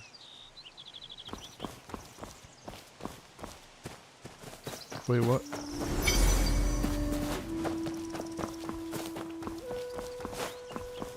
Oh, this is this guy up here. This guy kicked my ass.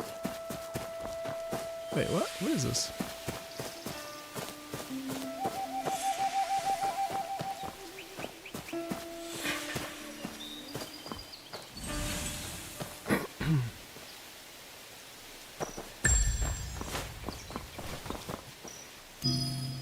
Will of Wisp collection.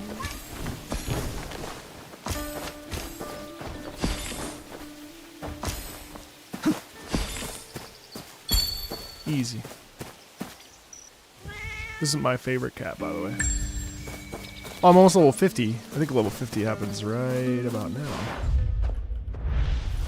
Alright, this one. Where's the stone? Is the stone nearby? I love how chill this game is, too, by the way. Like, so the thing is, you know what's weird? This is not boring. Like, no aspect of this is boring. Like, even though this is like, you know, collect shit, do this, do that, like, it doesn't feel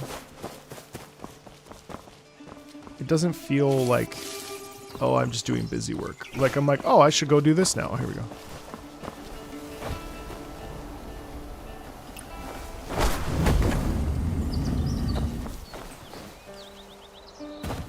I actually have been falling asleep while playing it, not because it's boring, but because it relaxes me. Like,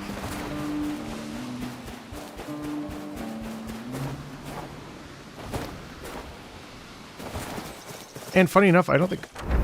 Yeah, no, I've never been up here. Oh, no, I have been up here. But I missed that last time.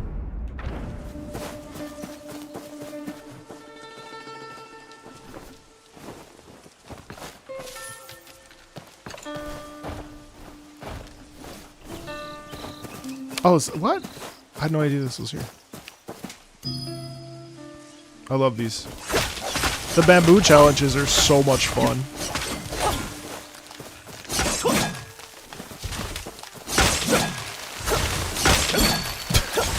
That's great. Look at that. What damage. Strength of conviction. Reduces crime probability by 50% when forcibly demanding items from NPCs. Excellent. Almost level 50. Oh, really? Yeah, it's gloriously chill. Oh. 5250 it is. The Hunter Pockets money. Take the pheasant. Why did I do that?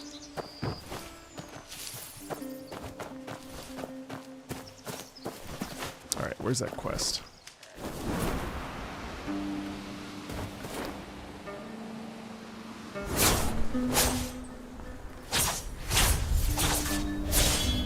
The free camera has made a huge difference.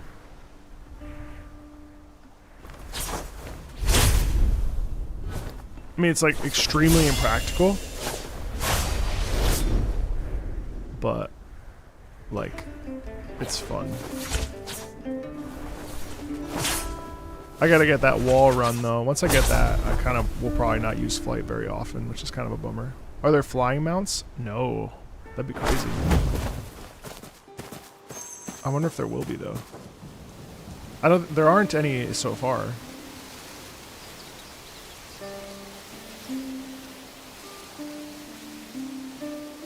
I have to kill the bear before.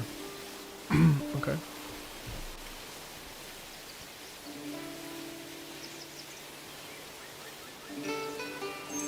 I'll kill this bear.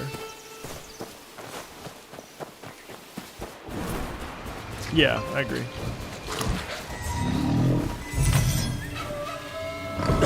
Oh, one thing I don't like is the fact that I could throw this bear off the ledge.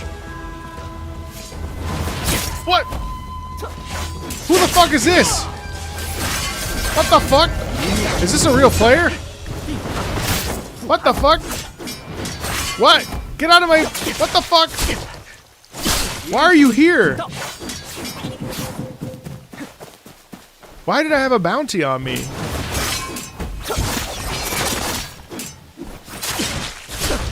What the fuck?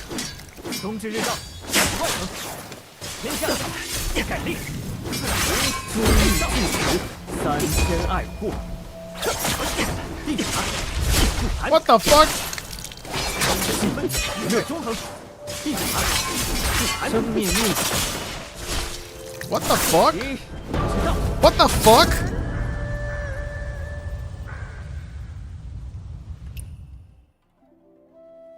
What the fuck?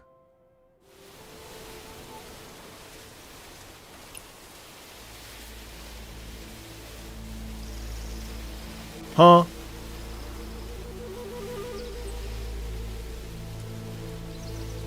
Oh, I changed my name.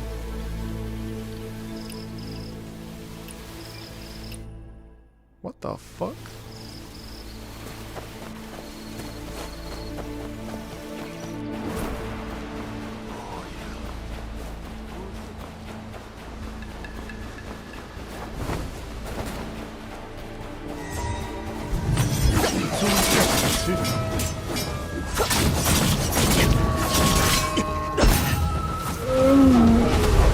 Let's see what happens now.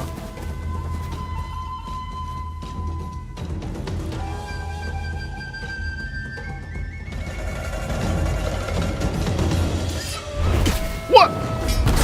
了结生死，朱律巨石，气氛热肠。 It's exactly like Red Dead. Actually, can't wait to get the bounty hunter outfits. It's gonna take a long time.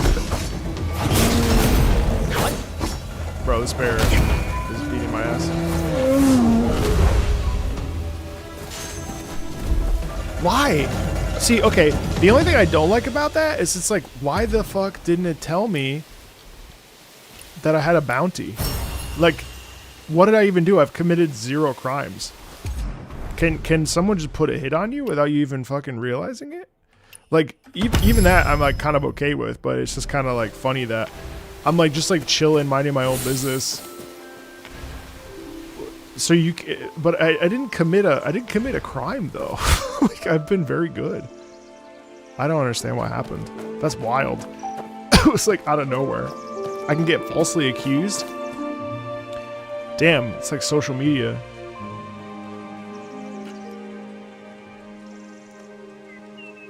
What's up? What's up, Sila? Can I go, like...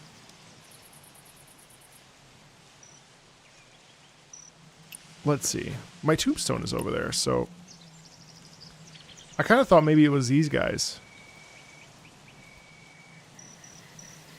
What's happening?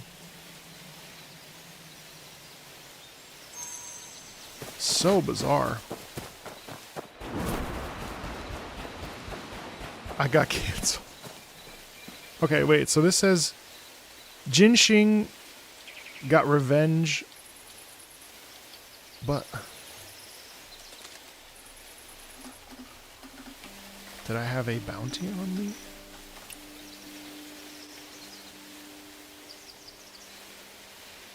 Assist is needed in defeating the target. Someone put out a hit on me. Wow, that feels weird. I feel like violated, invaded.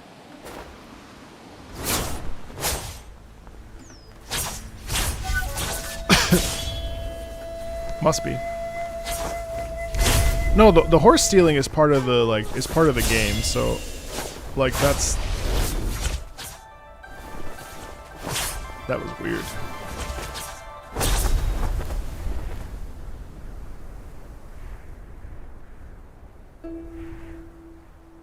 Right after talking about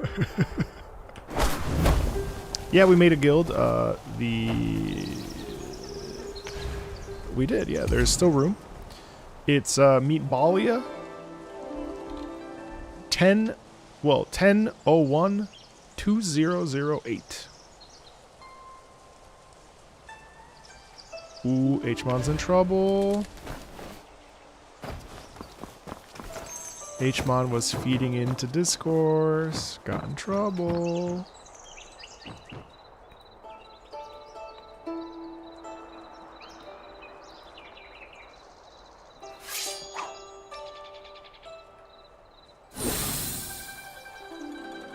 Yeah, maybe it was a tutorial. I don't think so, but it's possible.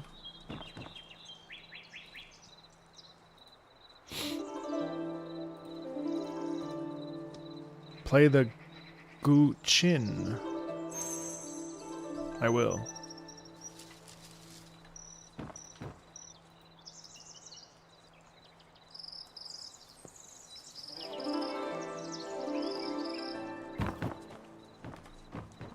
I can't believe that the way this works. Oh!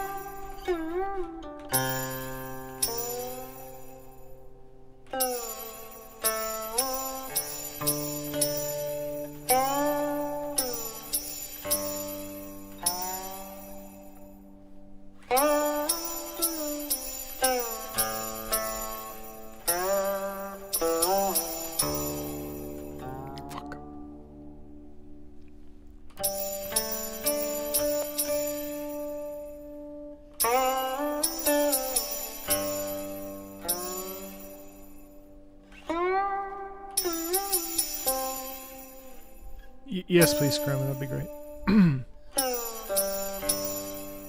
If you don't mind.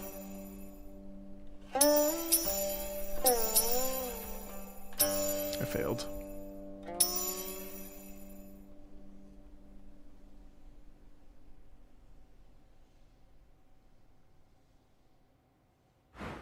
Too many greats. Not enough. Well, maybe. Oh, okay, good.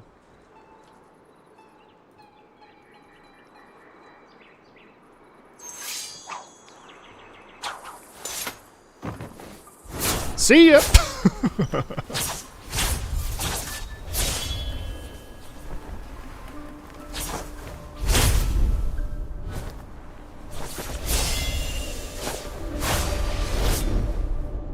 Just noped right out.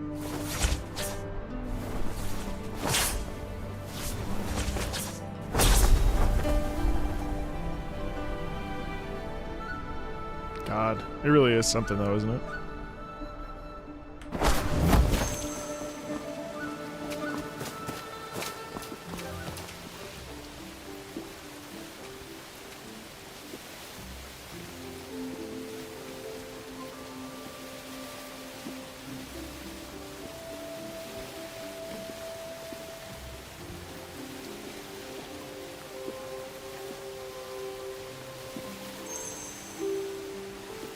All right.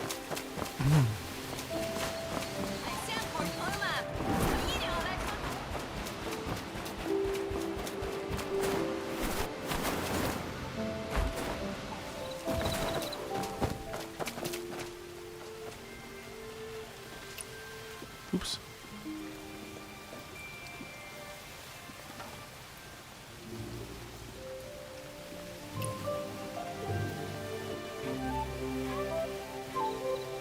Head to the rooftops on the east side of Heaven's Pier. Sit there quietly for a day. Okay. Full stop? A full day? Really?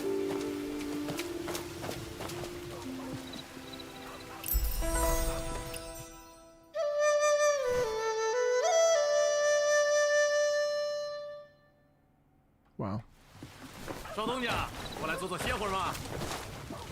I'm bothering them. Oops. Nope.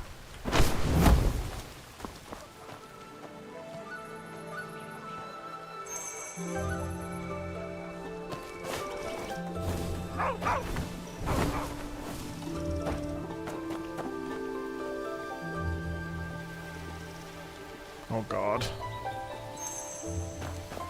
Okay.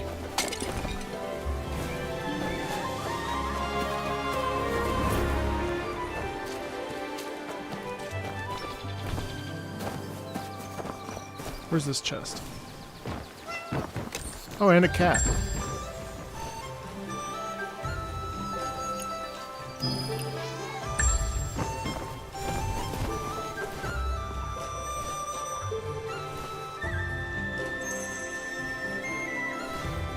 He's gonna be like, no, sorry, I meant the north part.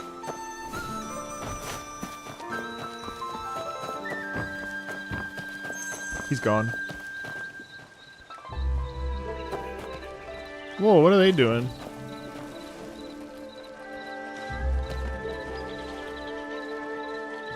Smashing. Oh, they're pressing the grapes.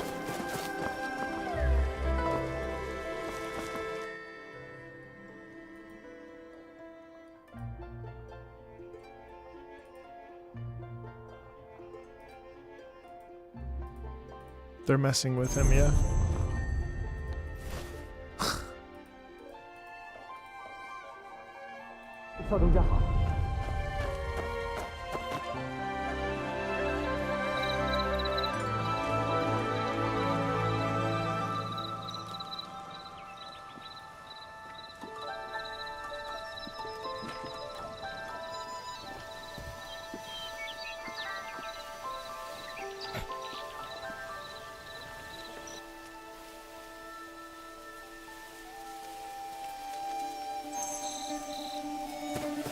Do I have to fight her? What? Why does she have that?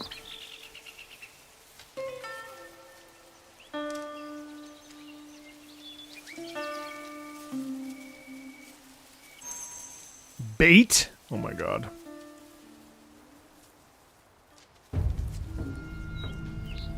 She disguises you as herself? Oh God.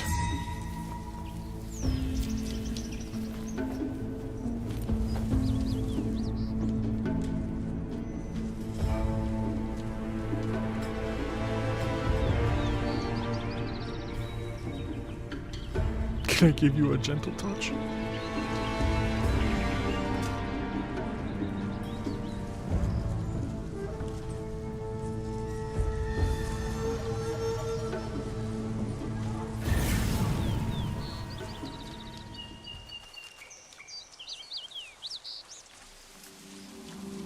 You play a woman better than I thought.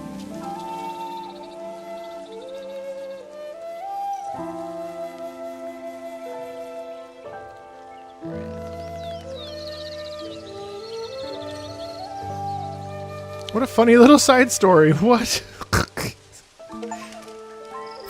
Okay. And I got that sick outfit. Beauty and the Blade. So funny.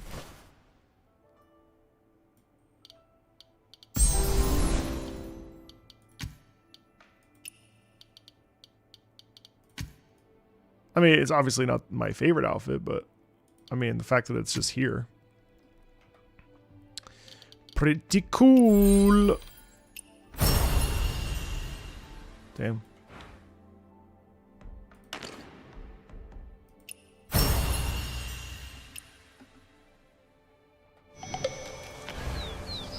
I think I'm level... No, not yet.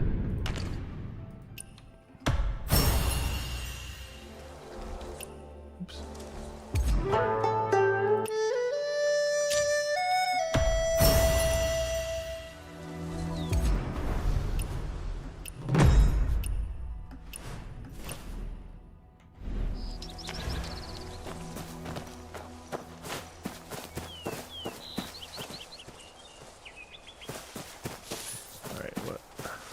must be a B.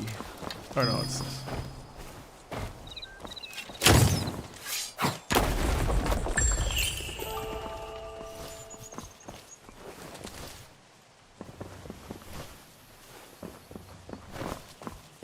I'm not gonna worry about that.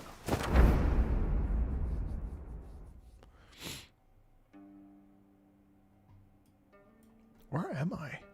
I'm all the way up here? What the fuck? Bro, I haven't even set foot into this side. Oh my god. Alright, let's go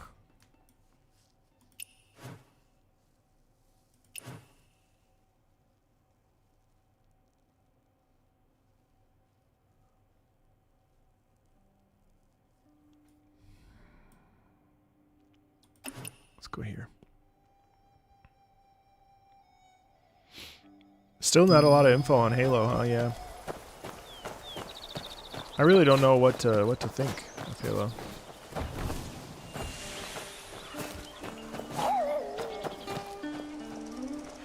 Is that a pug? Oh yeah, because pugs are from this era of China. Oh my god, they even got the sound right. Oh my god, what? Pugs are actually very majestic beings. Oh my god, they got the sound of the pug right. That actually looks more like a Shar-Pei. No, it definitely sounds like a pug though.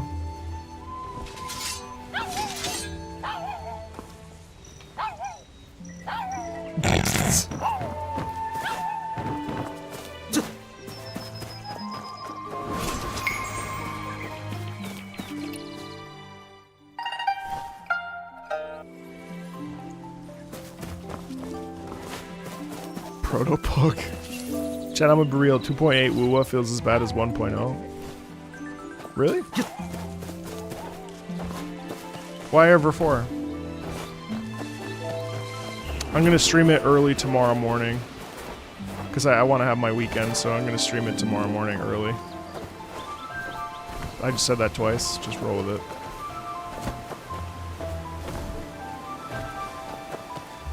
Alright, where would this be? Would it be in there?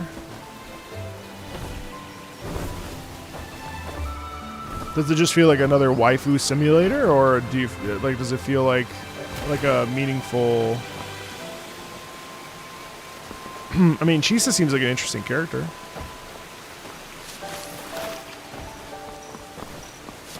Are we being excessive? You think? Do you think we're being a little?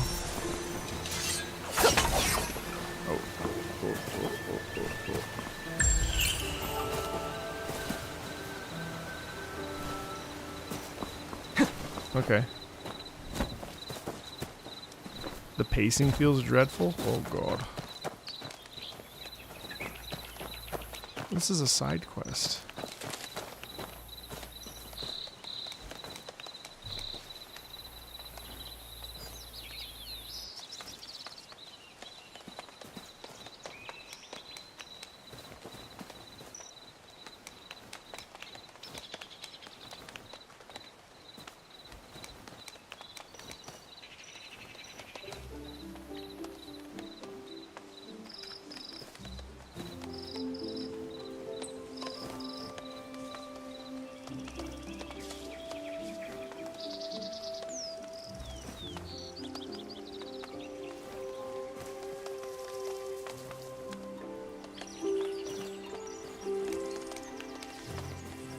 I appreciate that Where Winds Meet has seemed to have reached also like a very wide appeal.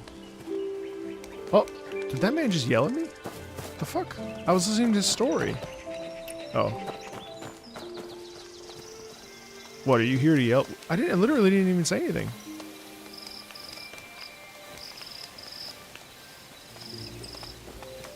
Oh, he's saying that Lord Condor is real.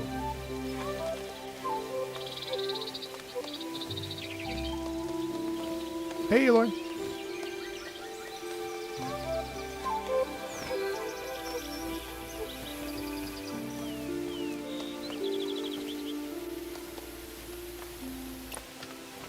Okay, let's go see if this real Lord Condor exists. Damn, that's far away. What the fuck? Bro was like, come with me. Bro, that's like very far away. Alright, I'm gonna get there quick though.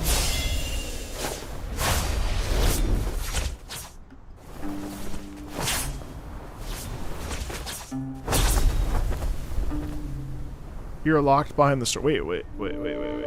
So you're locked behind the story even though you started yesterday? So they still force the like... Oh, so they don't let you bum rush to level 60. Damn, that is a choice. I thought that was just... Oh, speaking of 60 or 50.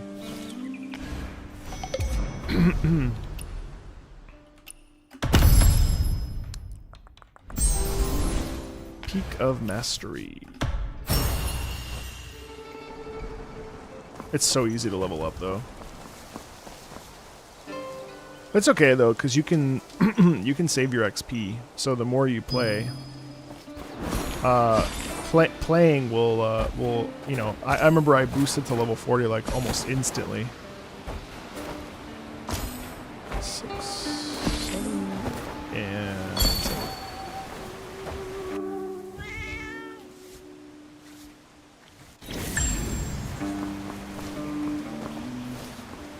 Yeah, they seem great.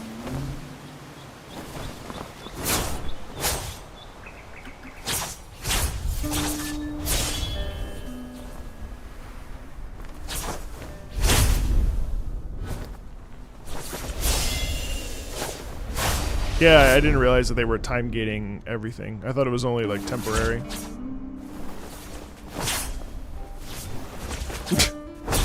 Yeah, dude, the flight is very funny.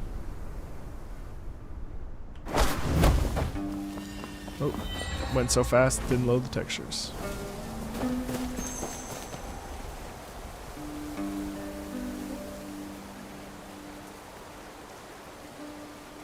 The Khitan invaded Qinhe and wanted to get here. Okay, so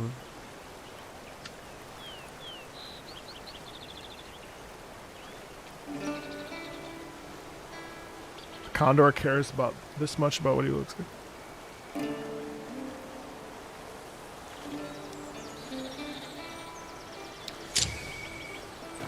All right, let's see if the Condor is real. Investigate the lake bed. A strange component that looked like it belonged to the contraption.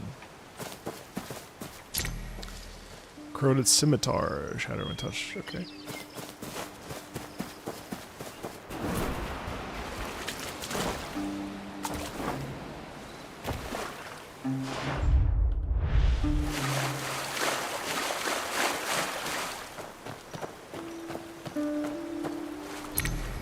Fragment of a set of armor is lodged at the bottom of the lake. Okay. Seems like a battle to me took place.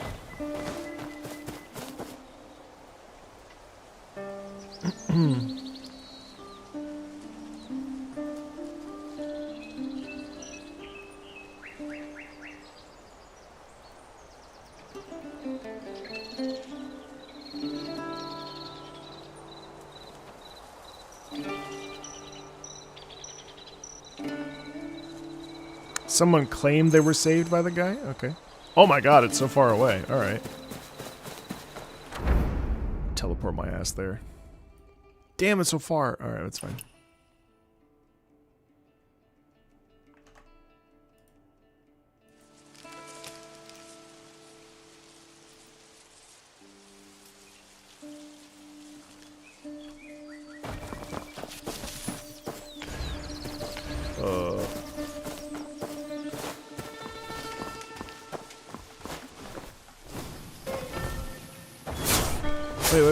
Wait. Did I already collect this? Yeah. Oh, no, I didn't.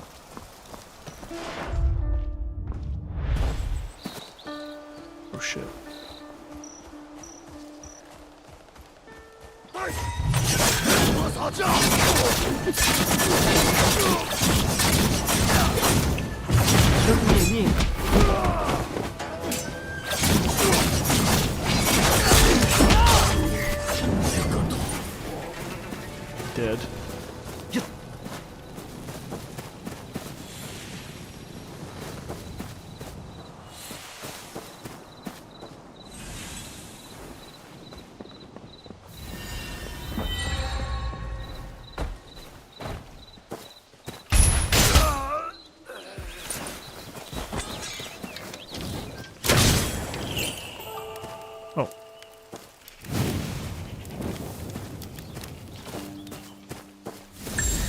fun. Okay.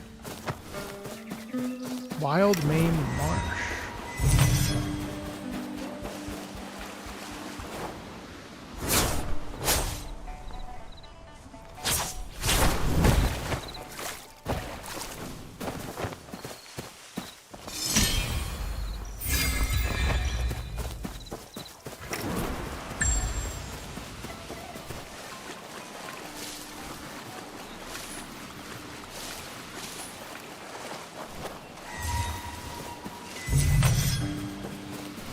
Oh, it's this oddity.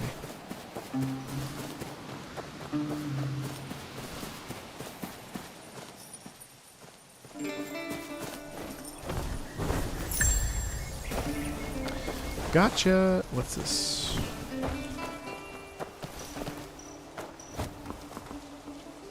Love playing both Werewolves being DNA. I hope we get more free to play games like these. It feels good to not have to deal with 50-50. Yeah, I know, I agree. 1000%.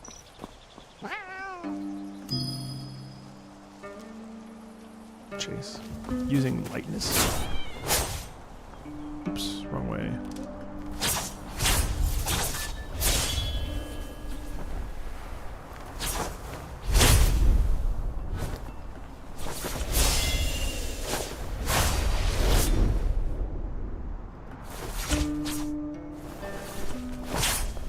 Level 50.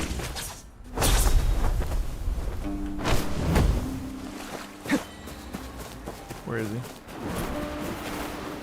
Here you are.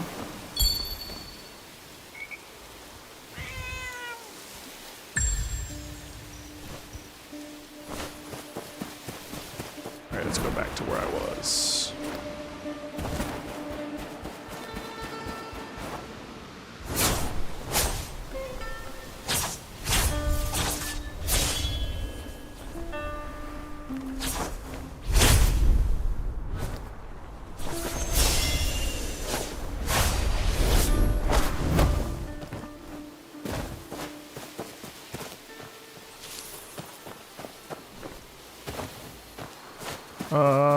I gotta pick up this oddity really fast because I'm trying to.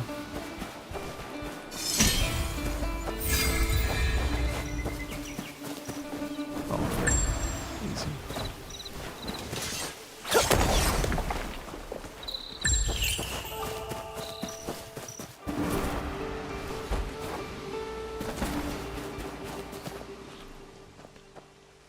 So this guy believes he was saved.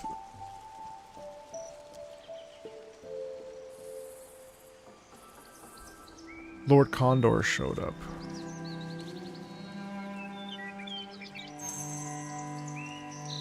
Gift of Gab.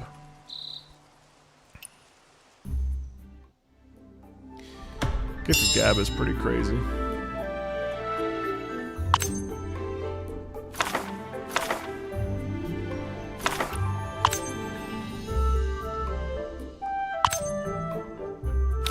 I saw it. It looks insane. Oh, I did the music I haven't heard though.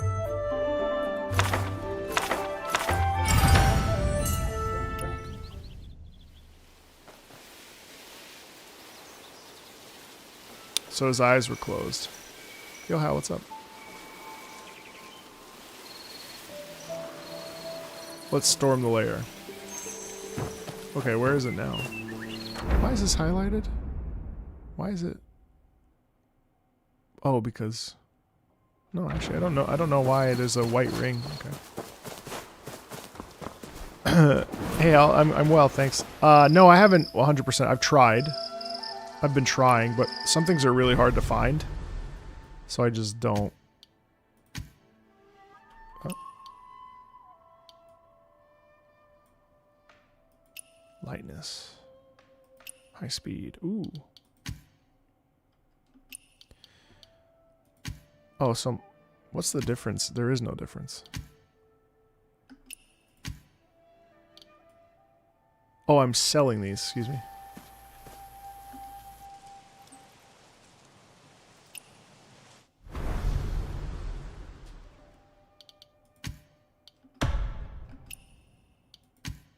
Yeah, it's really hard to do other things because there's so much going on.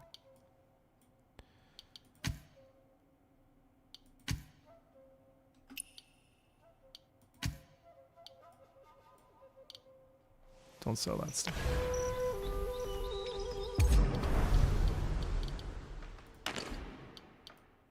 Right.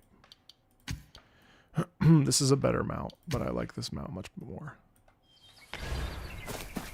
Alright, let's...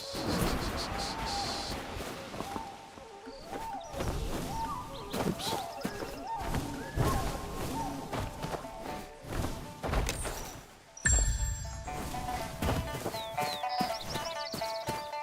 Ad coming in 30 seconds over on Twitch.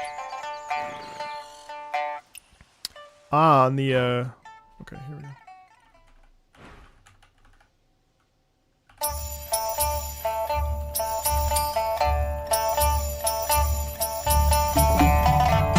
What the fuck? Whoa!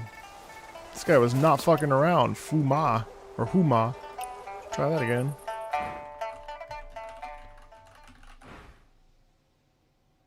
Bum bum bum bum bum bum bum bum bum bum bum bum bum bum bum bum.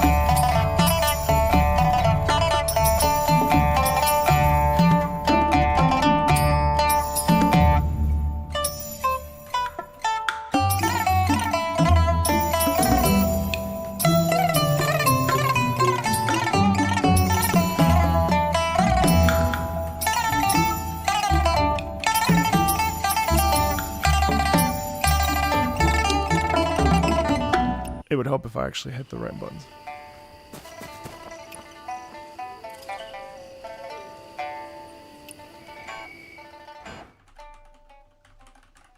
Bram bum beam bum beam bum bum bim bum bim bum bum bum bum bum bum bum bum bum bum bum bum.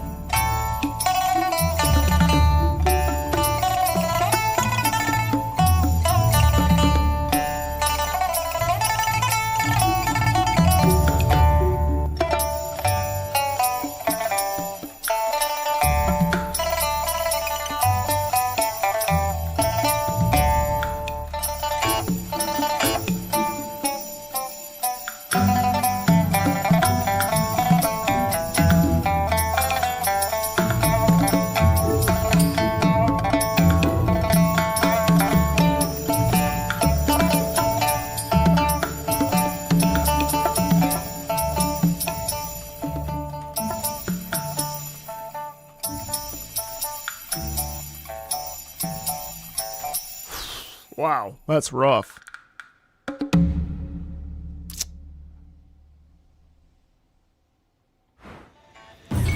That wasn't good enough. I didn't pass. Oh, I did! Whoa!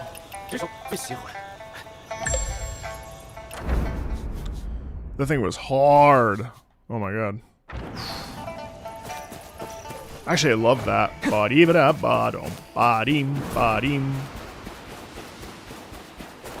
So this area's got the Guchin. Guchin?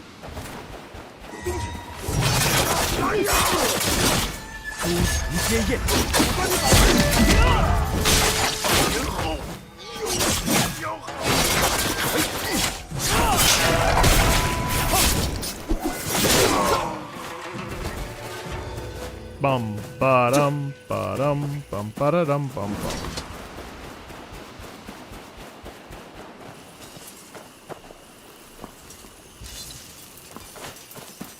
Alright, fall down. Fall down. And where's the other one? There were multiple over here. Bum, ba-deem, bum, beat-a-dum, beam, bum, beat-dum.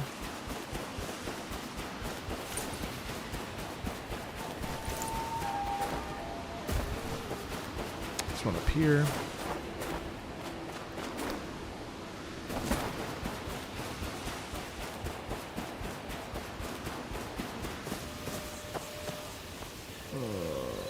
Where?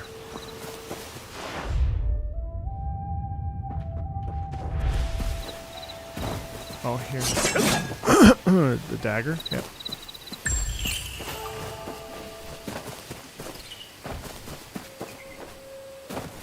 Well, I haven't been playing the game for 5 hours. I've only been playing the game for probably an hour and change.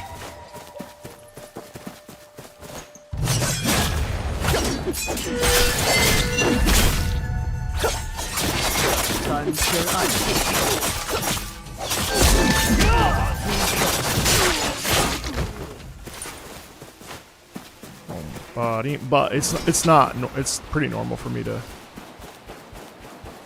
Part of the reason why I'm playing WooWa tomorrow morning is because I want to play this all day Saturday. Oh, that's the outpost. What's up? Good afternoon.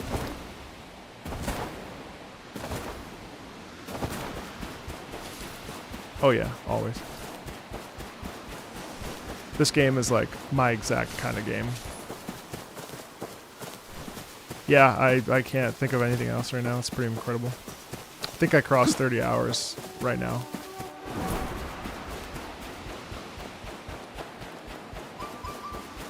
Here we go.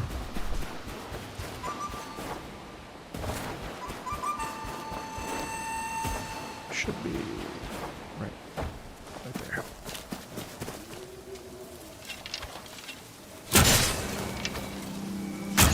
You're at 40 hours? Jealous.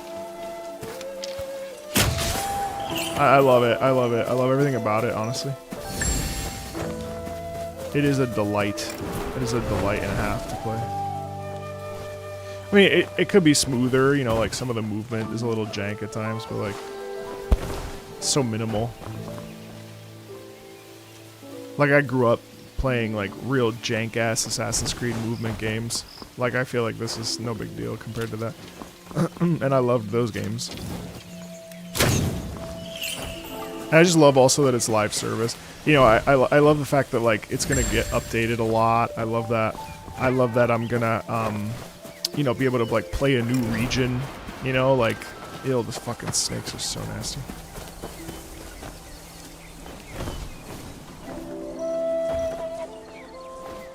Yeah, totally.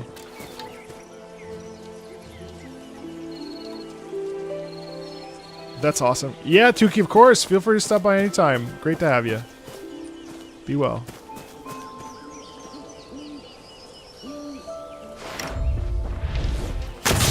Take care of yourself.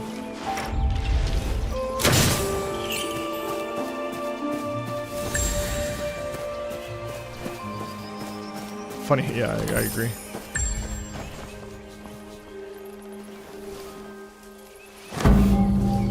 Yeah, I'm hearing that about some of the translation issues, which is really too bad. Oh, I'm almost there for the Mystic Roar. That's great. I don't want to get too sidetracked here.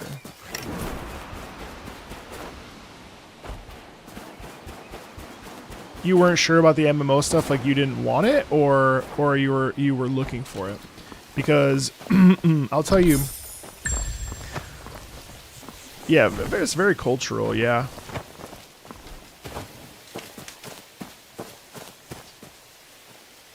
There are many things in the game that are really enjoyable. Like the signposts are like the most single player stuff, which is really like most multiplayer stuff, multiplayer like in the single player part. But like the game's pretty much a single player experience with some aspects that are theoretically like MMO like, but you don't have to engage in any of them. I do like going to the healers in the in the online mode to give them credit.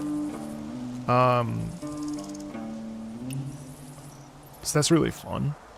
I did just get randomly invaded by somebody because apparently there was a bounty on me. But it could just be because...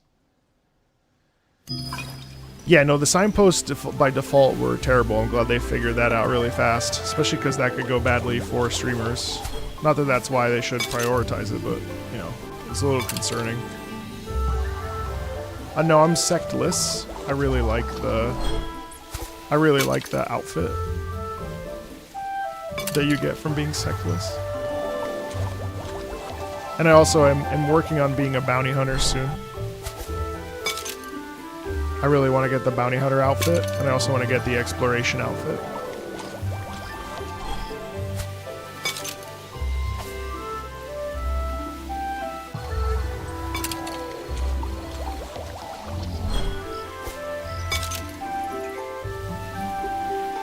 I also love like fantasy and history RPGs like this, like historical fiction, or historical fantasy.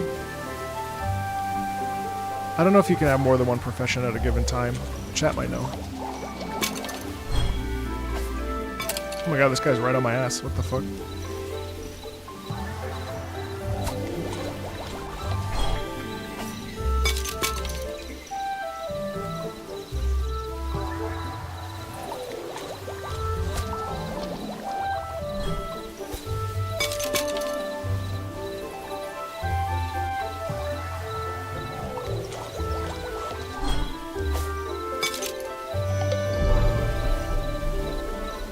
Alcohol poisoning?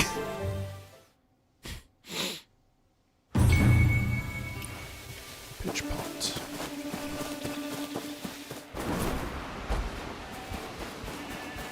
少侠，你还是又来了，让我们再比试一番。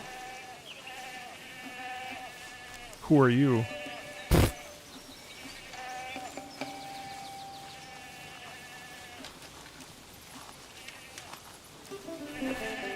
I was so suspicious of him there, I don't know why.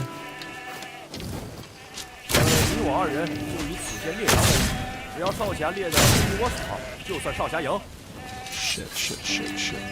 你的射箭天赋确实不凡，可惜太多的不确定。 This reminds me of Red Dead so much. 想不到少侠居然有如此剑法。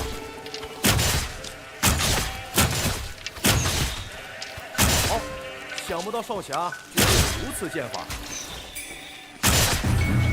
Jeez.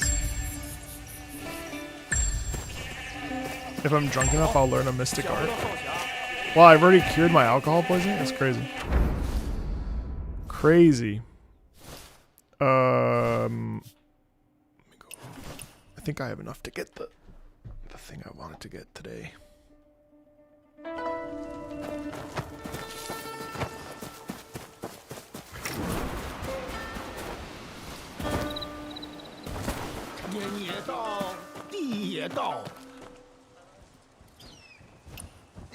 Hopefully that's enough. Let's see. I need to get here. No, I need to get here. I should have enough. Yeah. Ooh. Wall strides. Okay. There, and then there. Fuck, I'm already out. Alright, that's fine. I wanted to get this, and then wall ride, swift stride, max endurance. Great, okay. Max HP is far away. Wow, I'm almost done with this. What the fuck? Chime bell fragment. Wow, can't believe I'm almost 30. What the hell do they do after this? Like, this is a lot to get. What do you do after? Like, what are they gonna... Kind of curious. Here's our guild, by the way.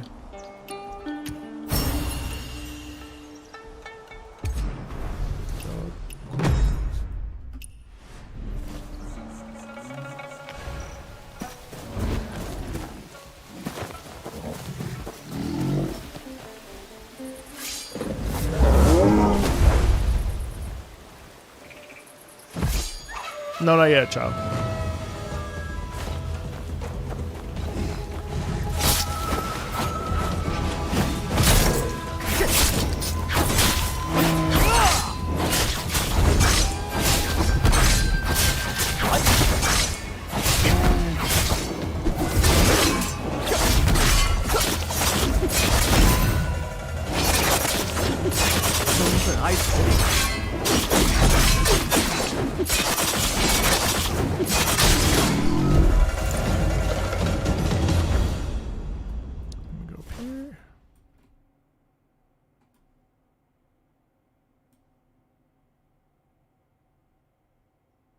Where?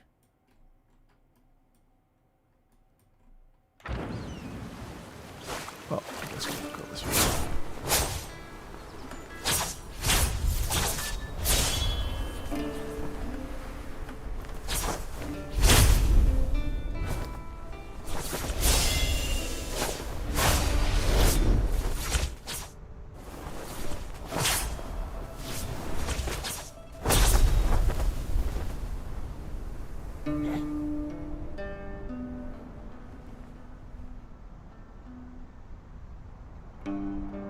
Pop.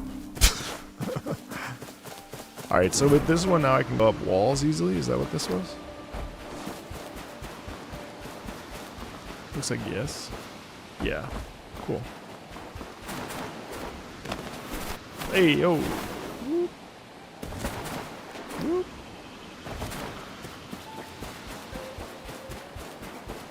Damn. Okay.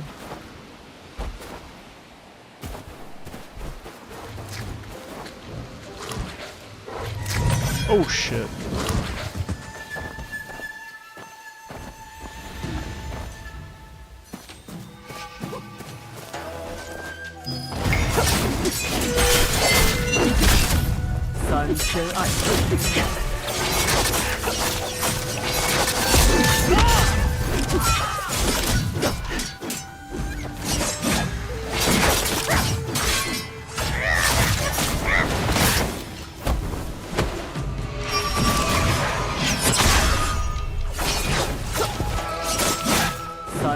Just normal.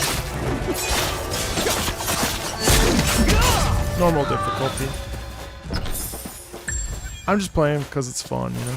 Don't get me wrong, it's still hard though. There's still plenty of challenge. The monkey faced. Oh, I see what I want.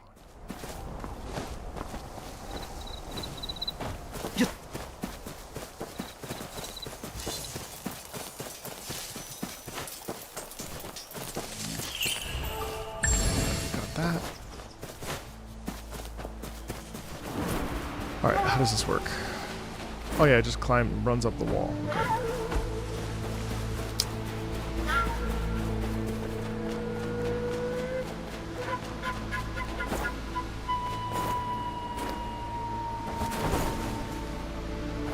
Thanks, Lance.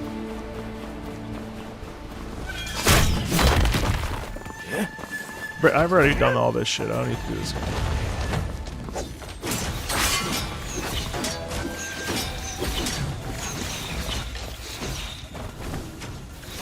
Bro, leave me be. I've already done all this.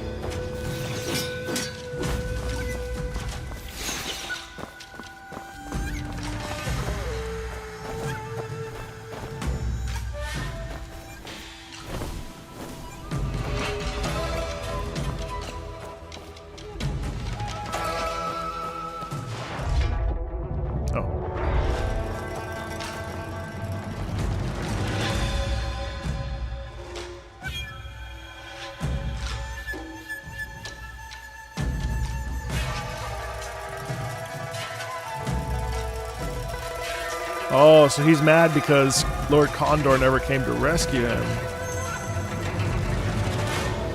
He's so vindictive and angry. No way is there a fight up here. I think there might be. Whoa, Lord Condor's real. What the fuck?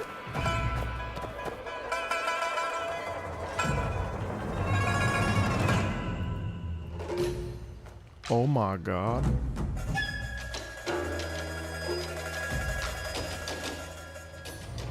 Oh!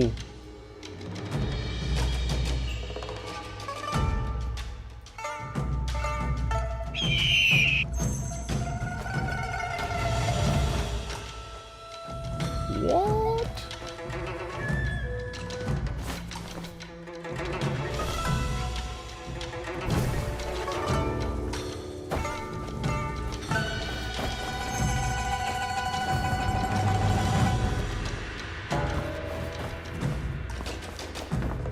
He fell and it was carried over by a...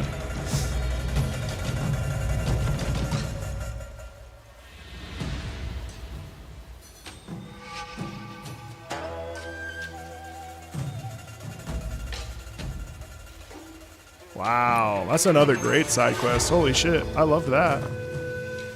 Visit him in a few days.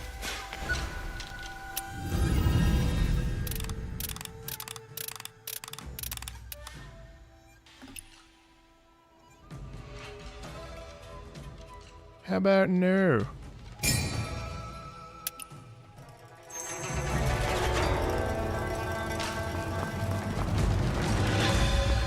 Oh.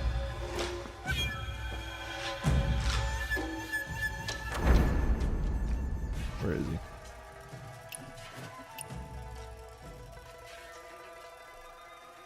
Yeah, on the side. In the menu.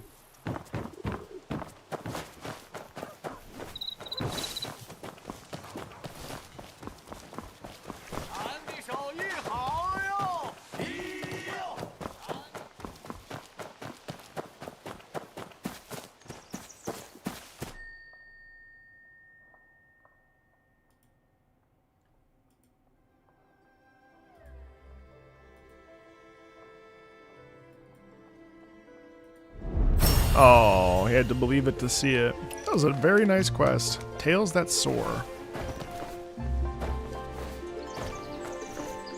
I enjoyed that a lot.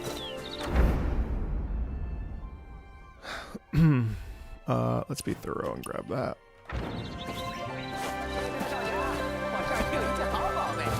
Oh.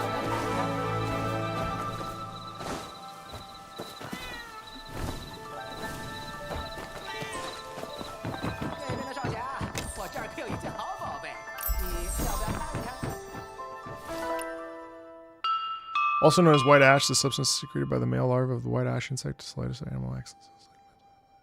Wow. Cool. I love the little like historical facts. It makes the game even cooler to me. Now I may not retain them, but that's hardly the point. The fact that they're in there is really neat.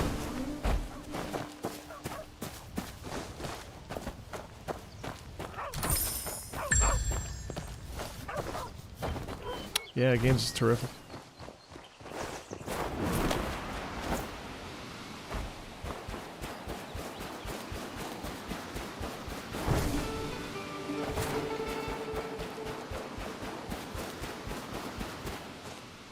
What's here? What's here? There's a... Oh.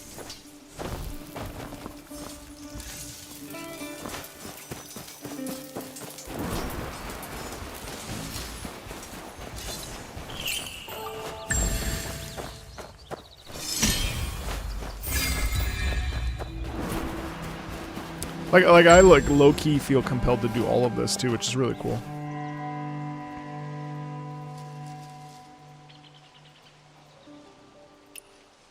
Let's go, baby. Bro, not even like a greeting.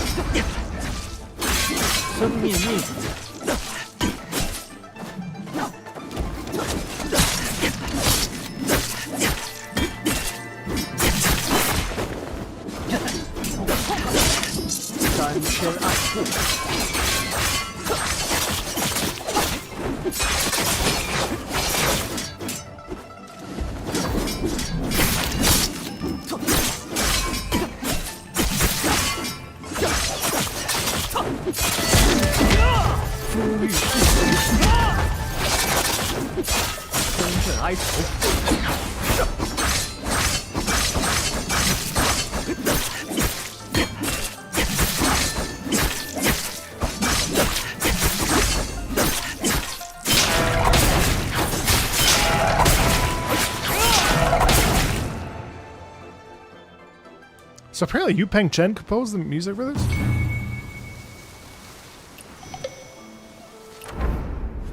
Did not know that.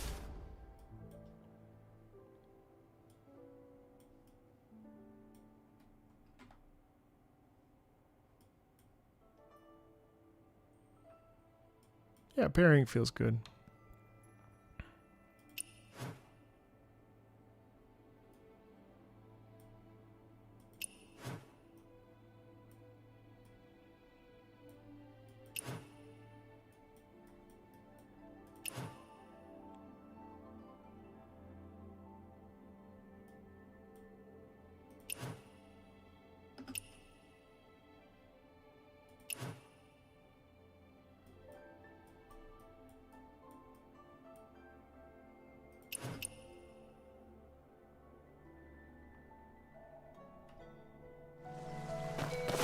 马上花最先同乐嘞！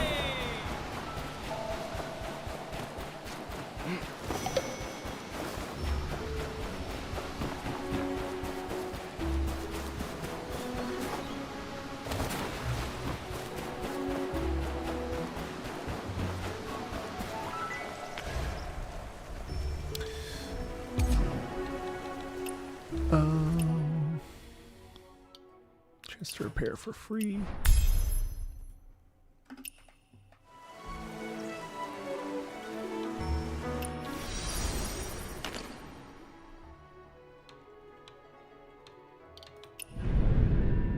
Oh, it's this. I see what that is.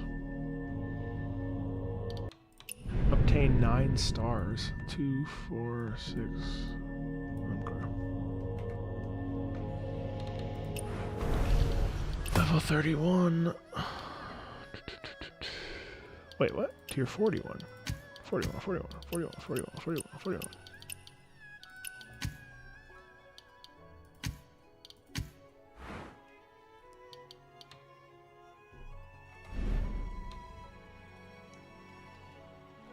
Set. Clear Perception Forest once in the arena. Complete a campaign Jinhe Legacy and Co.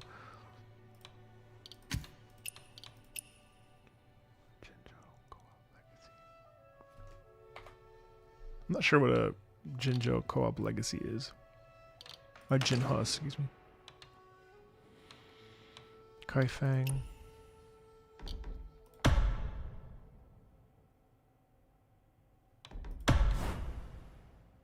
Oh, this is match made. Bull. Okay, well, it's fine.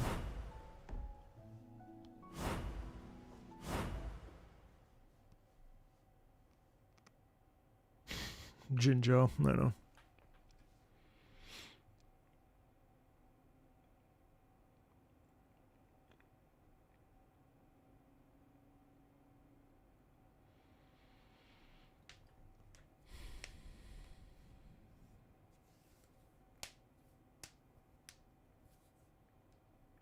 You've also been playing the game a lot with your GF. Oh, that's awesome.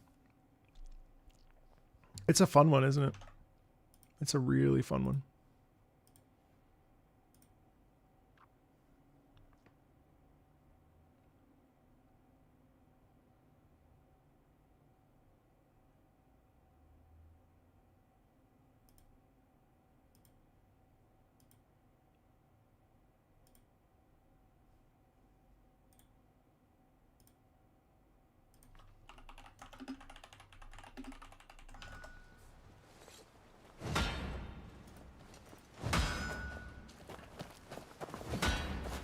Oh, you can play with AI too? Oh, I didn't realize that.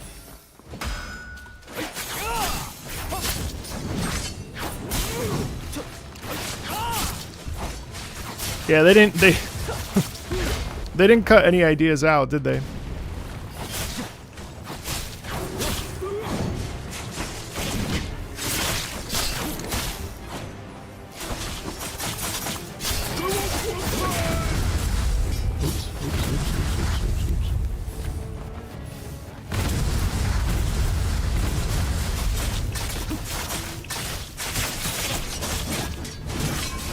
Oh, thank you, Meeks. Appreciate it. Appreciate it a ton.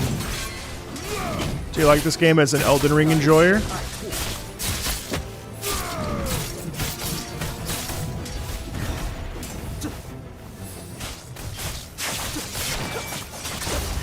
Shit.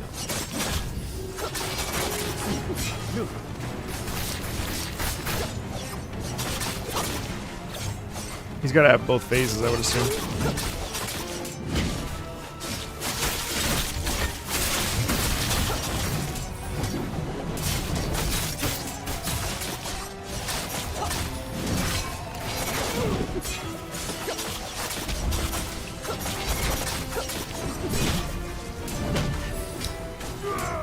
Oh, peer-to-peer so that the connection's not too bad? Or, well, wouldn't the connection be worse if it was peer-to-peer?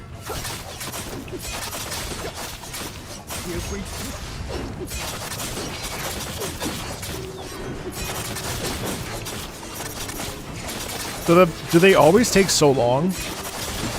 Or are we just like sort of low geared?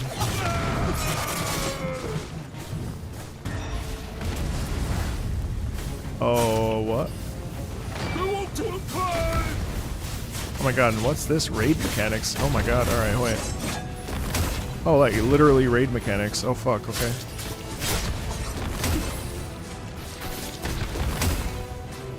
Oh wow, actual raid mechanics. Okay. This guy took me the longest. This guy took me like 10 times.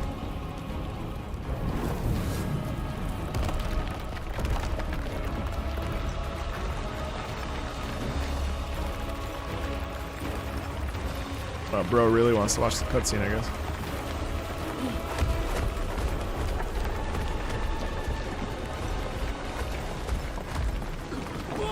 I love hearing the desperation in his voice. Like, the desperation in the music as he runs to catch that.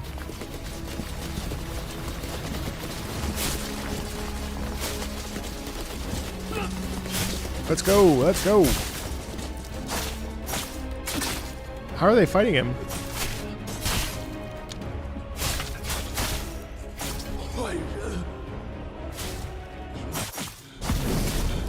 Oh, a little delay.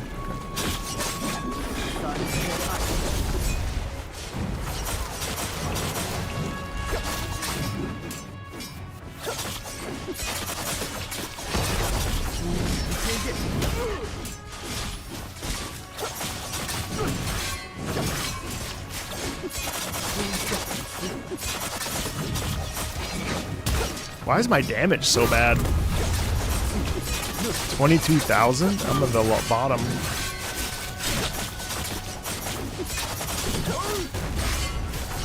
Honestly, I can't always tell if I'm actually doing significant damage. Well, clearly I'm not, but...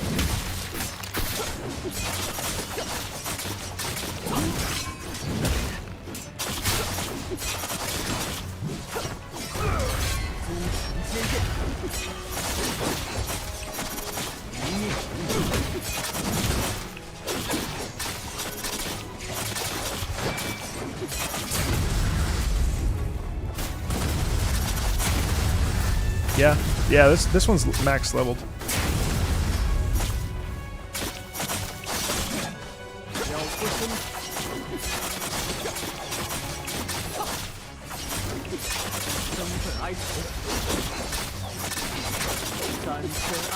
There I go. 37. Okay.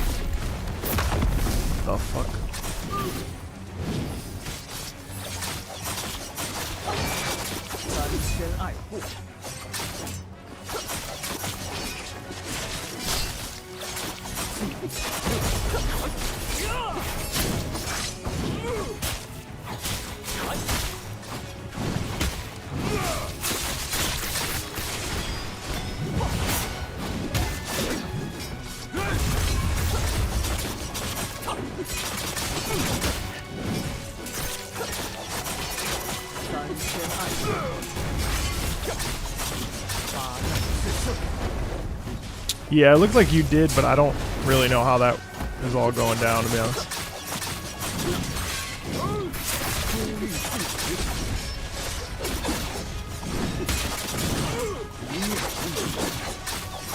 Alright, we're almost done. Nice. Mommy Milky. Oh my god. Where's my chest? Excellent.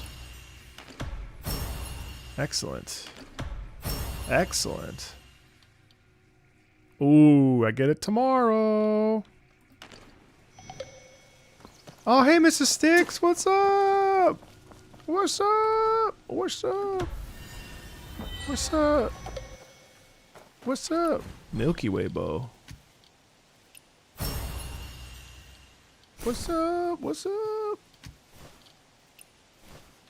I don't remember. Game's great. Game's great. Love, love, love. Love, love, love.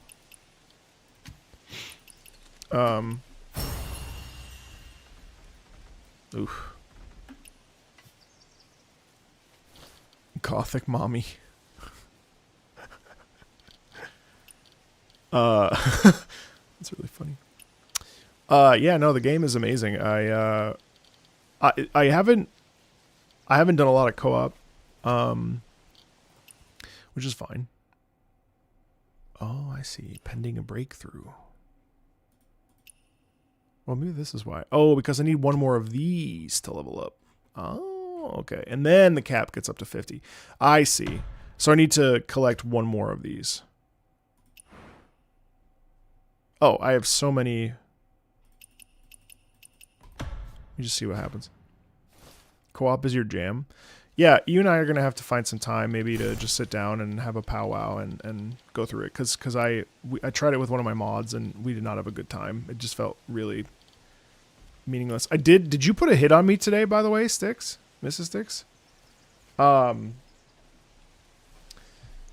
That was a weekly boss you could do with other players or solo with AI. But it's a like a party thing. I was thinking of going with a DPS umbrella for my second. But I do like the rope dart, and I'm noticing the rope dart is becoming somewhat meta in not like I give a shit, but somewhat meta in the PvP.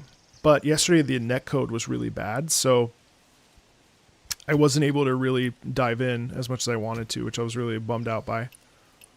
Let's see. No. I'd be happy to show you how nice co-op is. Help you with level various things. Yeah, I want the Grey Wolf for sure. If you go Twin Blades and you get bonuses for using the rope dart with it. Oh, you use rope dart and you love it? Where do I even get it? Oh wait, bamboo cutter was the one I needed, didn't I? Vendetta, Breaking Point, Riptide.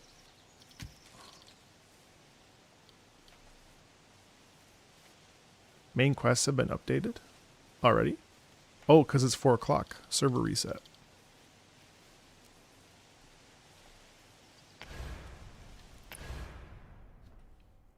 Bamboo for Twin Blades. Oh, okay. Oh yeah, look at that. Just like that. Yeah, Mrs. Sticks, let's I'll ping you after. Oh. Sword Unseen. What is this? Is this the gacha?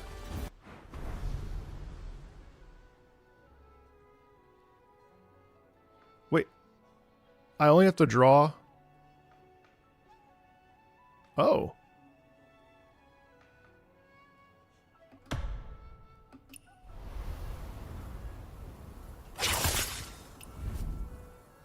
That's nice. Oh, I see. So it's oh. Wait, no. So 180. So this is as much as a normal. Oh, that's actually pretty reasonable. So you get the outfit instantly. 7 times 180. Oh. That's actually like really not expensive. And there's a quest attached. I see. That's very cool. God. This is like exactly what I was looking for.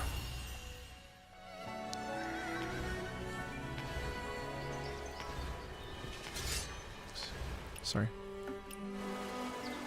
Coolest eye bandage ever. Hell yeah. Questionnaire. Ooh, another one. I gotta do these. Okay, wait. So, Mrs. Sticks, we were talking yesterday. So I think what happened was my mod was on legend difficulty, and we did an outpost. Oh, okay, cool. And she was able to pull from the outpost chest, but I was not. Apprenticeship. What the fuck is this? What? What? Apprenticeship.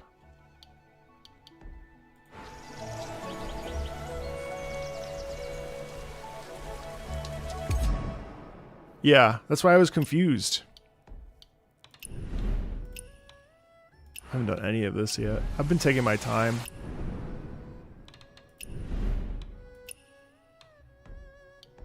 Okay, so I can't do that yet. Veiled Edge. Sword Unseen. Wow, that's pretty dope.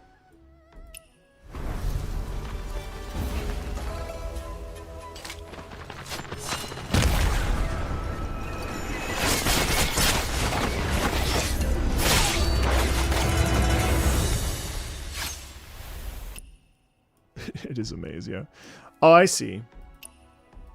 So basically, oh wow, that's cool. I see. So basically, like, you need to be on the same difficulty level. Noted. Oh, the sword gets that little flare. That's dope. Yeah, cool. All right.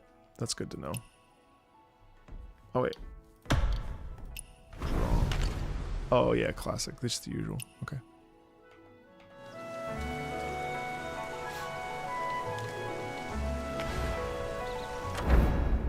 And then wait, level up happens tomorrow. 7440. Ah. Oh no, 2 days. But I can get to, oh, I can do the Taiping Mausoleum now. A new event, yeah. Oh, each outfit has its own story. 7,400 beads for everything in the new gut. I see.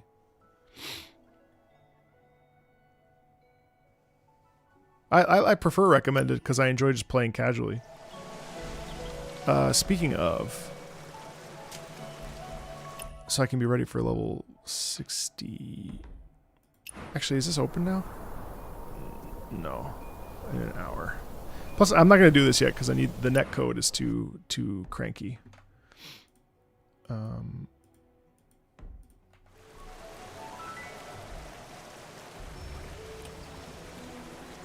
I don't know what RMT is.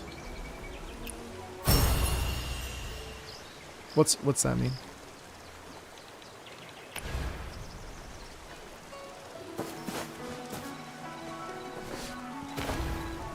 Oh, real money trading? No, but there's an auction house. Can't you? Oh, on console it must be difficult.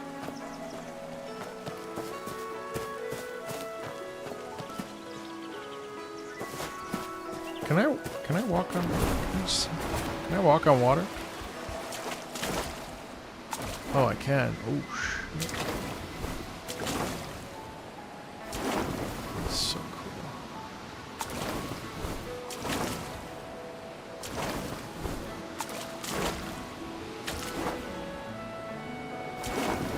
My God. It's so awesome.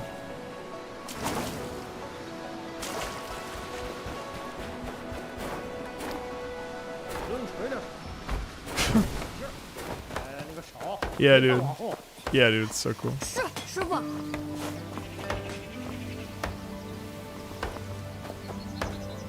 Isn't that crazy?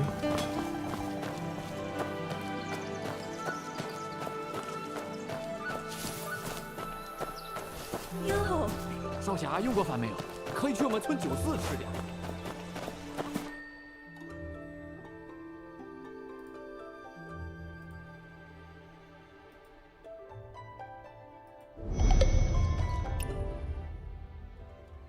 What?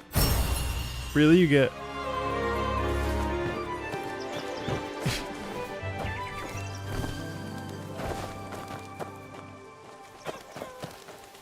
easy.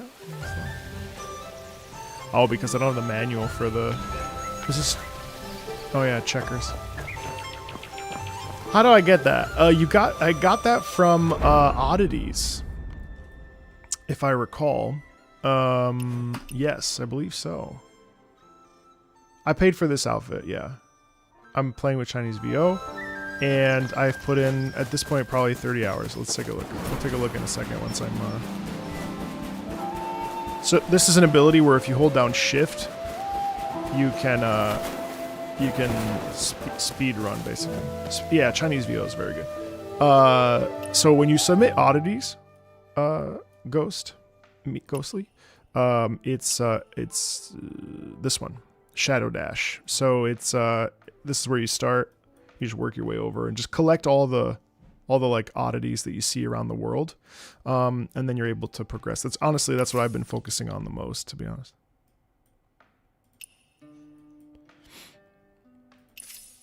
And I only have 2 anyway, so... Yep. Dashed away. That's the way.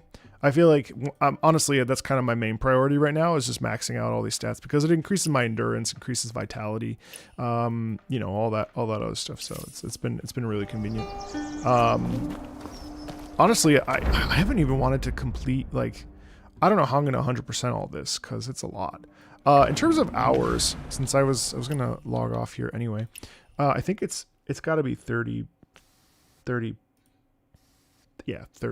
now. 30 now. I'll eventually burn out a little bit before then I eventually come back for the next region, but I would imagine I'm still feeling really good, and this game has taken over my kind of my life, so I'm envisioning I probably will cross 100 hours on this easily, pretty sure. The only other games that I've done that, I mean, I play it basically every day at this point. Yeah, I mean, like, look, it's over here.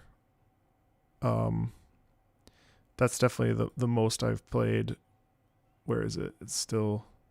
So some of these are inaccurate. Yeah, so 30 hours. So it'll probably end up...